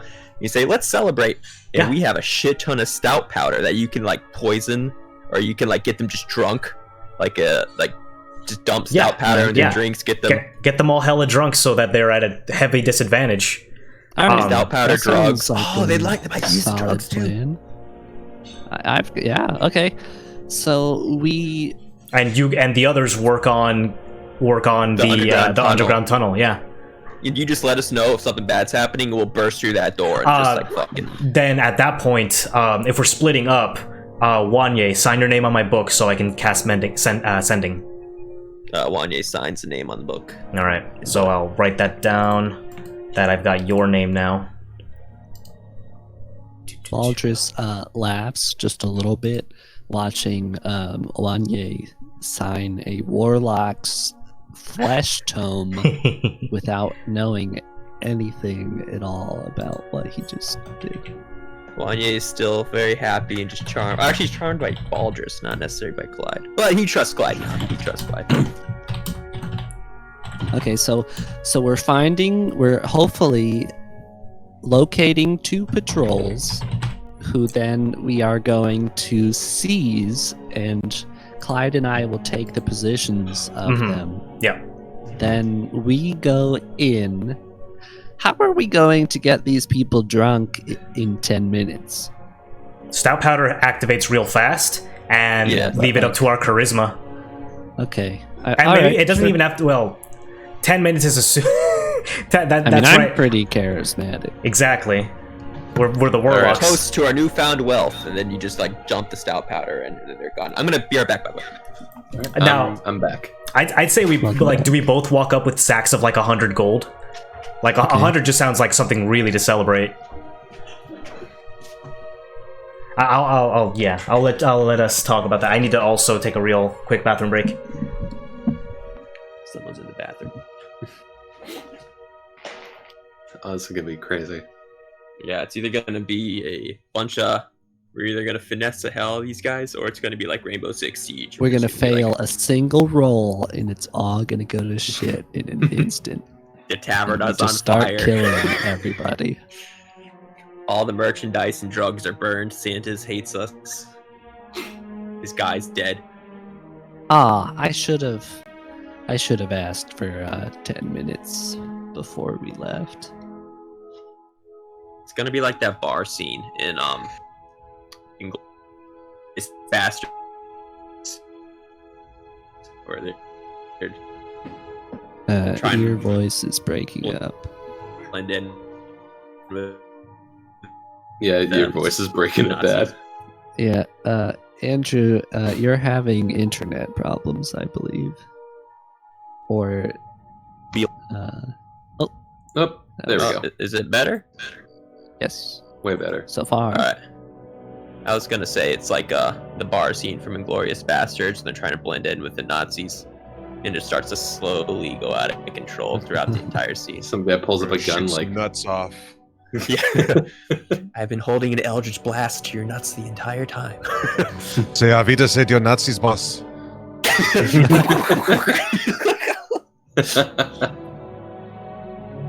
Oh, jeez. I think this will be fine. Insight check. You don't Just believe remember, that? No, you guys. don't. They hold up 3 fingers differently than us. Yeah, Yes. the thumb and the index finger. Yeah, start with the thumb, work your way over.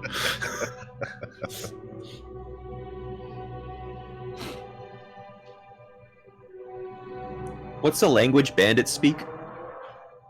Bandities. Common, I know. would think. No, it's like Underdark language, or like there's like a criminal. Oh, that's a writing. Just kidding. Isn't that thieves' Trying to cat? think. Yes. Yeah, that's it. what it's called. Oh, sorry. I thought that was a joke question. My bad. No. Yes, Bandit? yes, thieves can. Bandities. All right, I'm back. Buongiorno.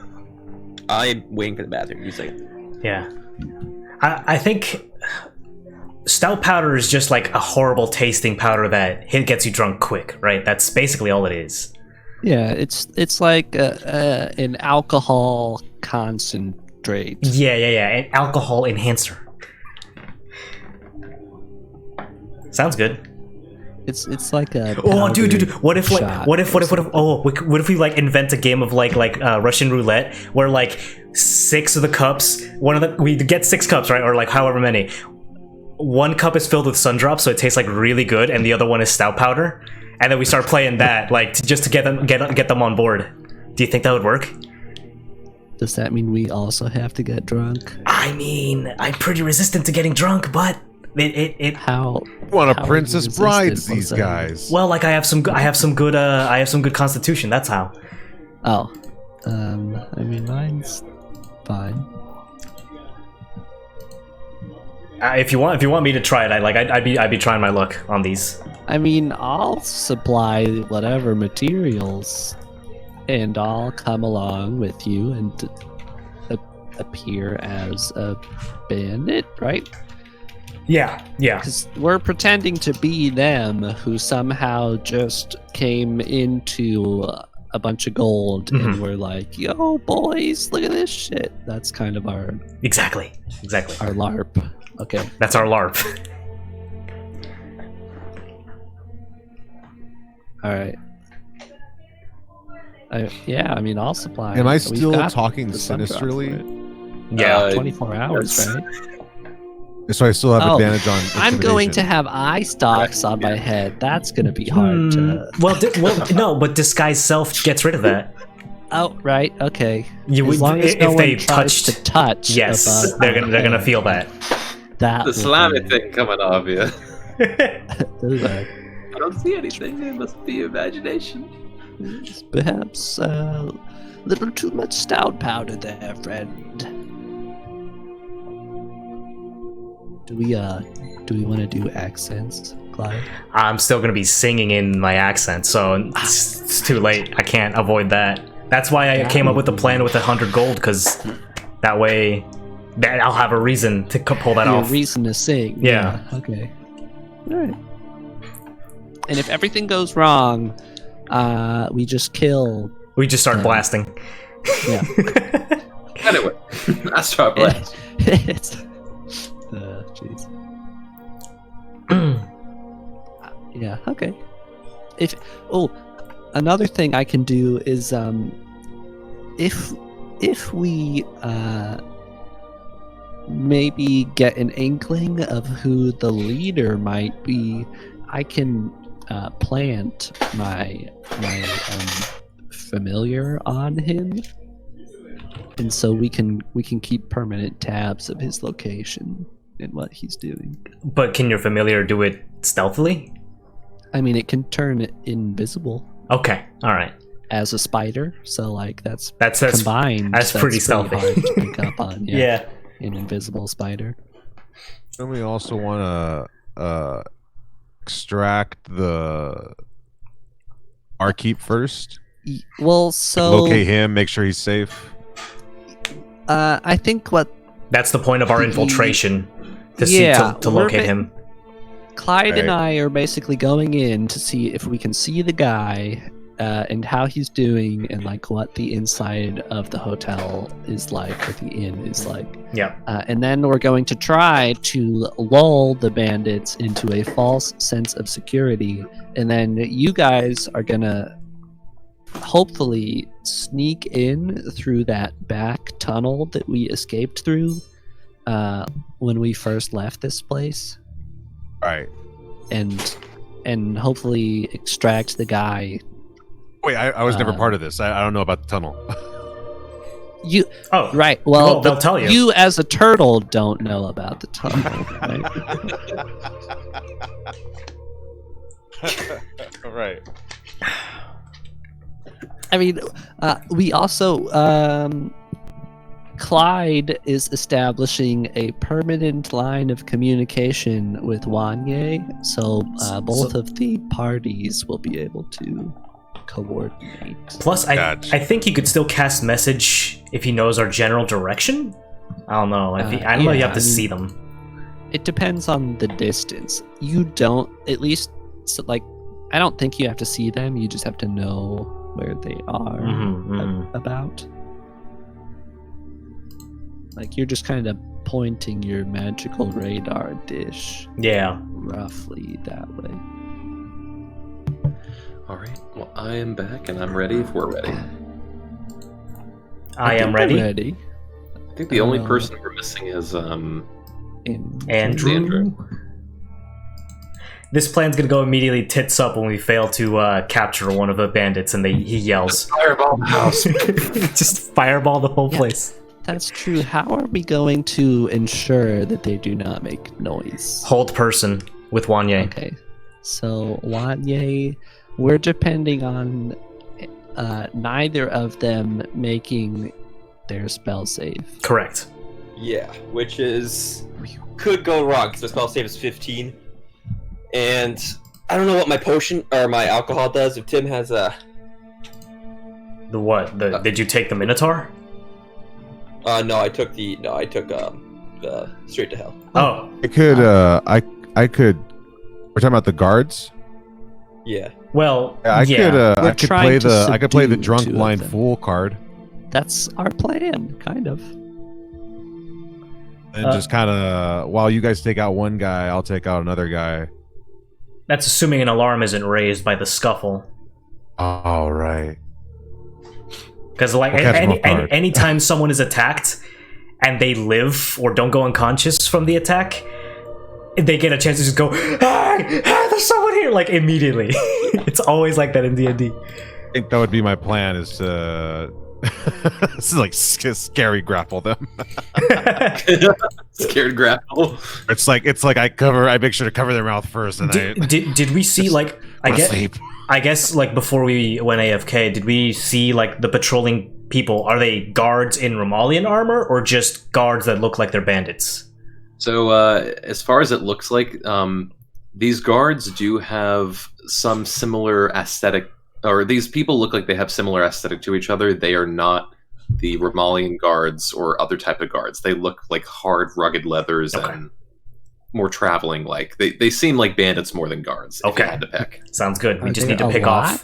off I guess we'll one find at out least. soon. Yeah, because I mean, we don't have to look, exactly like the missing people. No, I'm you don't, because they're not going to know I'm they're sure missing. there will be, yeah. Yeah. And there's probably more than just two people out and about. Yeah. So, Okay. Brandon is not at his computer, so he'll be a minute. Hot minute. If- With Wanye? Even though he managed to type that in chat. Oh, that's the DM. another- Yeah. Another thing I can do maybe is if we wanted to send the tunnel party in invisibly, so that that's none good. of you guys can be seen, at least, just in case something or someone is down there. And then when you do actually arrive on the scene, no one will know, so you could, position yourselves, and we could do like just an instantaneous assault of the entire tavern in a single turn. In that case, I could definitely go invisible and then use spider climb to get to the window, and then I'm good. No one will see me or anything. Oh, you'll be at the top. The other two people will be in the bottom, You and guys we'll ground floor. be on the floor. And it lasts an hour, so it's not like we don't have time. Technically, I think I can make four people invisible. Really? Yes. Holy For an crap. hour. So if we want to integrate that into the plan, I can do it twice. Targets. Now, how are we going to communicate? Because I haven't signed the book yet, but we have message, and we have can you guys use your warlock mind pact thing to just talk to us anywhere? Or We have to see you. 30 feet is the distance on that. Yes, but I can write to you and cast sending now that you've written your name down. could I roll an insight check before I do this canonically to see if it'll have adverse effects? Do I think there's malicious intent? Clyde is just excited to have you write I'm your just name trying to down. Sign this book. And remind me, what are you trying to see that has malicious intent? Writing my name into a book of flesh that he carries around, written completely in abyssal. I'd say for this, it's more of what do you think? I think you've known Clyde long enough that it's up to your discretion. There's no hesitation then. Wanye just signs his name, dots the I. There's no I in his name, but he's illiterate. So it's you have a scribble in your book now. Good. The book chuckles. Yeah, the book Are we fucking back in laughs. game? I don't know. I think we Roll are. a perception check. No, I think Brandon's still here, or needs to get here. Are you still? Well, I guess if we're invisible, we can technically just walk down the empty path. You can just walk in the front door, really. I mean, I'm just trying to see like who's back, who's not back. I have like advantage or a plus something to my intimidation. I really want to play up the the drunk blind. But that's too conspicuous. I scare them into laying me in. Just jump through the window with your shell and just intimidation. Super Mario. that's probably how it's gonna go. So maybe we should just commit to diving through the windows from the beginning, just so that I'm back. Sorry. we're all on the same page with that. What? I'm kidding. Alright, we're all good with hard reaching, but if the whole person's fails, and they might, well, we have to think of something. We gotta pacify those people, or. All right, so we all back? Are we all back? I could Yes. have a spider land on one of them, and if it fails, I could just have it immediately bite them and Die. hopefully kill That's a them. good one. Yeah. Okay. Yeah, just put the spider in between them. Cool, we're good. We're good? Okay. So one by one, all of you go through the portal and pop up behind the in the woods behind the Loose Ends Inn. You look back to the portal as you hear the music faintly go away as it collapses. You guys are near that tree where there is that back route exit that you remember. Yeah. But as you look to the Loose Ends Inn at the moment, you see two people kind of patrolling the backside. They just round the corner so that you can't see them anymore, but they look like two bandit-looking type of people. All right. Words. So Would they look like any of your Mungander's squad we know about? They have wanted posters up? No, you know for a fact with that party that there were 3 Dragonborn-based people in that, so this doesn't seem to fit the description. Gotcha. Would I have any English knowledge, or would I recognize these people at all That's a from great- my time working with bandits? That's a great question. I'll say make a perception check or a history check at advantage. It's your lizard guy, your employee. Hot dang. Yeah, so you looking at the armor and kind of the aesthetic to it, it had as far as the armor itself, it has this kind of there's dark browns to it, of course, but when you look at it further, there's actually hints of dark purple and also a small highlight of pink. You also noticed when you looked at the 2 men walking by, their beards were actually dyed orange. This is an aesthetic tied to actually a wanted criminal known as, let me see. Oh, is it someone I wrote down? There is a wanted criminal near Janglebrook called Clip Triggerfeet. He is an arsonist gnome wanted dead for multiple highway robberies, and is very guerrilla tactics, hit a place, cause damage, leave. So yes, this is in fact his gang. There's 2 guys ahead of us. They were. They've just rounded the corner, so they're now just out of sight, but Nasira was able to see that before they walked out of view. Does she How relay long does that? your invisibility last, Lotus? In an hour? We could do that now, and then a few of us could go over and try to take out these guys. I say we lay a trap for them. I will call out for help, pretending to be a blind old fool, which I have most of that down. Right. You guys Get all of that down. hide nearby, and when they come over, whether they engage or not, you rush them. We can, And what if they play it smart and one of them goes to look, the other one goes to report it? And they know we're here. And I hide.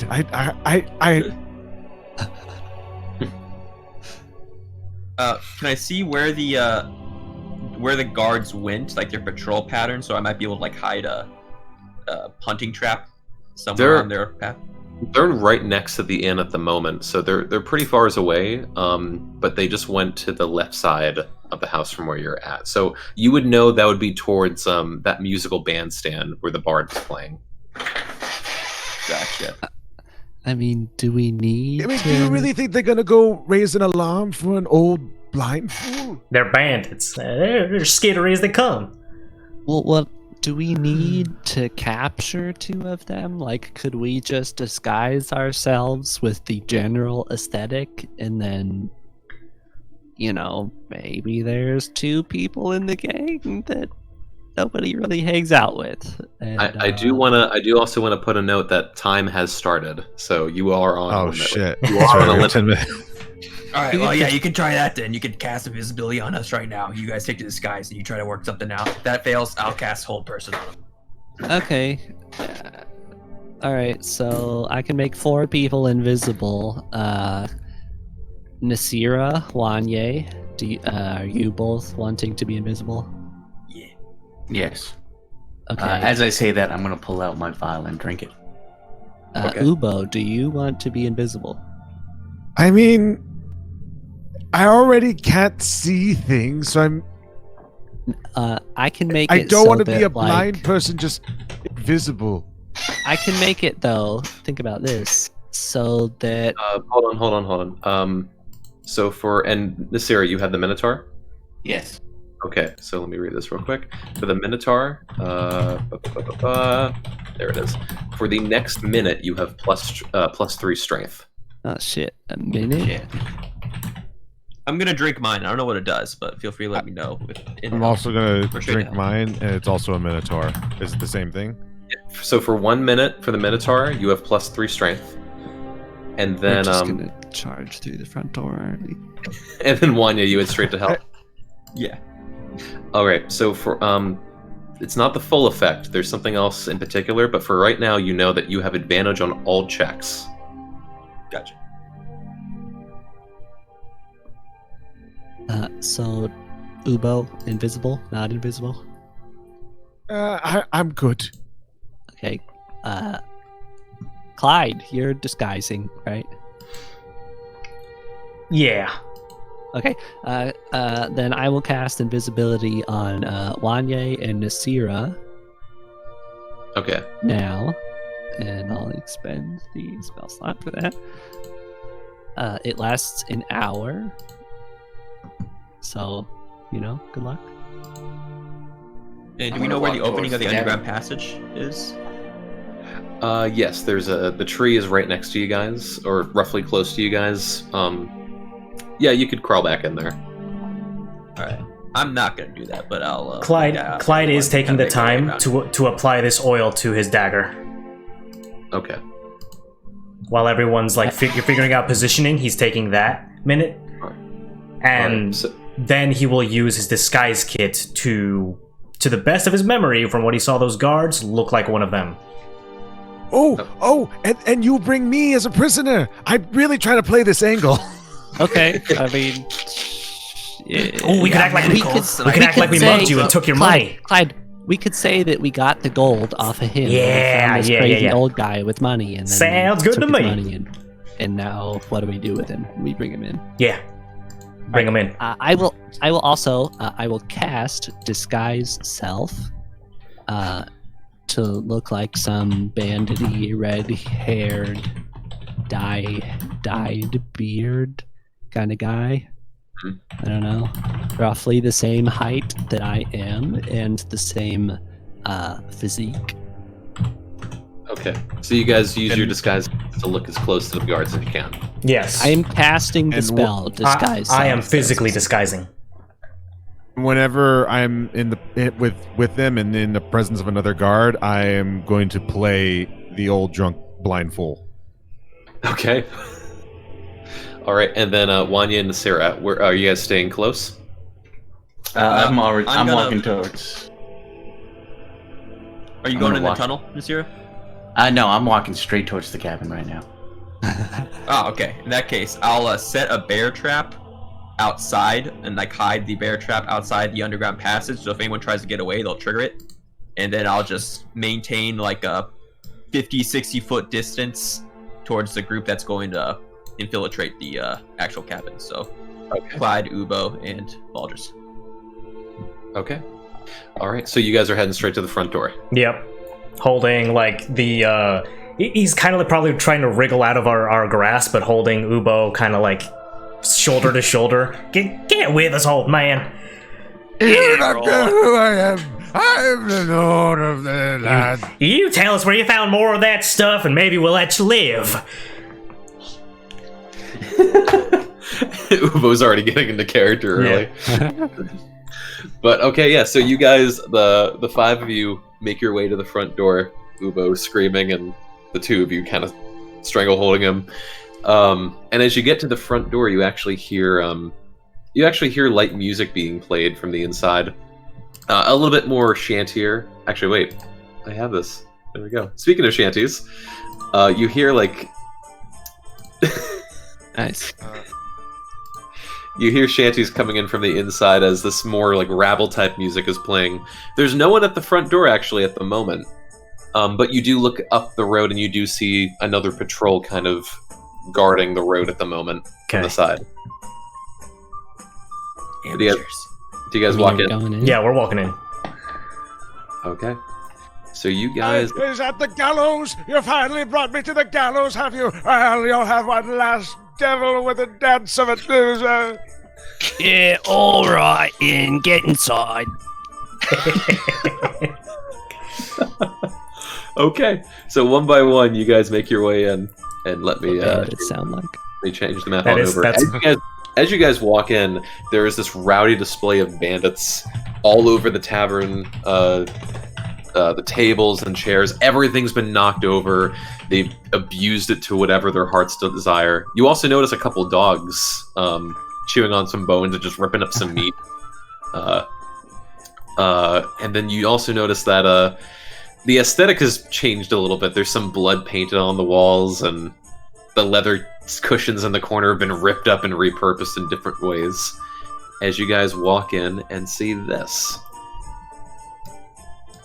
Oh shit! All right.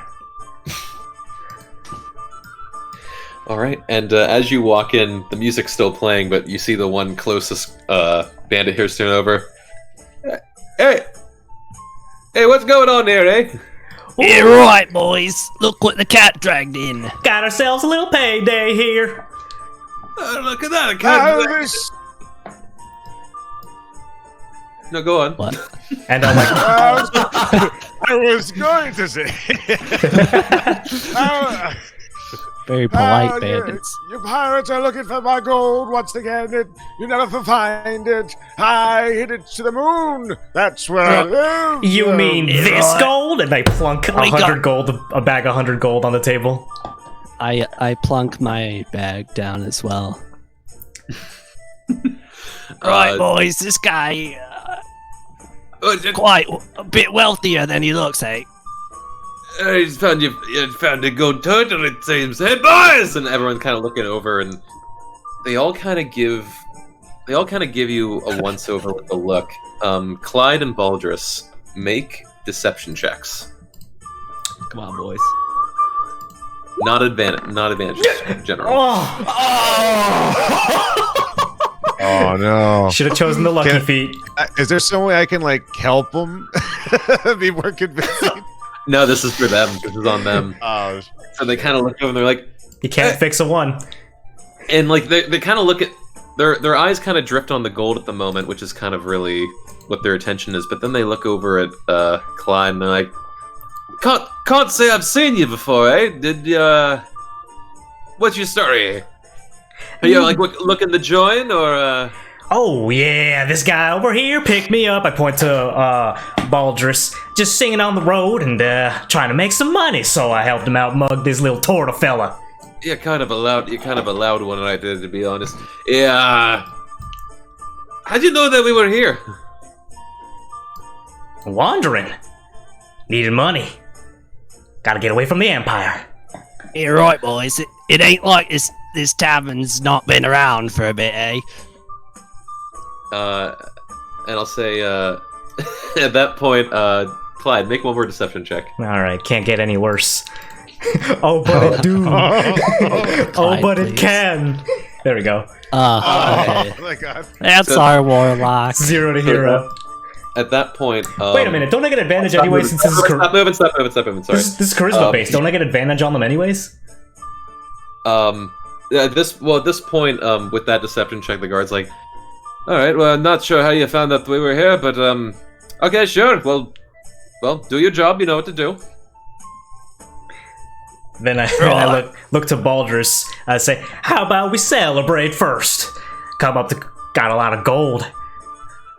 Well, just let's hold on. Oh, People are overlapping. But at this point, with Nasira moving, you notice the dog over here. When you stepped over here, you see the dog perk up and walk straight up to you.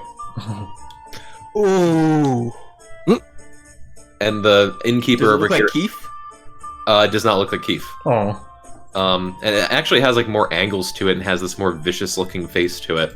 But the innkeeper immediately, his attention's immediately grabbed, like, boy, what? Hold on, and he immediately starts walking on over. But at this point, with the conversation, the guard's like, well, you know, you've done a good job. Well, go ahead and finish it. Prove you remember. Don't want to interrogate her for more? Could be hiding a lot more somewhere else. Nope. And he immediately pulls out a dagger and throws it right at you. Come on, do it quick. Throw it with the others in the corner. The others in the corner, eh? Yeah, right, boys. How about we pour a couple of points to you know, have a little celebration while we watch. I'll say it. I'm gonna. Oh wait, what are you gonna do? Sorry. I was gonna walk over to the bar and see if I could grab some drink vessels. All right. As you're walking over, you do notice that there's some just loose tankards and cups over the counter. Most of them have just been sloppily left over. And as you get up, you notice the pile of fresh bodies in the corner.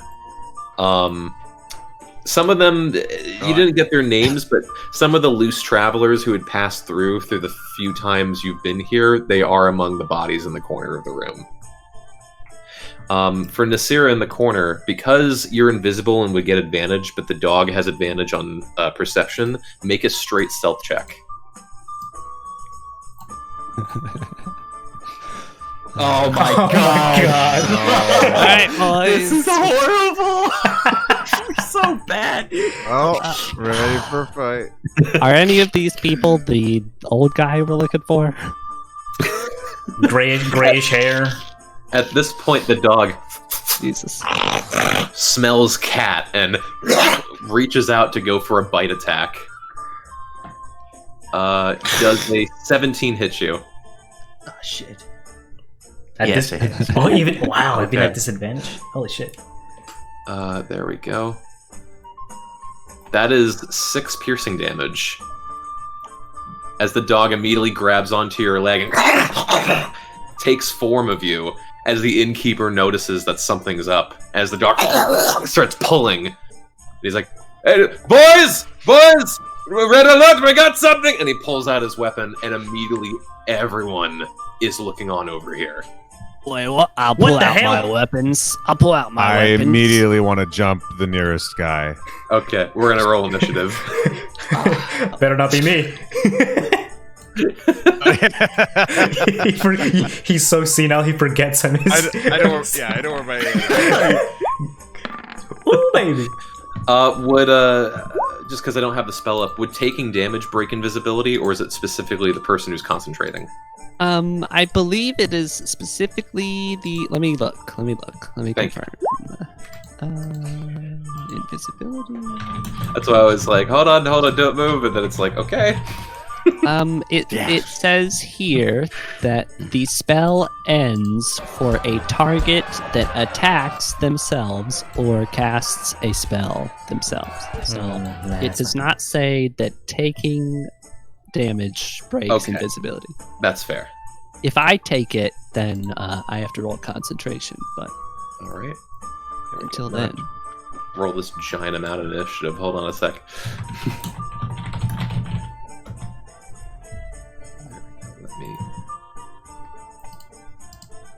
There we go. We tried. You tried. I guess they believe you, Bald. Oh. little late. Great on roll. reaction 3 here. natural ones. All right. Quite a few natural ones this day. No nat 20s. Just plus 1, so 13 for them. I'm wondering if I could LARP that I'm still on their side. Give me 1 second. Give me 1 second. The Minotaur, we all got +3, right? Strength? It's only lasts for 1 minute, so if you guys drank it outside, Oh. it's enough by now. Yeah. Alright. Wanya, I still believe in Straight to Hell, and then that he drank, and then what was the last one? Clyde as Eye of the Beholder. Yeah, but I didn't drink that one. Okay. And also, We'd still have some left, though, right? Because there's a pint? I think the whole pint is required to Yeah. achieve the effect. Gotcha. I've got 20. It's like the effects of a pint in Yeah. vial. Exactly. Ubo got 10. There we go. Alright. He's sending. Oh, there's 2 Clydes. Whoops. Oh. The second Clyde walks in. What's going on here? Second one, you Alright. That's the second time we've had a clone. I believe that there is an issue here with experimental cloning technology. Alright, top of the round. Clyde, you're up. Free action, I'll ask. Being new, don't we keep high-profile targets alive so we can get more out of them? I'll try to get them to see if they've left anybody alive. At this point, it's not even a persuasion roll. He just be like, "No, we fucking kill everyone." Like, what? Just a fucking turtle. Interesting. And can I make a? I'll pull out my knife. Does Nasira go uninvisible or no? No, she's still No. invisible, but you clearly see the scuffle in the corner of the room. All right. Now, All right. So does this guy look like the leader of this group? No, he looks like a general, just a generic guy. Okay. So yeah, I guess I look around. Nobody of these guys look like the innkeeper we're looking for, huh? No, none of these guys look like a person that's Santa, the sleepy guy. All right. I'll stand over here, turn around, brandish my knife at Ubo, wink at him, and hold my action to attack anybody that tries to attack Ubo. You did wink at a blind guy, but then again, I did it earlier. Yep. I think we've all done that today. Well, here's the thing. He doesn't. At that point, he doesn't even know I'm brandishing the knife at him. But everyone else will see that, so I'll hold my action to attack anybody that comes close to attacking Ubo. Okay, so And we all see you take out a knife and wink at Ubo. Yeah, you all did. But I turned around. personal achievement, everyone needs to wink at the blind guy at least once. Yes. Already. So then A week that... back. All right, if that's your turn. Hold your action. Yes. Next up are the dogs, and at this point, the dogs over here and here, the two others, they hear what's going on, and they start barking as well. And in a moment, you see them apparate and disappear, Whoa! and pop up next to Whoa! Samira. I've seen this episode. They are blink dogs, Yep. and all three of them are going to attack Nasira. It's okay. Disadvantage, right? Maybe. Missed. That is 16, and that's 13. Both miss. Okay, so at this point, the dogs, like, they're biting on you, but not enough to actually pierce into you. You now have three dogs clamped onto your legs and are just trying to pull you. And even though you're still invisible, everyone in the bar looking can clearly see that they are latched onto something. Everyone is aware of your presence. But that is going to be their turn. Next up are the bandits. At least these particular bandits. So, at this point, yeah, they're like, what? And they just pick up their axes from the counter. These two are gonna rush on over. There we go. So they're gonna make attacks. These two are just gonna stand by. There we go. And then this one's actually going to start walking up to Clyde and just investigate further. And as he gets up, he's like, well, if you're not willing to do it, I'll do it myself. He pulls out his knife. Plus 3, 20. That hits. 9 damage. 9 damage? Okay, yeah. So so you You quickly broke my concentration, I slipped! grab him on the head and just drive it straight into his neck as he's immediately dead, and you just slide across the throat. And blood is just showering on top of you and the table. Alright. These other two are going to attack Nasira. Now, for that one, I'll do a kill, but for all of these, if you want the final blow to be non-lethal, just let me know. Okay. No, that was an intent. That was kill. That was a killing blow. Yeah, I had a feeling. Can we magically non-lethal, or is it only physical attacks that work that way? Technically, yes. My go, Bren. If you aim for a leg and blow off a leg, they might survive, but the medical procedures in this time are a little iffy. It's okay. We have a healer's kit. One of the We rules need them to survive for like 10 minutes, basically. Right? One of the rules I have is that if you want to go non-lethal, but your attack is a nat 20, then it can't be non-lethal. just like that one deer. That one deer I killed. Kind of like what happened to the deer in the woods when you blew it up. Like, if you roll nat 20, it's a kill, whether you want it to be or not. All right, so these two bandits are going to attack Nasira. Both miss. Excellent. All right. Next up in the round, you do hear, somewhere from the kitchen up here, you do hear a dropping of some pot and pan. You hear, hey, what's going on out there? And you hear these feet running. You haven't seen the form yet, but something has been alerted. Next up, Ubo. Alright. I am going to jump. Wait, where is it? There it is. I'm going to jump over here past Clyde. Rush this guy here. You what? I'm going to strike him. Strike him. It's non-lethal. I'm going to do non-lethal. Okay. That is a 17 to hit. 17 hits, yeah. And then that's a 4 damage. 4 damage. Okay. Yeah, so you immediately crack down into this guy and hit him really hard. He's still standing, but these guys don't seem like the toughest people in the world. He's still pretty bloodied, but yeah. I burn 1 key point to do flurry of blows. Go for it.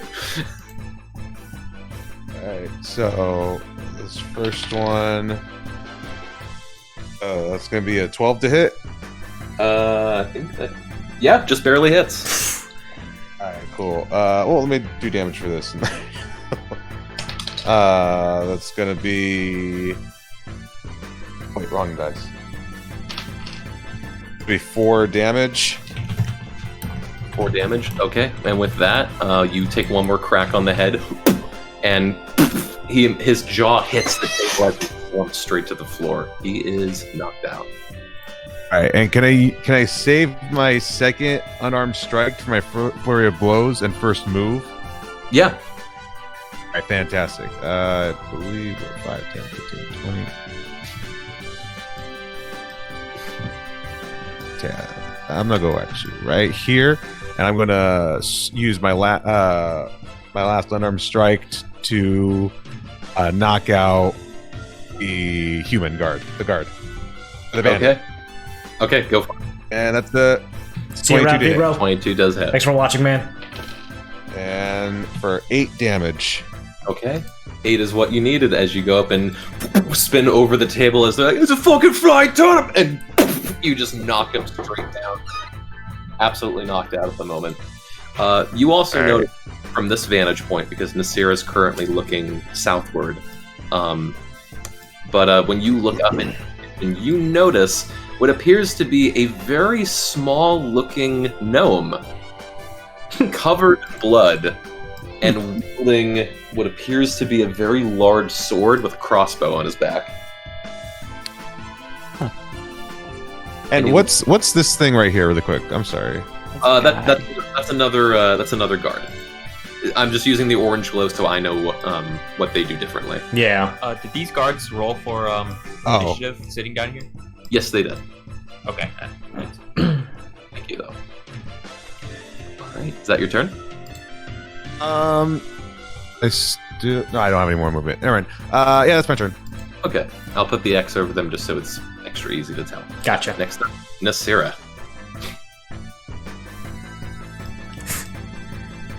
You muted?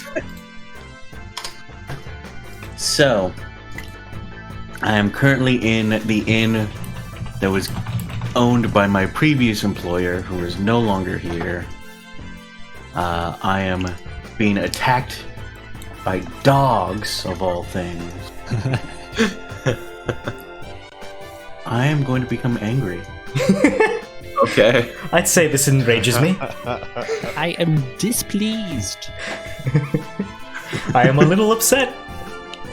And then in my rage, I will start off by attacking the first dog that attacked me.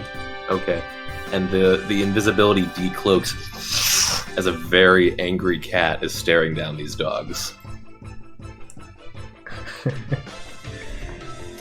14 to hit. That hits. Alright.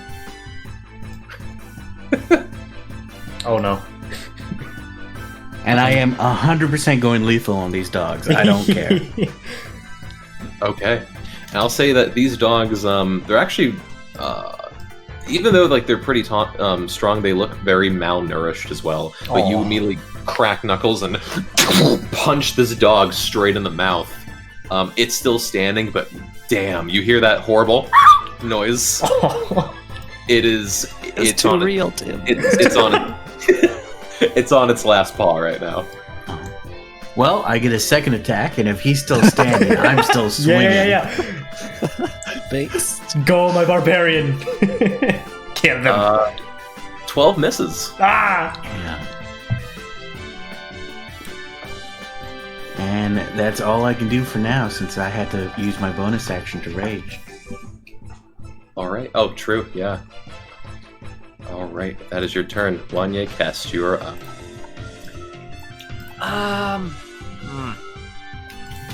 These orange guys haven't moved at all, right? South. They have not moved yet. No. Alright, I am going to... Well, seeing her just get absolutely wrecked by all these dogs and people, I'm gonna break my invisibility shortly, and I'm gonna cast Hold Person at 5th level on this guy. Wait, actually, DM, can I see this guy? I'll say from your angle, no, you can't. Shit. But you heard him. Everyone heard him. 15, Hey, Dim, 20. Yes. I gotta point out one thing. Because it doesn't add the +2 from rage automatically. Well, wait. Oh, the 2 damage. Yeah, so that 14. 12 is a 14. That 12 is a 14. Okay. Yeah, Just barely standing, but absolutely on its last paw. Okay.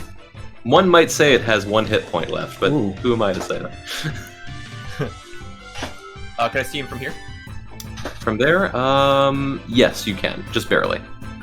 Alright, cool. So I'll cast Hold Person on him and all the orange guys at 5th level. How many, it's 3 people or 4 people total? It's 1 plus 3, so 4. Oh. Okay. Cast it. What checks do they need to make? There we go. Dex, I believe? No, there's no way. It's wisdom. Oh, wisdom, yeah. I'm so not used to casting Hold Person. I used to find What number do they need to hit? 15? Or 15's my spell DC. Okay. This one failed. I'll put a blue token next to it. That one failed. That one failed. The gnome and this one in the corners passed. Gotcha. Alright, but immediately Those guys that are blue are paralyzed. they seize up. This one in the corner over here still had like a chicken bone in his mouth, and he's about to take the next bite. And he's like, ah! He just freezes. Oh, there's guys over there in the booth. Whoops. Yeah. Don't worry. I got it. And this one over here is just like, hey, what did you do? And he just like is gonna like reach for his weapon to hit Nasira, but then just freezes on the spot as well.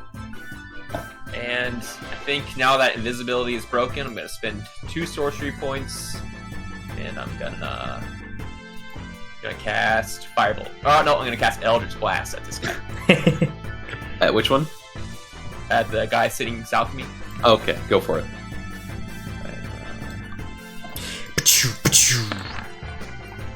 As I take out my finger gun and fan the hammer. All right. Yep, both hit.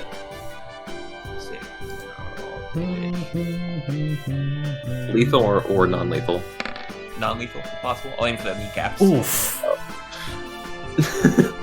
So yeah, you shoot these 2 blasts, one at each kneecap, before you hear this crack noise come from both.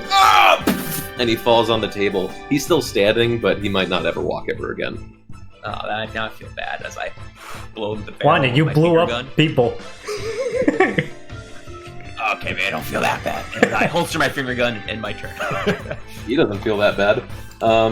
Next up is going to be their turn. So from the kitchen as well, you hear more scuffling as from the back 2 more people show up. The way they slide. Oh, EO. You're like marching in sync. They're going to run out real quick. This one's actually going to go over here with partial cover, but I'll put him right there at the moment. And then this one's going to run out past him into this corner over here. They are going to line sights because they see Nasira now, but they're going to line sights at Baldrus. So the What? 2... I look like that you can't possibly see through my disguise. Actually, yeah. Wait, that's fair. And you haven't attacked yet. Yep. So yeah, it would shoot Nasira. Sorry. 9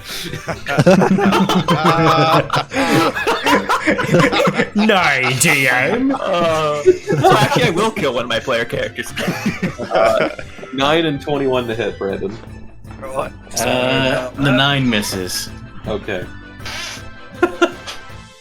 You take 7 points of piercing damage, but now that you're raging, it'll be half down to 3.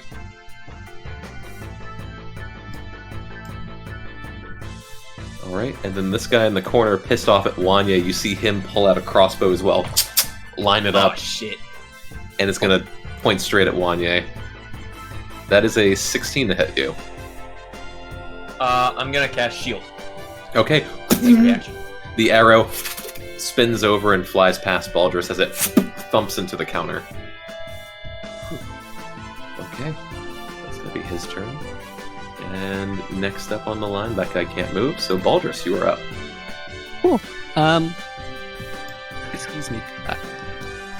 Does it cost an action to drink our potion? Excuse me again. Or is The it a bonus to action? drink the Santa's potion. Yes. I'll still count that as a healing potion roll, so you can use it as a bonus action if you want. Okay. I will bonus action drink my potion. Okay. And then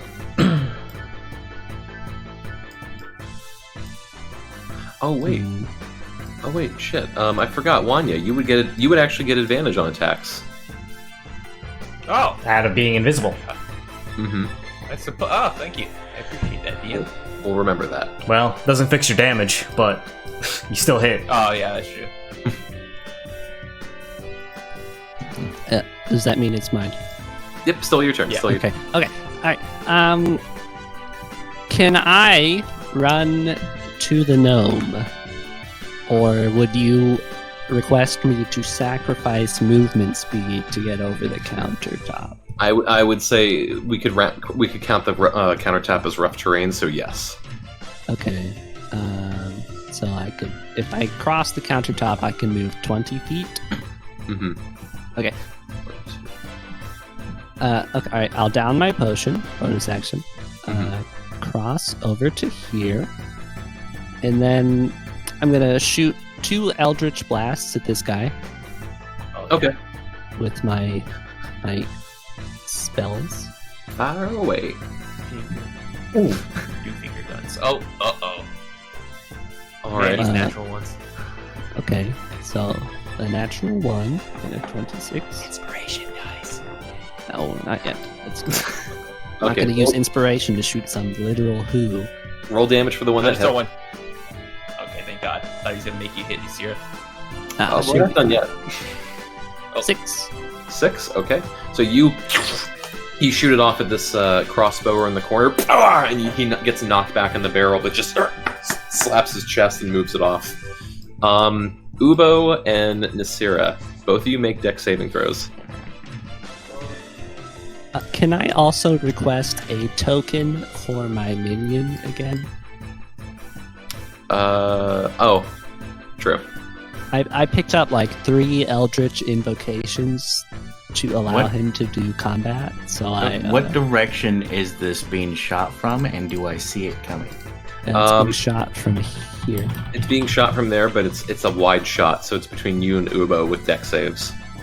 Yeah, and I just if it's a shot that I see coming, I do get advantage on it. Oh, true. Oh, Same. absolutely. Yeah, we both have evasion. Okay, you both get evasions. Rolled it. Yeah, nothing to worry about on you. I'm just going to give you Serpentis as a token. Okay, awesome. Haha. Serpents. No, you need help! Alright, and Ubo, what was yours?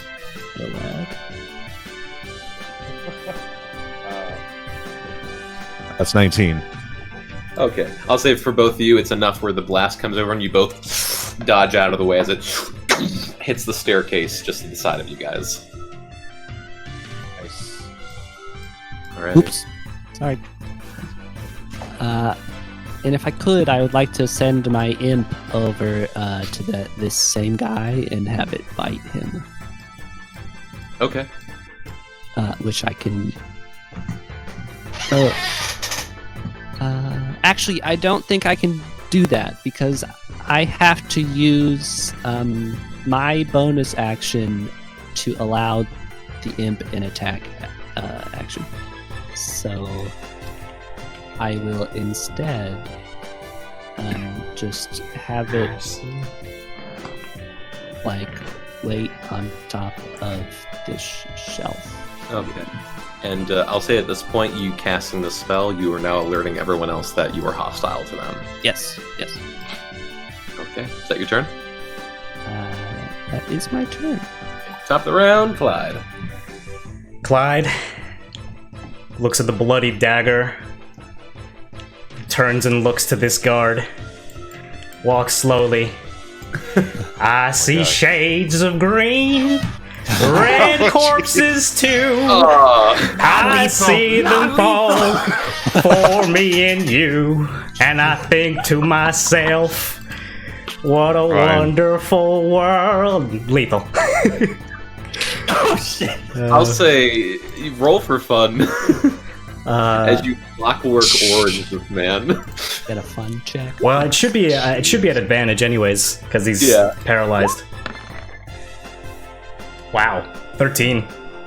Yeah, and I because he's held, it's an auto crit. Yep. So let me click dagger, and that's I roll the d4 again.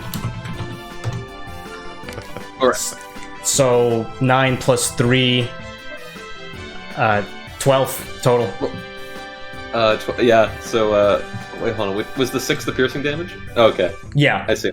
Okay. Yeah. You, Wanya, you watch in horror as you just see Clyde singing "Walk Up" and just slide this knife brutally across the throat as you hear the noises coming from his throat.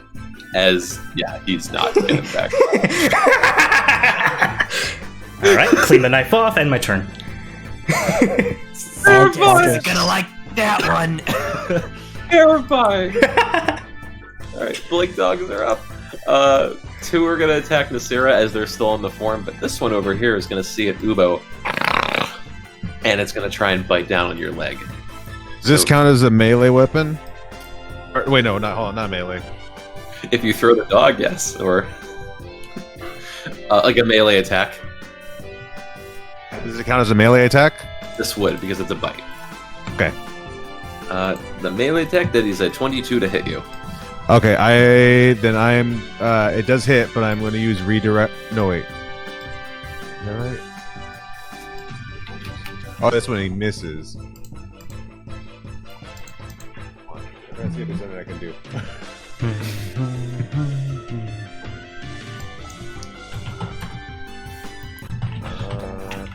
I think so. All right, so we just Yeah, it's 20. Yeah, 22 hits. Okay. So for you, good sir, that is 6 points of piercing damage. Oh. As the dog grabs onto your lower calf and just it's just trying to tear away from it. I shit you not, the 2 dogs that hit Nasira both rolled nat 20s. Oh my god. That is good. I can take a screenshot if you don't believe me. Not a fan of cats. it No, seems. go ahead. Oh. Alright. Okay, lucky on the rolls. You take math. You take 10 piercing damage. Alright, is that before or after my resistance? That's before. So you get your resistance for it, so only 5 damage. So the dogs are just like tearing away and just still don't. You're visible now, so now they get a bigger hold. But when they see Cat, they start barking even louder than before. Solid barks. Thank you. All right, now it's up to the bandit's turn. Let me see.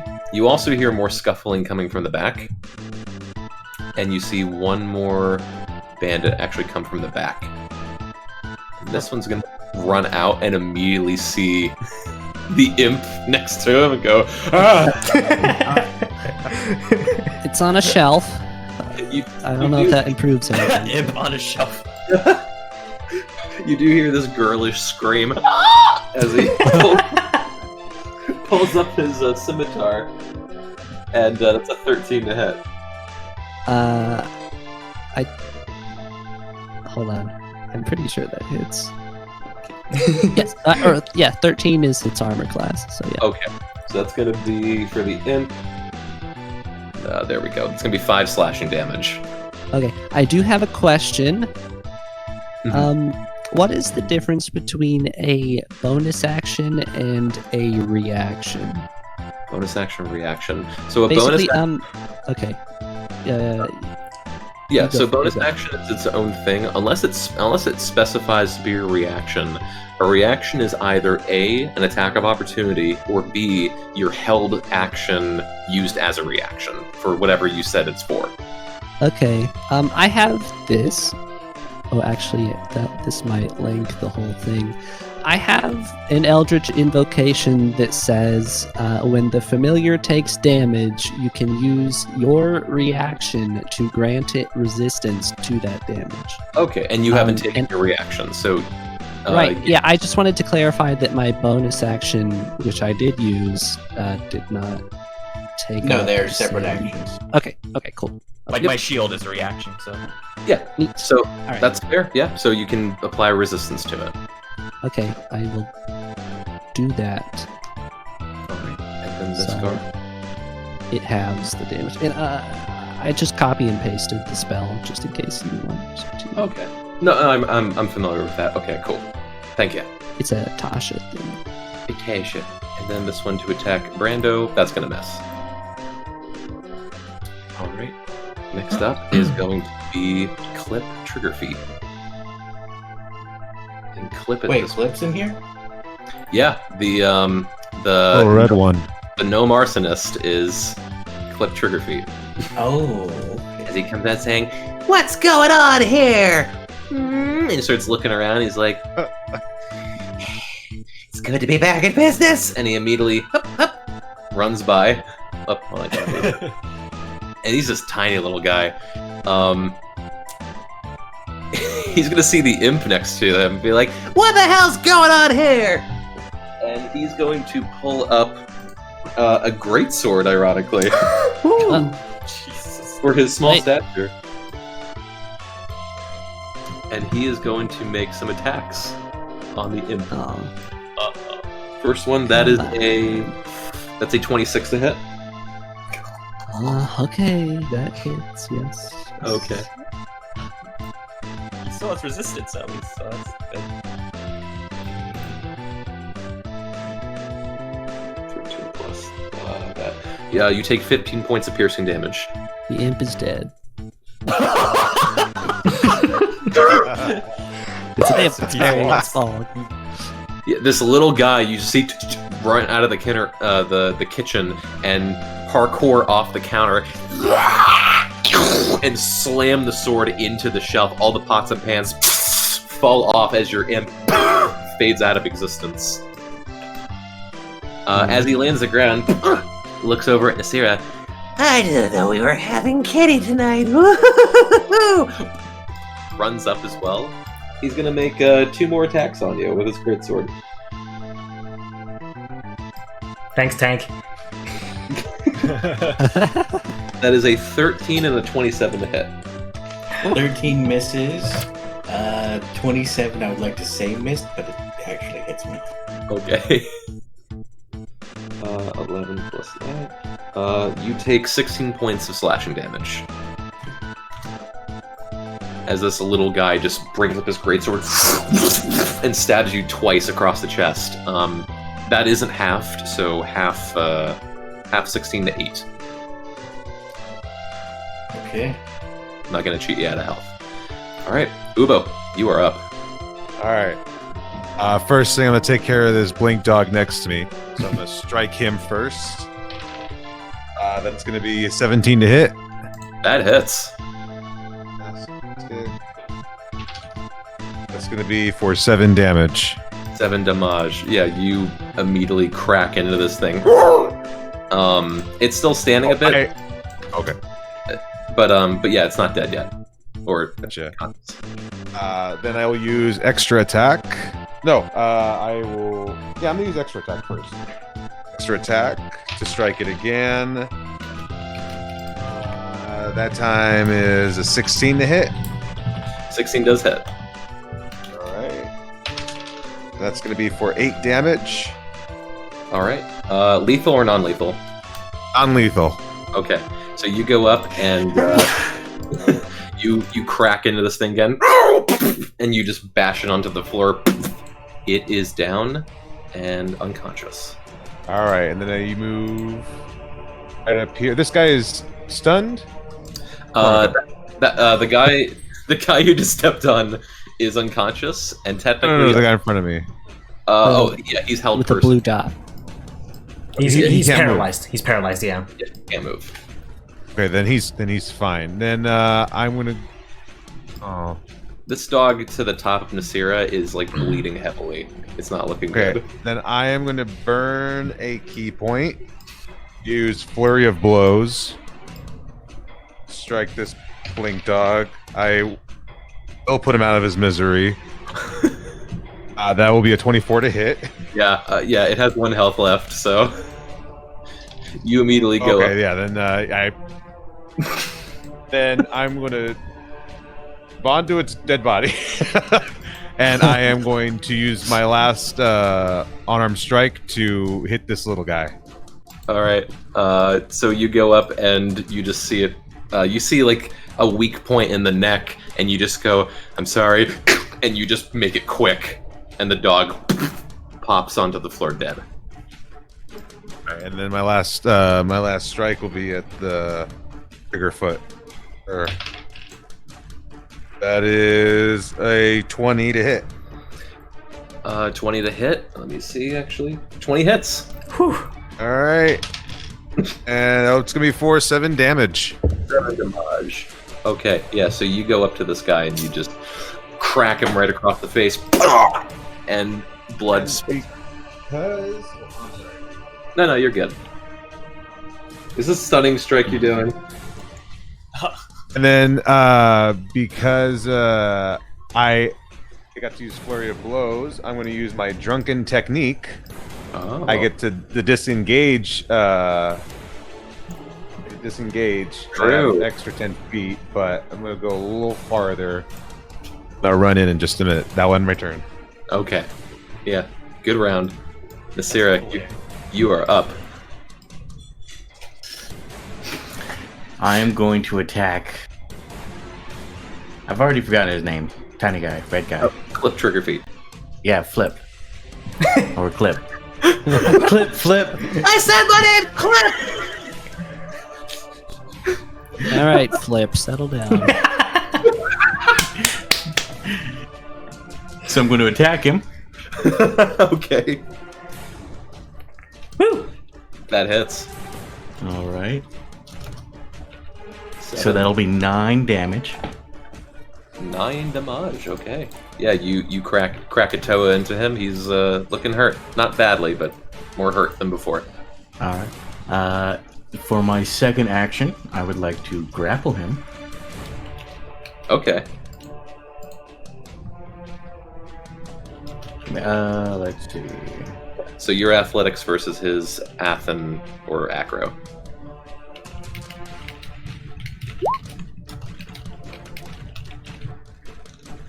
There we go. Okay. And then for him, it's the 24, right? Yep. Okay, he fails. Yeah. I think it does it like that because of the rage still. Mm-hmm.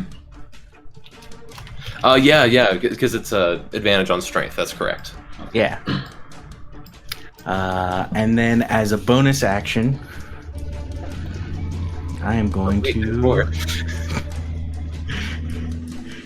I'm going to use an action surge and attack him again, while holding him. God damn. But since I do have a hold of him, it's an armed attack instead, I believe, right? Because Yes. yeah, slightly less damage, but I can still do it. It's as well. And that'll be 10 bludgeoning damage. 10 bludgeoning damage.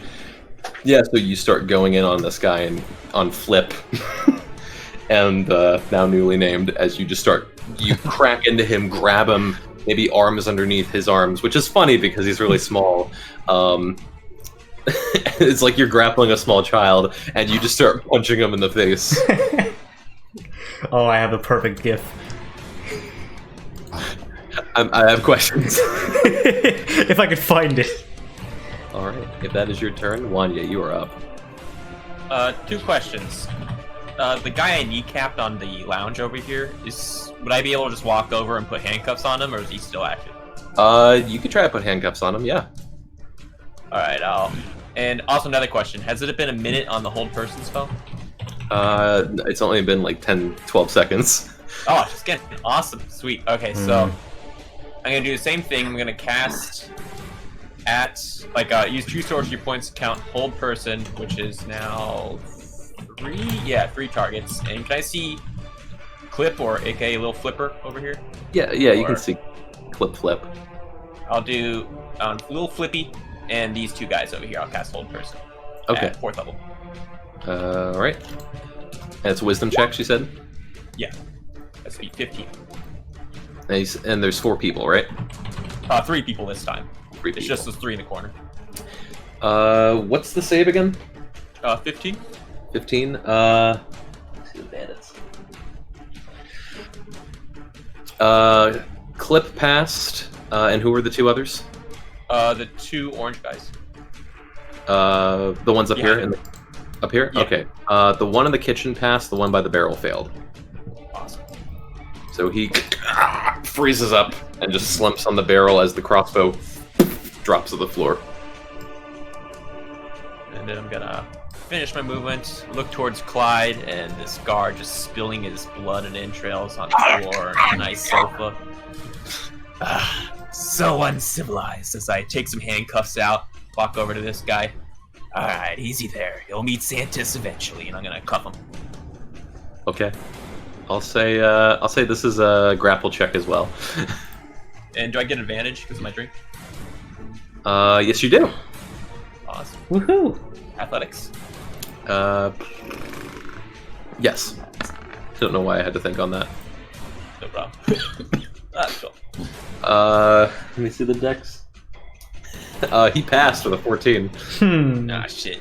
You go up and like, freeze! And he's just like, no! He starts like kicking you back. And he's like, you try grabbing at his face and he holds up his crossbow actually defensively and like tries to shove you back off him. We can do this the easy way or the hard way. I go back! Did I end my turn? Okay. Next up are going to be those people, actually. So this one from the kitchen is going to pop out and get right next to Clip. And he's going to see... Let's see. Who are they going to shoot? Well, this guy... The range guy down here is actually going to stab Wanye. So let's see how that works out. That is a... Grabbing my other book. That is a 17 to hit. Shit, I'm burning through spells like crazy. I'll do shield again. Okay. China. He pulls out the blade and tries to slap you, but it pops off with the shield. The scimitar skitters across the table. The other one up here, who is he going to target? He's going to target... He's going to target Baldrus. That's a natural 20. That's a mistake you're making, friend. I'm not that smart anyway. Alright, that's a nat 20. That is 10 piercing damage, or 11 half down to 5 for you. Because of resistances. Cool. I mean, not cool, but I accept this exchange. Mm-hmm. And now it's your turn. Speaking of. Right, been a while since I've had a snack. And I'm gonna charge that guy who just shot me and tackle him to the ground. And, Wow. for a grapple, if I can. Yeah. Which I believe, according to my instructions, is an unarmed strike. That's fair. Right, Yep. to hit. Which is only a 10. Misses, actually. Right. Alright then. Right.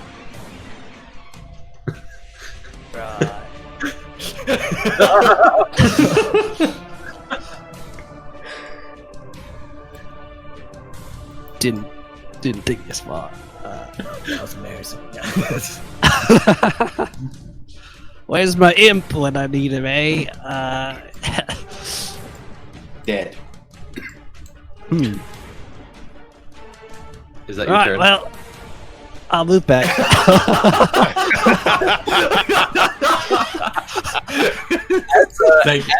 Come here. You are going to take attack of opportunity from both Cliff and the other guy. All right. As you and this guy, right? as you're running, but as you're running back, what I'll do first off is that out loud you hear, "I'll take care of this," and you all see from the back of Baldur's head this inky-like snake, demonic looking, pop out. I already did the rolling. Pop out and towards the guy that Baldrus ran up to, grab the guy's head and pull it completely off. Whoa! Being blind, being blind and standing right next to Baldrus, not seeing this, I go, "What's that?" You'll probably learn soon enough. Yeah, that you.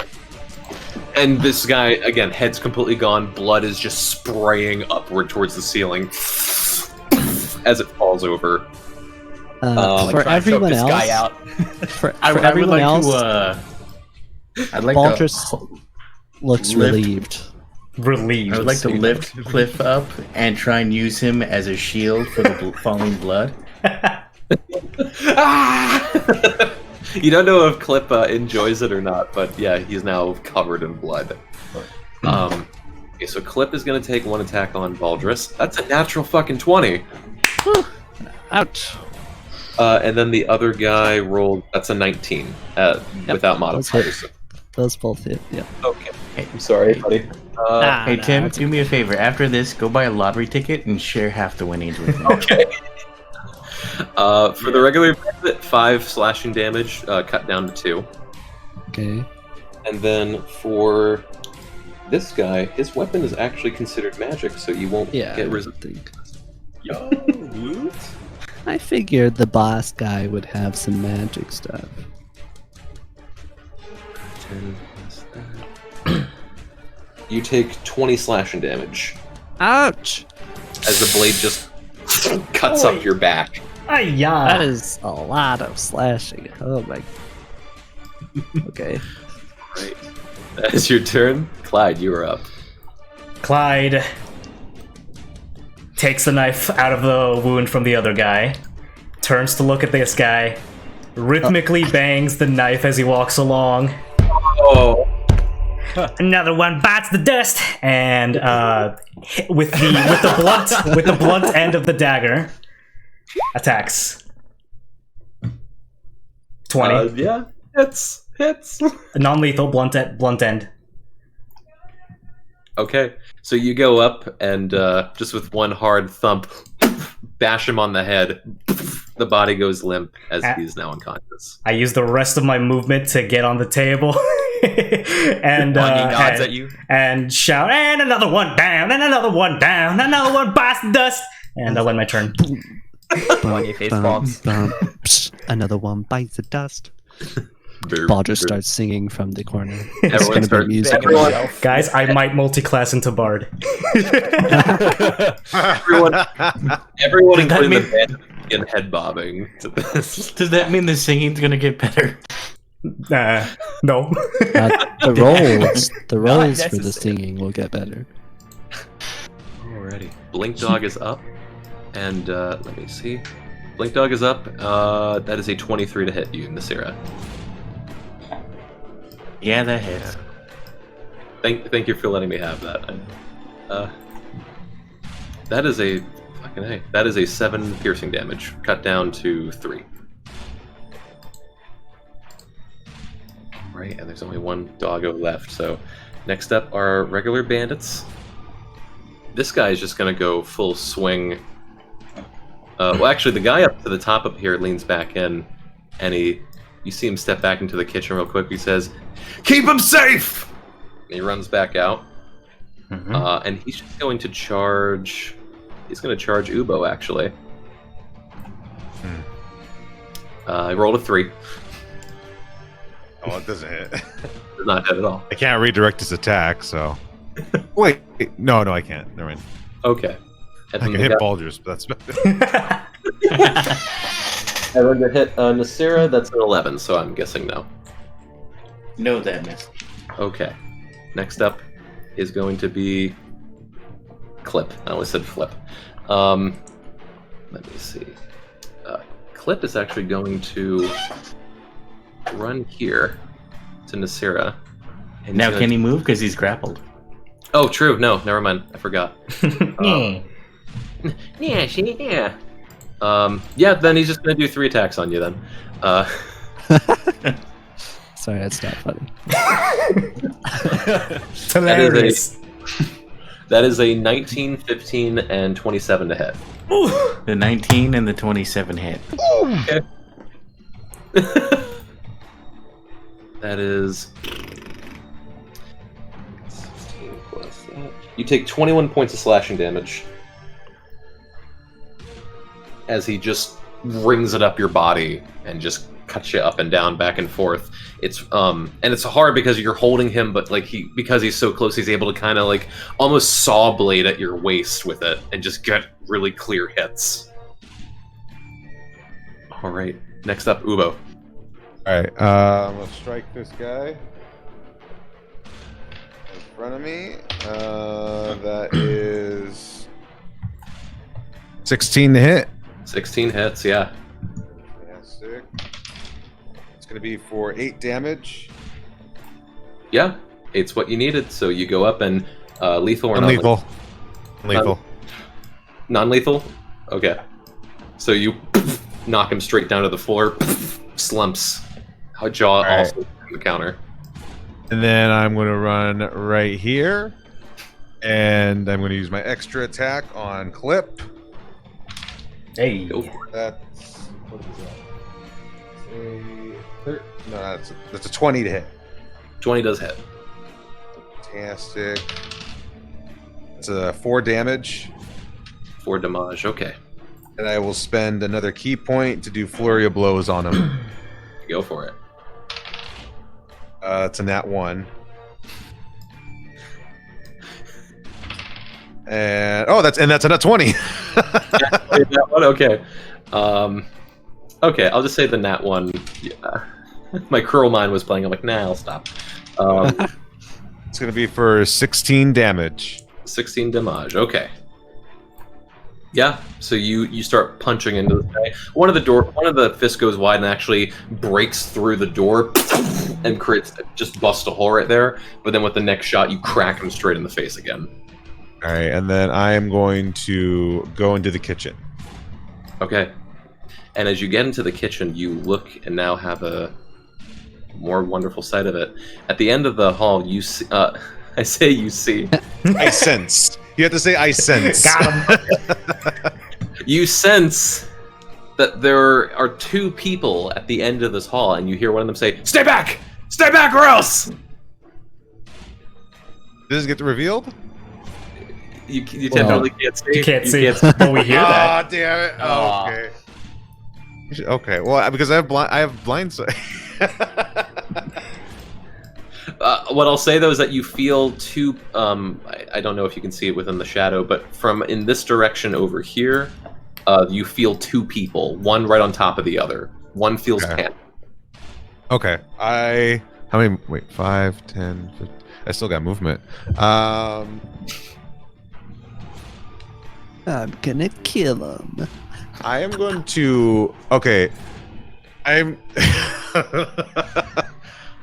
gonna walk towards them. Oh no! Towards the people I can't see. Disappears into the shadows. And am I still affected by that water? Yeah. I am going to. Okay, well, wait, what was that? It's 20, there's 30, 5, 40, 45. You have advantage on.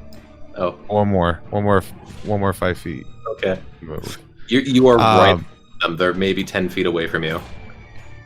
I look at him and I tell him, this isn't where you want to be at this moment. I've just cut through all your friends. They lie bleeding on the floor. Look at me. I frighten you? I try to Batman, like, calmly frighten him. Okay, make an intimidation check. And then how much? Oh, I get advantage now, right? Or was it I get a plus to my on intimidation? You have advantage. Hey, fantastic. This bloody turtle walks into the kitchen. Okay, well that's a soft 20. Okay, at this point you do hear there's this kind of large tension as you hear this like these heavy breathings, and then you hear as the knife drops to the floor. Oh my god. And you hear steps backing away, and you feel this form push up against you and hear, "Get me out of here! Get me out of here!" Tell him to stay behind me. Okay. Oh, stay behind me. I'll protect you. And that is where I'll end my turn. Okay. And you do hear him turn back towards the guy, just sort of spit in his direction. Nasira, you are up. Would have knocked the guy out, but I don't have any more. Well, let's see. First, we roll damage for the grapple. All right, you have that. Yeah. Okay. Now, I don't know. Does that also get affected by the rage? I don't think so. I don't think so. No. Huh? No. So one from that, and then At least I don't think so. I'm just gonna, while holding him, I'm just gonna keep smashing elbows into his face. Okay. Ooh. God damn. Oh, Well, at least we left others alive. 12 bludgeoning damage. Okay. Wait. Yeah. Oh yeah, that's right. Rage damage. Yeah. He's just like, "Who do you think you're messing?" And you just with your elbow, just absolutely slap him in, and it shuts him up right away. Is he still conscious? Still conscious. All right, I will do it a second time. No, Yeah. he takes so much damage. That's 7 bludgeoning damage. 7 bludgeoning damage. Okay. Yeah. So yeah, this guy's tough as nails. But yeah, you start cracking him inward for a bit. He's wounded now. He's looking way more discolored and swollen. But yeah, he's a hardy little guy. He's still hanging on. All right. And for my bonus action, I'm going to use Second Wind. Okay. Nice. What? Did you multi-class as a barbarian? Yeah. Oh, Yeah, okay. he's fighter barbarian. I was like, wait, why don't I have second wind? Well, second wind's a fighter. You hear the Halo sound effect of like the shield, and it's like, wait, what? Is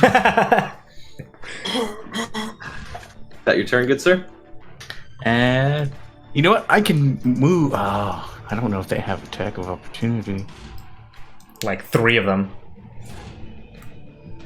The only one, the one that you know that doesn't is Clip, because he used that on Baldrus. Yeah. Actually, Well, wait, not only that, because I have him grappled, he'd be moving with me. Wait, actually, that was last round, so he does have attack of opportunity again. Would he get it if I'm dragging him with me? No, he wouldn't. But and your movement speed is halved because It is half, so I'd only get 15. Mm-hmm. You want to chance it? You know what? I just healed. So I can drag him closer to the center of the room. Wanye lining up fingers. Yep. Yeah, that's what I'll do. I'll move closer to the center of the room. Okay.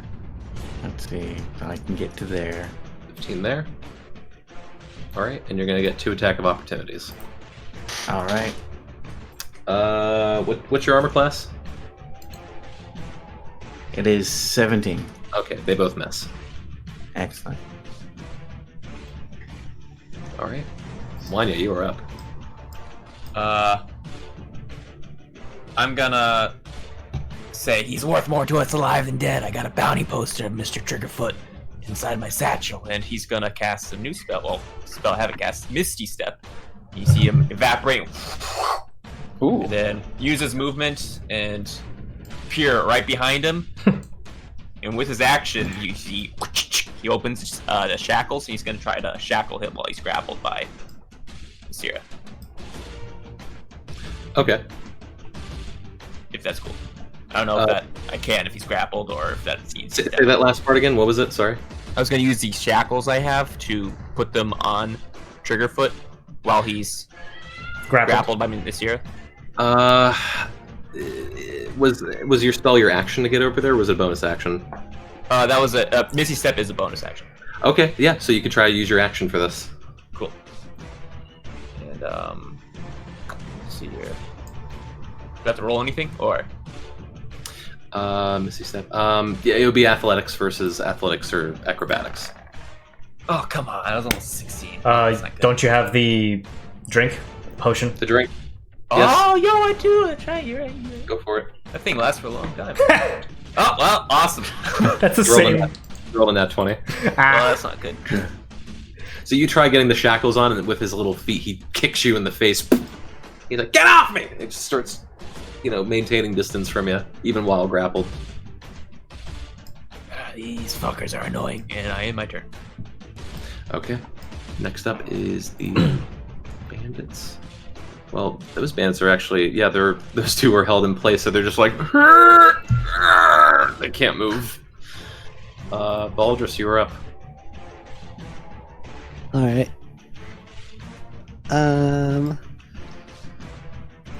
Okay, so... Oh, I got booted from Roll20. Hold on. Just...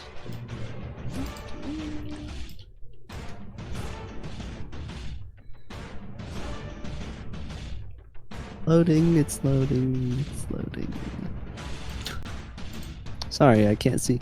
I guess while I'm waiting for this to load, okay, here I am. There we go. First thing I'm gonna do, I'm gonna walk 15 feet, and I'm gonna peer into the kitchen and see what's going on. What's going on? If I need to step in further, I just want to look down and see what Ubo's doing in here. Okay, so you look into the room and you see what appears to be. I do have 120 feet. You see through time and space. So you get to see the room, and you see one of the bandits kind of huddled to the back, trying to like protect himself or just move away. And you do see Ubo with what appears to be the old man, kind of strapped to like his chest or his shell, and just trying to use him as cover. Ah, right. Lovely. Good to see you again. Pleasure to see you, sir. You're still disguised. Right. Hello. Who are you? Oh, there he is. Get him. Oh no, nobody needs to do anything. I'm going to use my bonus action to cast Expeditious Retreat on myself. And then I am going to travel the rest of my movement. Oh my god! Hello! I feel like I haven't done anything this battle. I really want to do something cool, so I just want to try a little experiment on you here. And as I say that, like these black flames start to wick from my hand that Uvo can't see. And I'm just gonna reach out towards this guy, and I'm gonna touch him, Tim. I'm gonna touch this guy. Gonna touch him with my finger. Okay. And that's Oh my god. What the hell did this water do to him? a 13. Does that hit? 13 hits, yeah. Okay. So it does 17 necrotic damage. Is this lethal? I think this would be lethal. This takes me back. This takes me back to the This first. is lethal for sure. Yeah, so you go up and time slows for the two of you as you skitter past everyone right up to this guy's face. Maybe even spider walking like around the room. Oh yeah, sure. But you get up to this man and he's absolutely in fear as you just simply on his face touch him and just all the life drains from him as he just goes pale white and limp. Feeling refreshed. That's good. That's good. By the way, there's a guy in the corner. He's pissing his pants. Don't worry about him. Just leave him alive and well. Oh, right. Yeah, no worries. No worries. Looks like you've got our target there, so that's good. This guy's like a prune that in the guy's background. He's fine. He's fine. I love Also, I love the turning around while you're talking. I absorb all of the damage that I did as health, which is sick. So hell yeah. I will add that.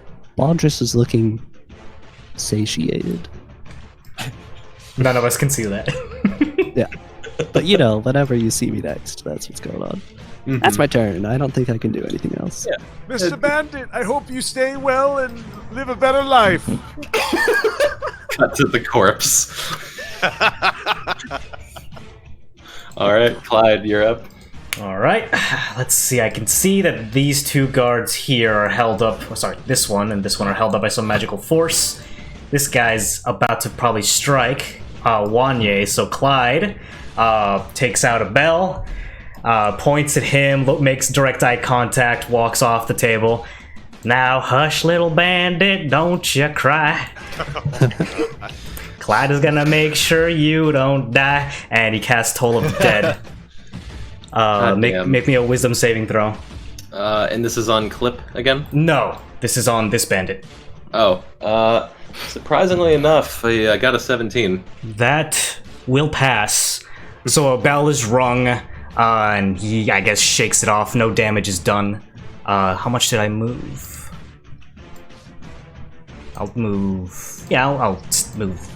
I'll stay there. Unfortunately, since it doesn't do anything, that'll be my turn. Still got a crazy look in my eye, so. Okay. Alright. Doggo is up. At this point, the closest target is Wanya Kest. So suddenly, Wanya, you feel as you look over and go, Keith, and suddenly you see not Keith running towards you. Yeah, not Keith. There we go. I don't think Keith could do all this teleportation. Yep. That's a 15 to hit. My armor class is 15. Okay, so it hits. I'll use shield. How many shields do you have? I have 4 spell slots at first level. That's fair. So, dog bounces off, and at this point, yeah, that'll just be its turn. We're kind of towards the end stage, anyway. This guard over here is gonna make a break for it, and you see him. I gotta get out, and he just runs down the staircase. He's got a surprise waiting for him. the bear trap. He is gone. Next up is Oh, Clip. is that where you put a bear trap? Jesus. All the way at the other end, yeah. Already. Clip is going to... He's going to do some attacks on Nasira and some attacks on Wanya, maybe. Let's see. Nasira, that is a 27 to hit. Yep. Okay, how much health does he have left? That's important. Oh, he still gets that. Okay. I mean, nothing. Oh no, you mean something. That is a 20 slashing damage to you, good sir. Alright. Cut down to 10. Man, I'm so glad I healed myself last round. How are you looking health-wise? Pretty healthy, actually. Okay. I'd say he sees this at this point and goes like, I've been stabbing this guy forever, can't do anything. Looks over at Wanye. Okay, I think he'll do. So, the hits on Wanye, that is a 17 and a 26 to hit. The 17 misses, the 26 hits. Okay. You take 23 slashing damage. Ouch. As he just cuts straight up your body. Hold person, is that concentration? Yep. Yes. Alright, make a constitution saving throw, please. It has to beat 13. Mm-hmm. Actually, I'm good. I'm good. 16. Yeah, that's fine. 23. And I technically roll out an advantage because it's a throw. But... Yeah. Yeah, so you still save. Just barely. And then that'll be his turn. Next up is Ubo. There are children. You hear a child crying in the distance. No time for that. That guy's gone.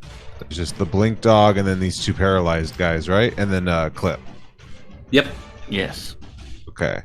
Then I am going to run out. 5, I'll clean 10, these guys. 15, 20, I'll clean these guys up a 25, little bit, 30, actually.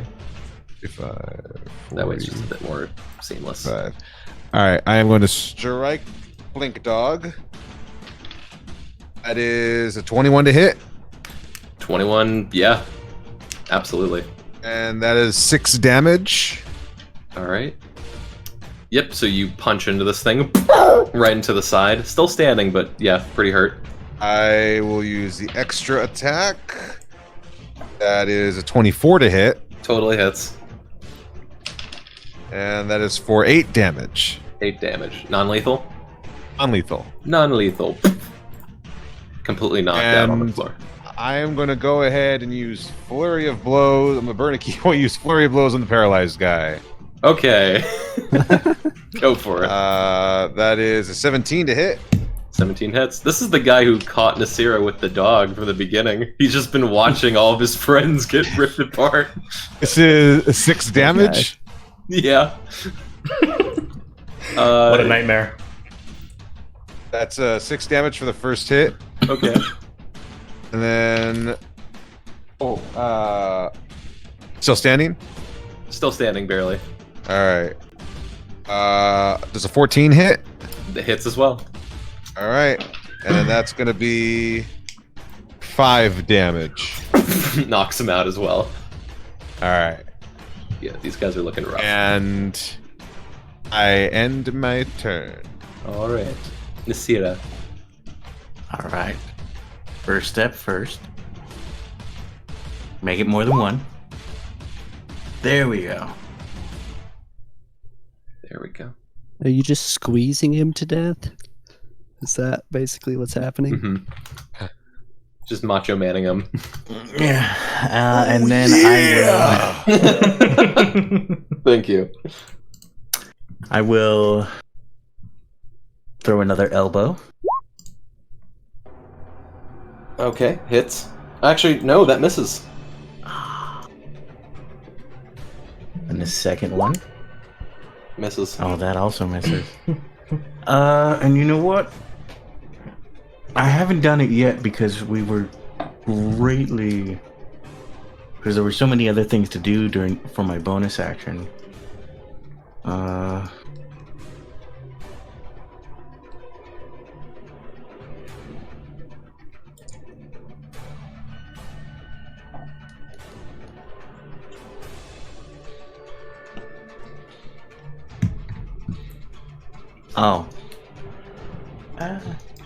No, I won't do that yet, because I have to do that at the start of my turn.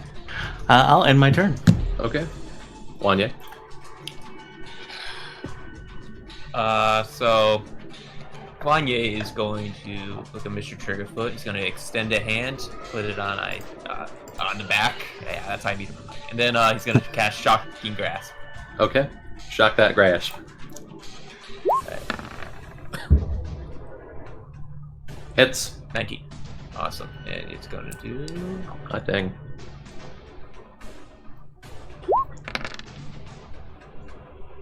Nine plus 3, so 12. 12. Okay. So you shock in the grasp him. He's looking pretty wounded now. Hmm. And I used that as my action. I didn't say I used spell slots, so I don't think I can do anything more. I'm gonna end my turn. Okay. Next up would be the paralyzed guy. He's not doing much.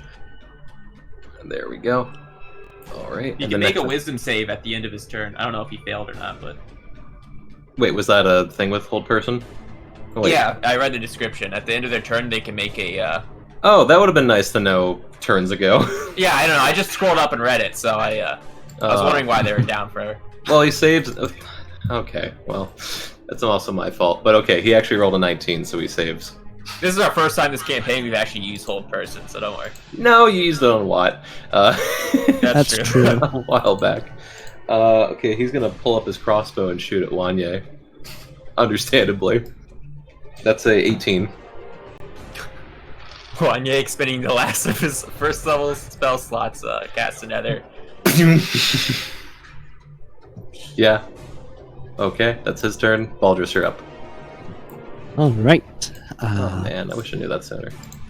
Baldrus, from the kitchen, catching a whiff of a sizzling little morsel,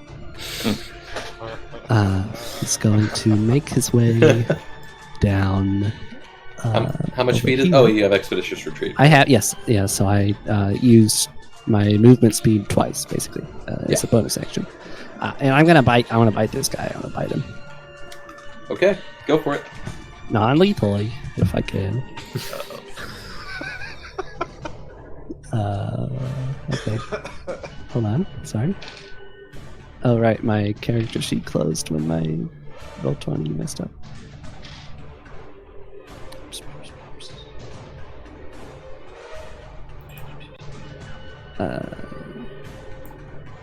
Do I? Am I like flanking him at all? Do I get advantage or anything, or is it just a straight roll? We actually really haven't done flanking advantage. Not that I'm against it. Okay. We've just never done it. Okay. Do I add +3 to my roll because it is a strength-based attack? And I drank that potion, or is that strength check? Yes. Excuse me, checks. Yes, you would add +3 to this. Okay, so whatever this is, +3. Oh, technically Wanye could have gotten advantage on shock and grasp too. Okay, I missed, I guess. Okay. Yeah, so you just go, and you just sort of show him your fangs. Little too excited. A little excited here. I can't do anything else, I don't think. Is that your turn? Okay, I'll wait right behind him. Okay. Next up, Clyde. Seeing as how they're just clearly surrounding him, they're gonna finish them off, and this guy is, well, he's pointing crossbows at people. He's like, I'm free! Clyde silently just walks to this corner, humming to himself, and he wants to share the song with this person, so he will telepathically link this song to him. And make me a wisdom saving throw. He grabs his ears. Make it stop! He failed. Alrighty. It's a dissonance. Lethal? Lethal. Beep beep boop bop boop bop. No one else hearing the song except him only and him. Clyde. Just agony. You see blood just pissing out of his ears. He's just scratching the walls. He's throwing the barrel. I'm just bopping my head, doing a little jig. I'll end my turn. Yeah, he's in a bad state. Horrifying. Oh, this is the most fun I've had. I think the blink dogs are all gone. I think. Are they? Yeah. Yeah. Oh yeah, the one Flip. died. Now it's Flip's turn. Okay. Well, first off, he's gonna do a bonus action, and he is going to do second wind. What is that? And you see him flex, and you see some of the health be restored within him. All right, no more fucking around. If I'm going out, I'm going out on my own terms. He's gonna do one multi-attack on all of you, or one attack. Whoa. Well, that's fine. You spin. Yeah, whirlwind. he Garen spins, yes. So to, because I can't see the screen at the moment. To Nasira, that is a 27 to hit. That hits. To Baldrus, that is an 18 to hit. Yes, that hits. And to Wanye, that is a 15 to hit. Misses. Oh, dang. Okay. So then 4. There we go. So onto Nasira, that is 21 slashing damage, carved down to 10. Onto Baldrus, and you don't get your resistance for this because it's a magic weapon, 25 slashing damage. Okay. And that is his turn, so Ubo. Alright, I'm coming around. Try to finish this guy Jumps off. on the table. So I'm gonna strike him first with my quarterstaff. Okay. Is a 10 to hit. 10 does not hit. Okay, then I will use extra attack. It's a 20 to hit. 20 does hit. Alright, and that's gonna be for 10 damage. Okay. Then I will burn a key point for Flurry of Blows and try to finish him off. Okay.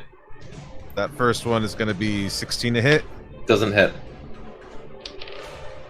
It doesn't hit? Does not hit, no. Then I use did I say the number was 16? 16. Okay, I'm gonna use a key. I'm gonna use one key point for focused aim. Okay. That puts it at 18. Okay, 18 just barely hits. All right, and then the second roll is 26. Second roll is 26. That hits as well. All right, cool. Then for this one, I mean 9 damage. 9 damage. Okay. Okay, dead yet? Nope. He's still standing.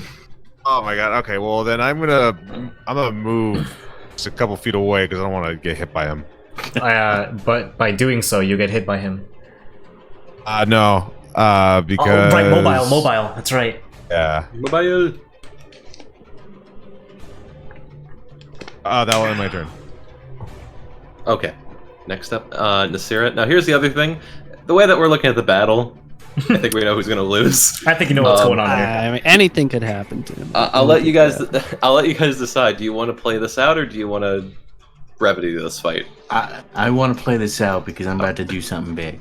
Okay, go for it. I don't want him to die. Okay, first, Is he worth more dead? the grapple. No. We have a wanted poster. I have Balasar's old wanted poster. My my satchel. So yeah. So the And, wanted poster said wanted yeah. dead. They never said they needed him alive, so the price is the same either way. The difference is that Santos Santos will also alive. wants him alive, so we're not going to kill him. Did the wanted poster actually specifically say dead? From when Tim gave me the information of what I knew when I rolled on that, it was he is wanted dead. Awesome. Well, Santos would like him alive, I guess. Who are we gonna turn in the bounty? We can kill him afterwards. yeah, and we're then just gonna turn give him him in. Santos, yeah. Now, before I do my first attack, I am going to be doing reckless attacks, Yeah. which will give all my attacks advantage. You don't get to move. It also means any attacks on me get advantage. So if we want to fight you, now's the time to do it. Yeah, as long as she's not hitting That's what you. you're saying. It's 22 for 10 bludgeoning damage. okay. All right, and then the second attack, Hits. 24 for 11 bludgeoning damage. Hits. And then I'm going to do a frenzy attack, which lets me do a third attack with advantage. It's great. I love Barbarian. She's gonna fucking action surge, dude. No, I already action surged. Aw, this would have been amazing. Oh! He's dead. He's dead. You killed him. Uh-oh. The Uh-oh. natural 20. Oh, I guess we're turning in the bounty. Yeah. Oh, wait, no, we can, maybe he'll just go unconscious. And we can, Punch and his that head is 14 bludgeoning damage. Okay. Let me see. Tim's homebrew rule is that if you hit a nat 20, though, you get So you all watch as Nasira grabs him and boom, punches him once, boom, punches him twice, and at this point, you bend him down on the table, and you actually put his head right on the edge of the table and slam straight into the side of his head. There is blood all over the table. He goes stiff for a second before he's still hanging on. Oh my god. But if you hit harder, that might have been the end of his life. If only you'd been bleed out. angrier. I end my turn. Alright, so come on, funny. quit playing with your food. Wanya, you're up. Alright, this will be mercy. And Wanye goes to Shocky Grasp him. Go for it. At advantage, because you still got it.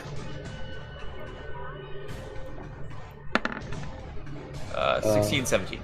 Misses. I can't believe it. Oh. those miss? Yes. There's just so much blood coating him, Wanye can't get a grasp. Yeah, it's a pretty bloody scene. Next up is Baldrus. Okay. You see the man peek out from the kitchen, like, what's going on? Yeah. Yeah, it's almost over here.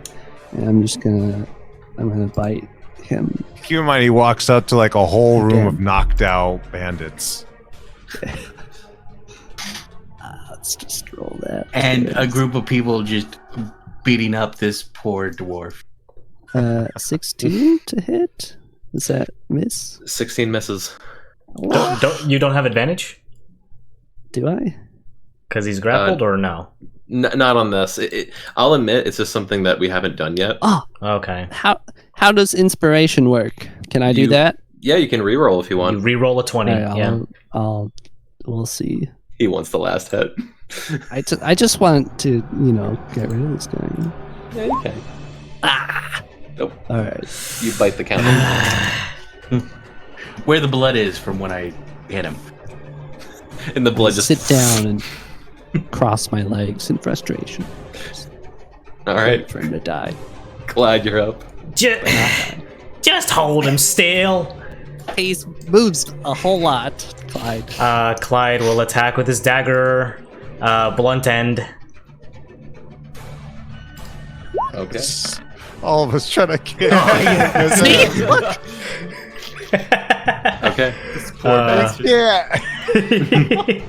Nope, we're still hanging on. Alrighty, I make room over here, and I gesture to Ubo to just finish him off.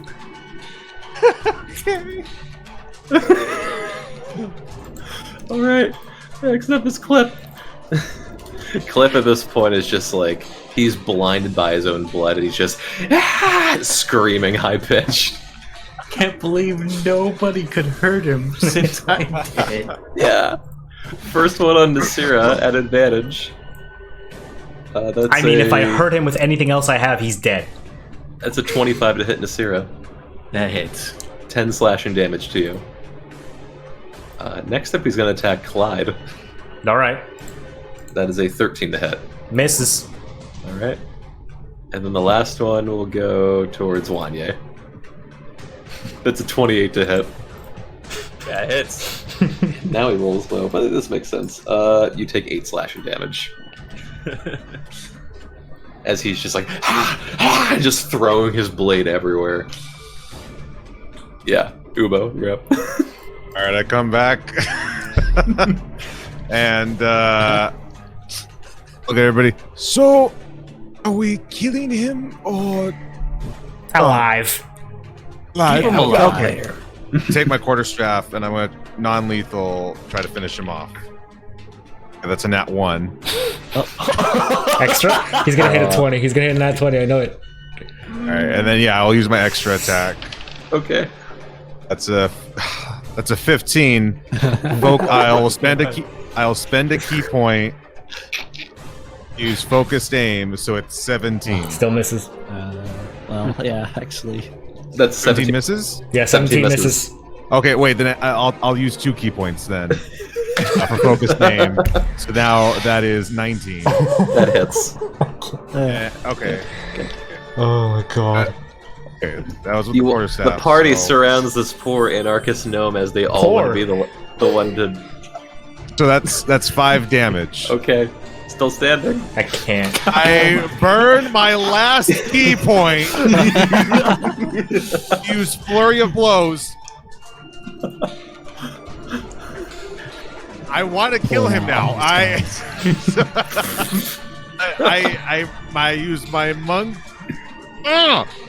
with my years of training. I resist the urge to kill him because he's making me so frustrated. Flurry of blows. All right, that's a 22 to hit. That hits. Okay. And then that's a. Wait, it's 19. I was gonna say 18. 19. Yeah. 19 to hit. Okay, I swear to God, if this does not kill him, it's a 12. 12 damage. That's what you. Okay, so 12 damage. So you grab him and you're like, "Let's frickin' end this!" And you just start. You start slamming him on the table and just trying to beat the life out of him. You let go of him. Just barely still alive. Whoa. Maybe we should. And for the nat 1, Clyde, make a dex saving throw. Dex saving throw, you got it. Tim was being very generous when we let us just 15. let this guy. Okay, so you don't fall off the table, but you do get socked by Ubo. Roll damage, Ubo. Ow, what the fuck? That was with my quarterstaff, huh? Mm-hmm. Oh, that's 8. Bro, I almost had an entire combat session without taking damage. Thanks, Ubo. Like an angry golfer who missed par and got a bogey, he just whips it wide and cracks Clyde across the face. I should Eldritch rebuke your ass. What's my other spell slot on this shit? Nasira, you're up. Well, hold on. In the small chance that we don't kill this guy and he gets another turn, I get down off the table. Okay, he's gonna do an opportunity attack on you. I can't. Oh yeah, true. Yeah, because you hit. So, sorry, I forget that. All right. Monkey. Now my turn. I have to ask this question before I do anything else. That whip that I grabbed from... Does that do any damage? Yeah, it's a regular whip. Okay, it is a regular whip. So I gotta add an actual regular whip to my inventory so I can use it. Whip. Let's see. But it So is the first thing- absolutely... Yeah. Just punch Is him. that he's still grappled, so we'll do this. Okay.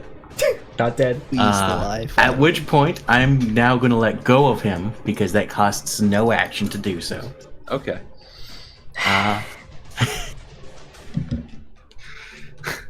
And I am going to continuously be doing reckless attacks with the whip. Okay. Oh my gosh. Yes. Die. Damn. All right, and I'll do it with my my second attack. Okay. Miss. Oh my god. And then after missing both of those, I drop the whip and I'm going to frenzy attack and just punch him. Okay. Please. Oh, almost a 20, dude. So close. So close. Kill him. Okay. Oh no! Except 19s count as 20s. Oh yeah. Let me look at my feats because I am a. Because you're a barbarian. but only level 3 barbarian. Oh, well, I don't know. No, I think it's two. It should count as criticals. Brutal critical? Improved critical from my champion martial type. Yep. Yeah. Yep. Nice. Oh, That's a 19. We know who to blame. Roll damage.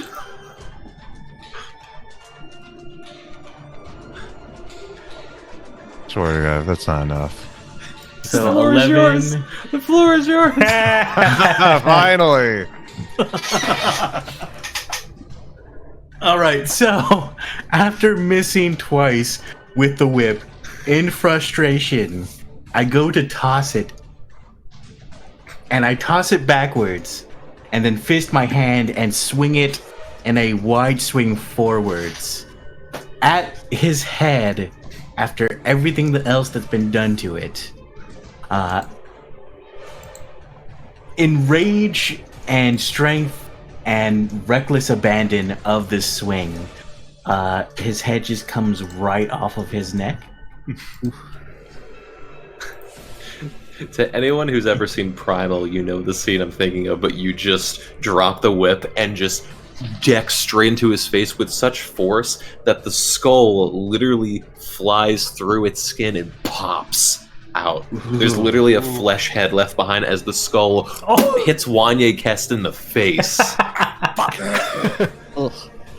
I try to catch the skull. I'm just holding it. And Clip Triggerfoot is dead. There goes our bonus. Well, That everyone.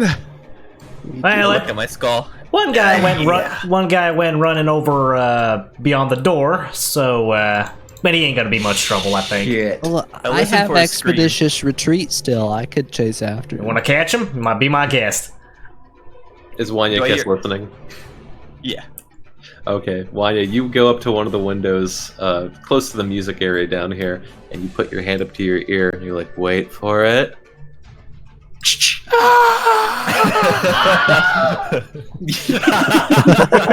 Yes, Nice. absolutely. As we add another to the tally. I think we were even on kills and spares. Yeah. How did we do? I love it. I wanted to keep it Two. even. 2, 4, 6, 7. Wait. 2, 4, 6, 7, 2, 4, 6, 8. You captured one more than you killed. Okay, Perfectly that's balanced. perfectly Not balanced. bad. I think it might be a dog, though. Oh well, so anyone's got to speak with animals. They may What know are something. dogs' half points? There's 2 dogs that we captured. So technically, they count more because there's one dog over there. I don't know. All we're figuring this out is when we're moving all the bodies. Like, okay, these guys are dead. These guys are not dead. Yeah. And I'll say, Wanya, you can grab the guy from the woods who got caught in your bear trap, absolutely. Okay. I'm gonna put shackles on him. Just drag him back. In the middle of all of this, you see the man come back from the kitchen and say, is that all of them? Should be. All that we've Unless, seen. unless there's some upstairs. I don't think so. Well, the DM didn't make a map for that, so no. There's no more upstairs. I mean, I can go check. Mike, Clyde will pick up the mic off the dead body on the stage. Just say, Monsieur, don't worry about a thing. And just start singing, just to celebrate victory. I will also say, when you walk up to the stage, the bard who was here at the bar before, that is his body. Yep. Yep. And so you pry the mic away from his hand. The mic, I'll take the lute and I'll just start horribly playing it, because Clyde doesn't know how the fuck to play this thing. And he's still singing. I think he's genuinely looking to become a bard. That's pretty concerning, honestly. I pulled some kind of effect on me. I tell you what. So the man comes from the kitchen and says, thank you. Do you have a way out of here? We're waiting on. Give it like 9 minutes. Dentist. I was gonna say I look at my wrist that has no actual way of telling time on. I say, shouldn't have in 5 minutes. We got a way out. His eyes go a little bit wide when Ubo, when you say Santos, and he's like, wait, you all are employed with Santos? The devil's looking out for you. He kind of grabs his forehead. Just make sure not to mess up like the last one. Poor Harbor. Okay. Well, I can't say I'm not happy. Okay. All right. Look, it's us. You know. Stare down and just give a mean it. glare at that comment on the last one messing up. Because the only mistake he did was trusting someone to not inform Santos. Ooh, if looks could kill. Alcohol. And as I look at in the Sierra. And at this point, the man goes, it's exactly what happened. He made Harbor go away. So. Well, I hope none of you. I hope not to cross him, and I, take this as a lesson not to cross him. Oh, we will. Or else all this shit happens. Does anyone still have that skull? I guess we could at least give it to Santos. Maybe he can talk. Yeah, I have it. I kind of puppet it. Not to be. Baldrus, you do have a flashback to when everyone was going through your body. I still got his ribcage. Cast a gaze towards the ground. Go quiet a little bit. You guys think we could take his skin face and use it as like Baldrus could use it to blend in? It's at this point. It's at this point behind the bar counter. You see a large portal open up, pretty close to where the man is, and it's the. And you hear the familiar jazz music. All right. Is there something upstairs you wanted, Baldrus? Something about, Dig Eye's corpse? Yeah, I just wanted to go look up there. Can I just go upstairs, Tim? You just go. Okay. So okay. Look through that. I just want to look through the room that Dighide was in search of any valuables that may have been left behind. Okay, make one investigation check. While that happens, the rest of us need to drag the bodies over to the portal and just toss them in. Mm-hmm. Do we? Yeah, I mean, only the live ones. Only a 12. Only a 12. I'll say you go down to the hallways, and there's a bit of nostalgia of remembering where you guys had come from to where you are now. You get up to the room, and you search around for a bit. The room's a little bit dirtier than you last left it. The window that was broken open has been cruddily repaired, but repaired nonetheless. You don't find any valuables in here, but when you do search under the bed, there is the still dried up skeletal corpse of Dighide, just tossed aside and covered in dust and dirt. I'm gonna take him out from under the bed and just bring him down with me. Bringing back old characters. I'll just have him slung over my shoulder or something. Okay. I'll just come back downstairs disappointed. I didn't find it, so All right. I also say we take the corpse of Flip Thunderfoot. yeah. Flip Thunderfoot. Was that his name? Do something ridiculous. Okay. So are you guys? What? So you're just taking the unconscious bodies and clip? Yep. Okay. Yeah. There we go. Okay. So you guys one by one bring all the bodies over. Nothing. We'll just tie them all up with like one rope and just drag. And drag them all. Giant chain gang, yeah. Yeah. Okay.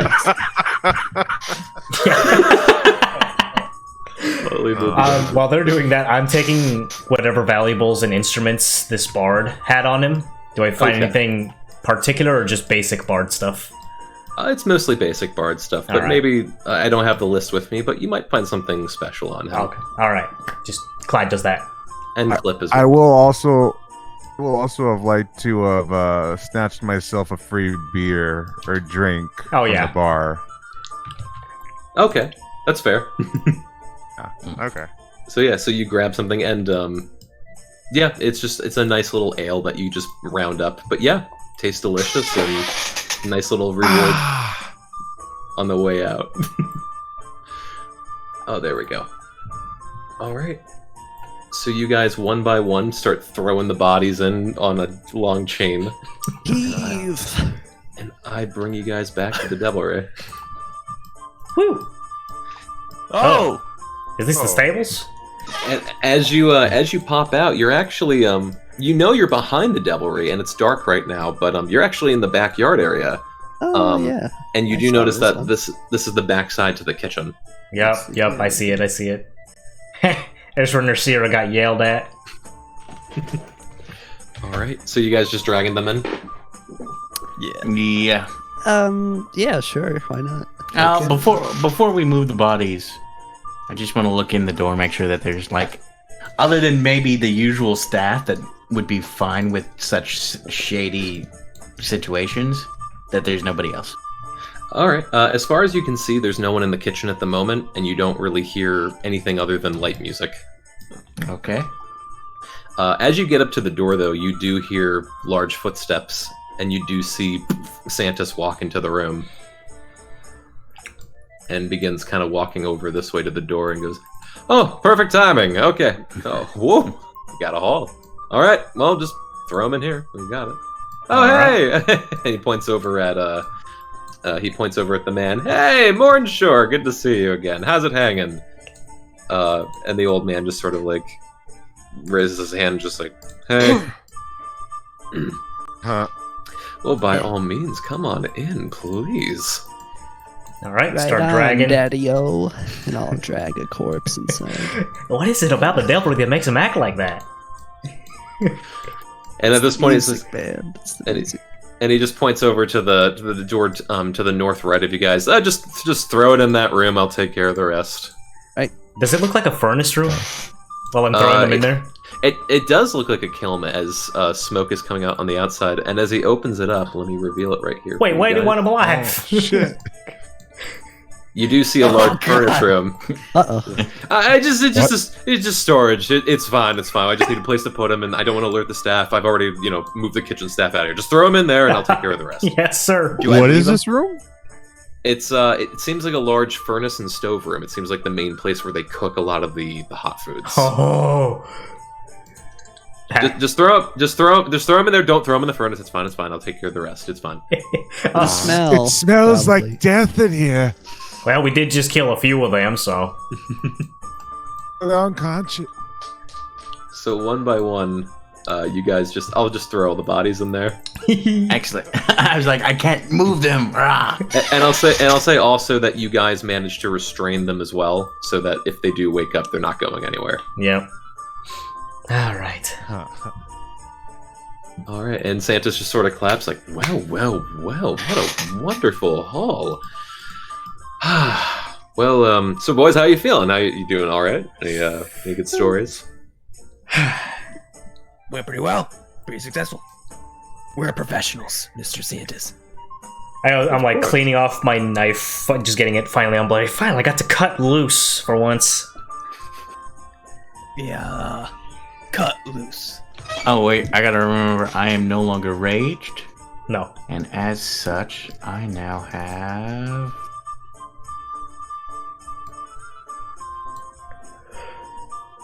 Overall, I'd say things went pretty well. Yeah. Well, that's wonderful, and I wouldn't have hired you if I didn't think that you were at least somewhat capable. So, congratulations. All right, well, we'll say this is the beginning of a really good start for all of you. Fantastic work. And at this point, you hear a noise come from outside as you look, and from the same portal, you see a familiar form come out. As you see Syndra pop out with this large chain and start pulling and pulling, as you see her pull out a literal giant from the portal. Whoa. What? Oh, my kind of woman. Santa's just leans over. Oh, hey, Dollface, how you doing? She's like, shut the fuck up, as she just begins pulling this giant from the portal as well. Holy shit! Is it dead or alive? Absolutely dead. Okay, alright, fair enough. She just steps into the room. You don't mind if I leave him out there? He's like, no, it's fine. People, one thing, giants is another. She's like, okay, well, I'm off shift for the night, but, free drinks on me. Hell of a haul. Yeah, this guy's making me work overtime. But I better get something good out of it. Santa's is like, I know, it's fine.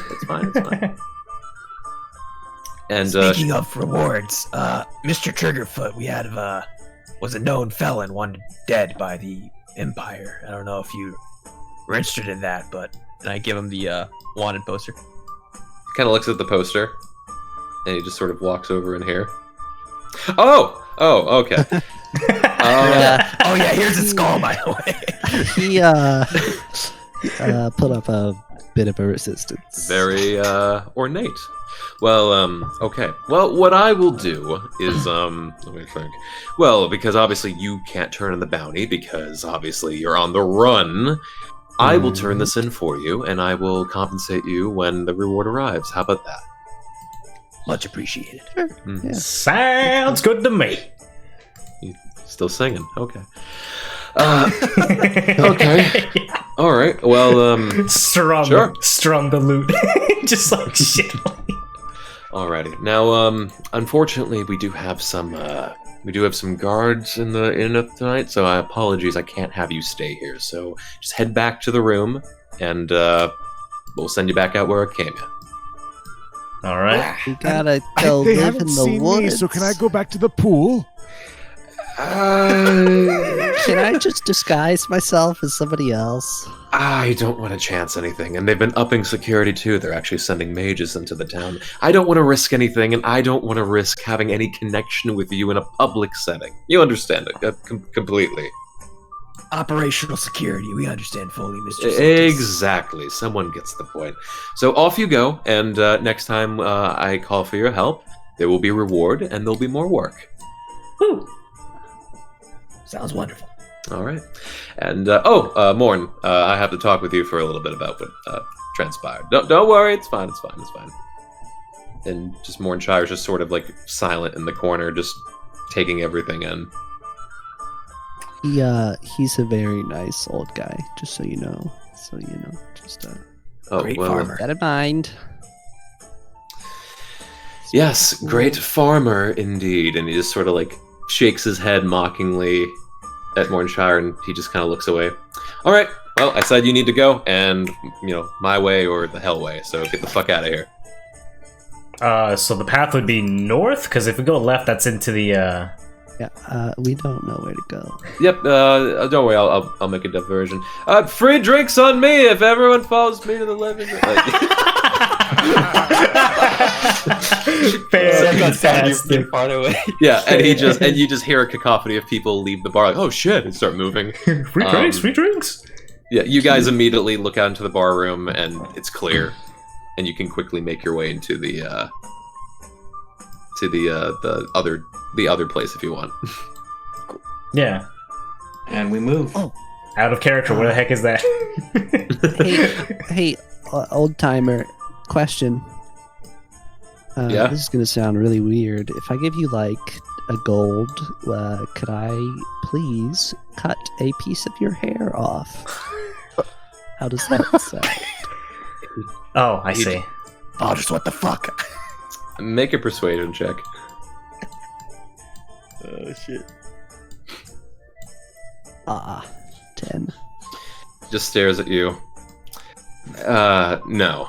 I'm not gonna fucking do that. Okay. Let me just and then I'm gonna pause and just get a really good look at his face. Is this one of those like you want to try and trace me routines? No, nothing like that. Because that sounds what this is. No, it's actually so that we can contact you in the future. Well, I'll be either here or the loose ends in. So anytime you come in, just let me know. Okay. Yeah, I mean, I can just. You do also it notice anyways, but... it was clear before, but even more so now is that when you listen to him and also look at his facial features, he's actually not old anymore. He actually looks younger, and his voice isn't shriveled and old sounding. I was wondering about that. Well, you heard your boss. You gotta go. Don't. Yeah. Gotta obey your boss. Okay. I just for a moment her hair, and then I just keep walking. Keep on walking, Toots. Keep on walking. I take note of her face as well. This fucking and guy. then I leave. She just walks out, starts hauling this giant in. Oh my god, he phased through the wall. All right. But yeah, you guys go back to the other barkeep area. No one's in there. Portal is open back to where you were at with the spring. Oh yeah. Sick. We go. All right. Yes, we go. Yeah. All right. There is also a bar counter full of drinks there. I take some drinks. Which Yeah, ones? let's have a drink my, first. Let's just Oh, drink yeah, I refill everything my at the Minotaur. counter. I don't Okay. even want to refill. I'm just gonna take a chug of some random beverage. Okay. You find some cheap meat on the counter. I'll down a glass or whatever. All right. So this is a part where if you want to restock on your pint vial, go for it. I'll restock on Straight to Hell. Okay. I'll do the same. Let's see. I didn't use mine, so I'll keep mine. I think I'll stick with Minotaur for now. Okay. So is everyone getting the same, or is anyone changing? I'm getting the same. Okay. All right. So 3 Minotaurs. You still have Eye of the Beholder, and Wanya has Straight to Hell. Okay. Yes. So you all restock on your taps, and unless someone wants to do something stupid, you don't take any of the drinks because you could imagine Santa keeps a good supply and count on all of this. Mhm. But you all one by one hop through the portal. It is now nightfall, and you are outside of the spring, similar to before. And that's where we'll end it. Yes. Before we lot. end, are we deciding to sleep here at the spring? I think it's not a bad plan. Yeah, this nice tree lady. Tree thing. Better hope nothing attacks us at night, because Wanya has no spells. Yeah. I was just blasting everything. I'm all And then out a of key question. points. A question for Tim. Was Sora in the room, and did she follow us? Funny fact, you all pop through the portal and you all stare at as Sora is just doing laps in the spring like an elegant Oh. ballet swimmer. Wow. The quality bear, guys. God. You all We come don't back make to them this. like this. Stop making me want me to eat it less and less. But all right. That is the session. Good stuff. Well, this one day might have changed Clyde's path into bardship. You don't know. God damn it. I did not mean to kill him. Oh well. It happens. He didn't berate us for it. So No, I I think I can't believe that with a +8, My rolls on a whip were 9, 11, Yep. 16, Yep. and 14. Truly disgusting sometimes. And then it's like, fuck it, I'm gonna throw it away and punch him. Well, good session, everybody. Yeah. Thank you, Tim. You gotta go. Definitely. You may go. If you want to stay, you can stay. All right. I'll see you later, guys. See you Take later, care. Jules. Alrighty, yep. Have See you fun. guys too. See you next week. This went longer than I thought. Yeah, way longer. It's gonna make up I for liked it, next though. week's not session. Oh shit, that's right. Yeah. Alrighty. See you, fellas. See ya. See you, Smog. See ya. Alrighty, gang. We're done with today's stream. Been a hell of a long one. I have got to go eat because I didn't eat anything at all during today's stream. So, I want to thank everybody for tuning in. I shall see you guys probably Tuesday. Keep you posted on Discord and Twitter for when we go live. Reminder, next week there won't be a D&D session, so we'll wait 2 weeks to see what comes of all this tomfoolery. And if you like what you saw and you like our DM, his name is Tim, what he does, please feel free to check him out and add his Patreon for his animation, art, and voice acting content. Alrighty, really appreciate it if you just take a look and see what you like. But for now, that's all for today's stream. Thank you so much, everybody, for tuning in. Mint, you have yourself a wonderful Sunday evening. Figro, Flair, Little Brooks, Yan, everybody who tuned in today, thank you guys so much for watching, and I'll see you all next time. Bye, everyone. Take care.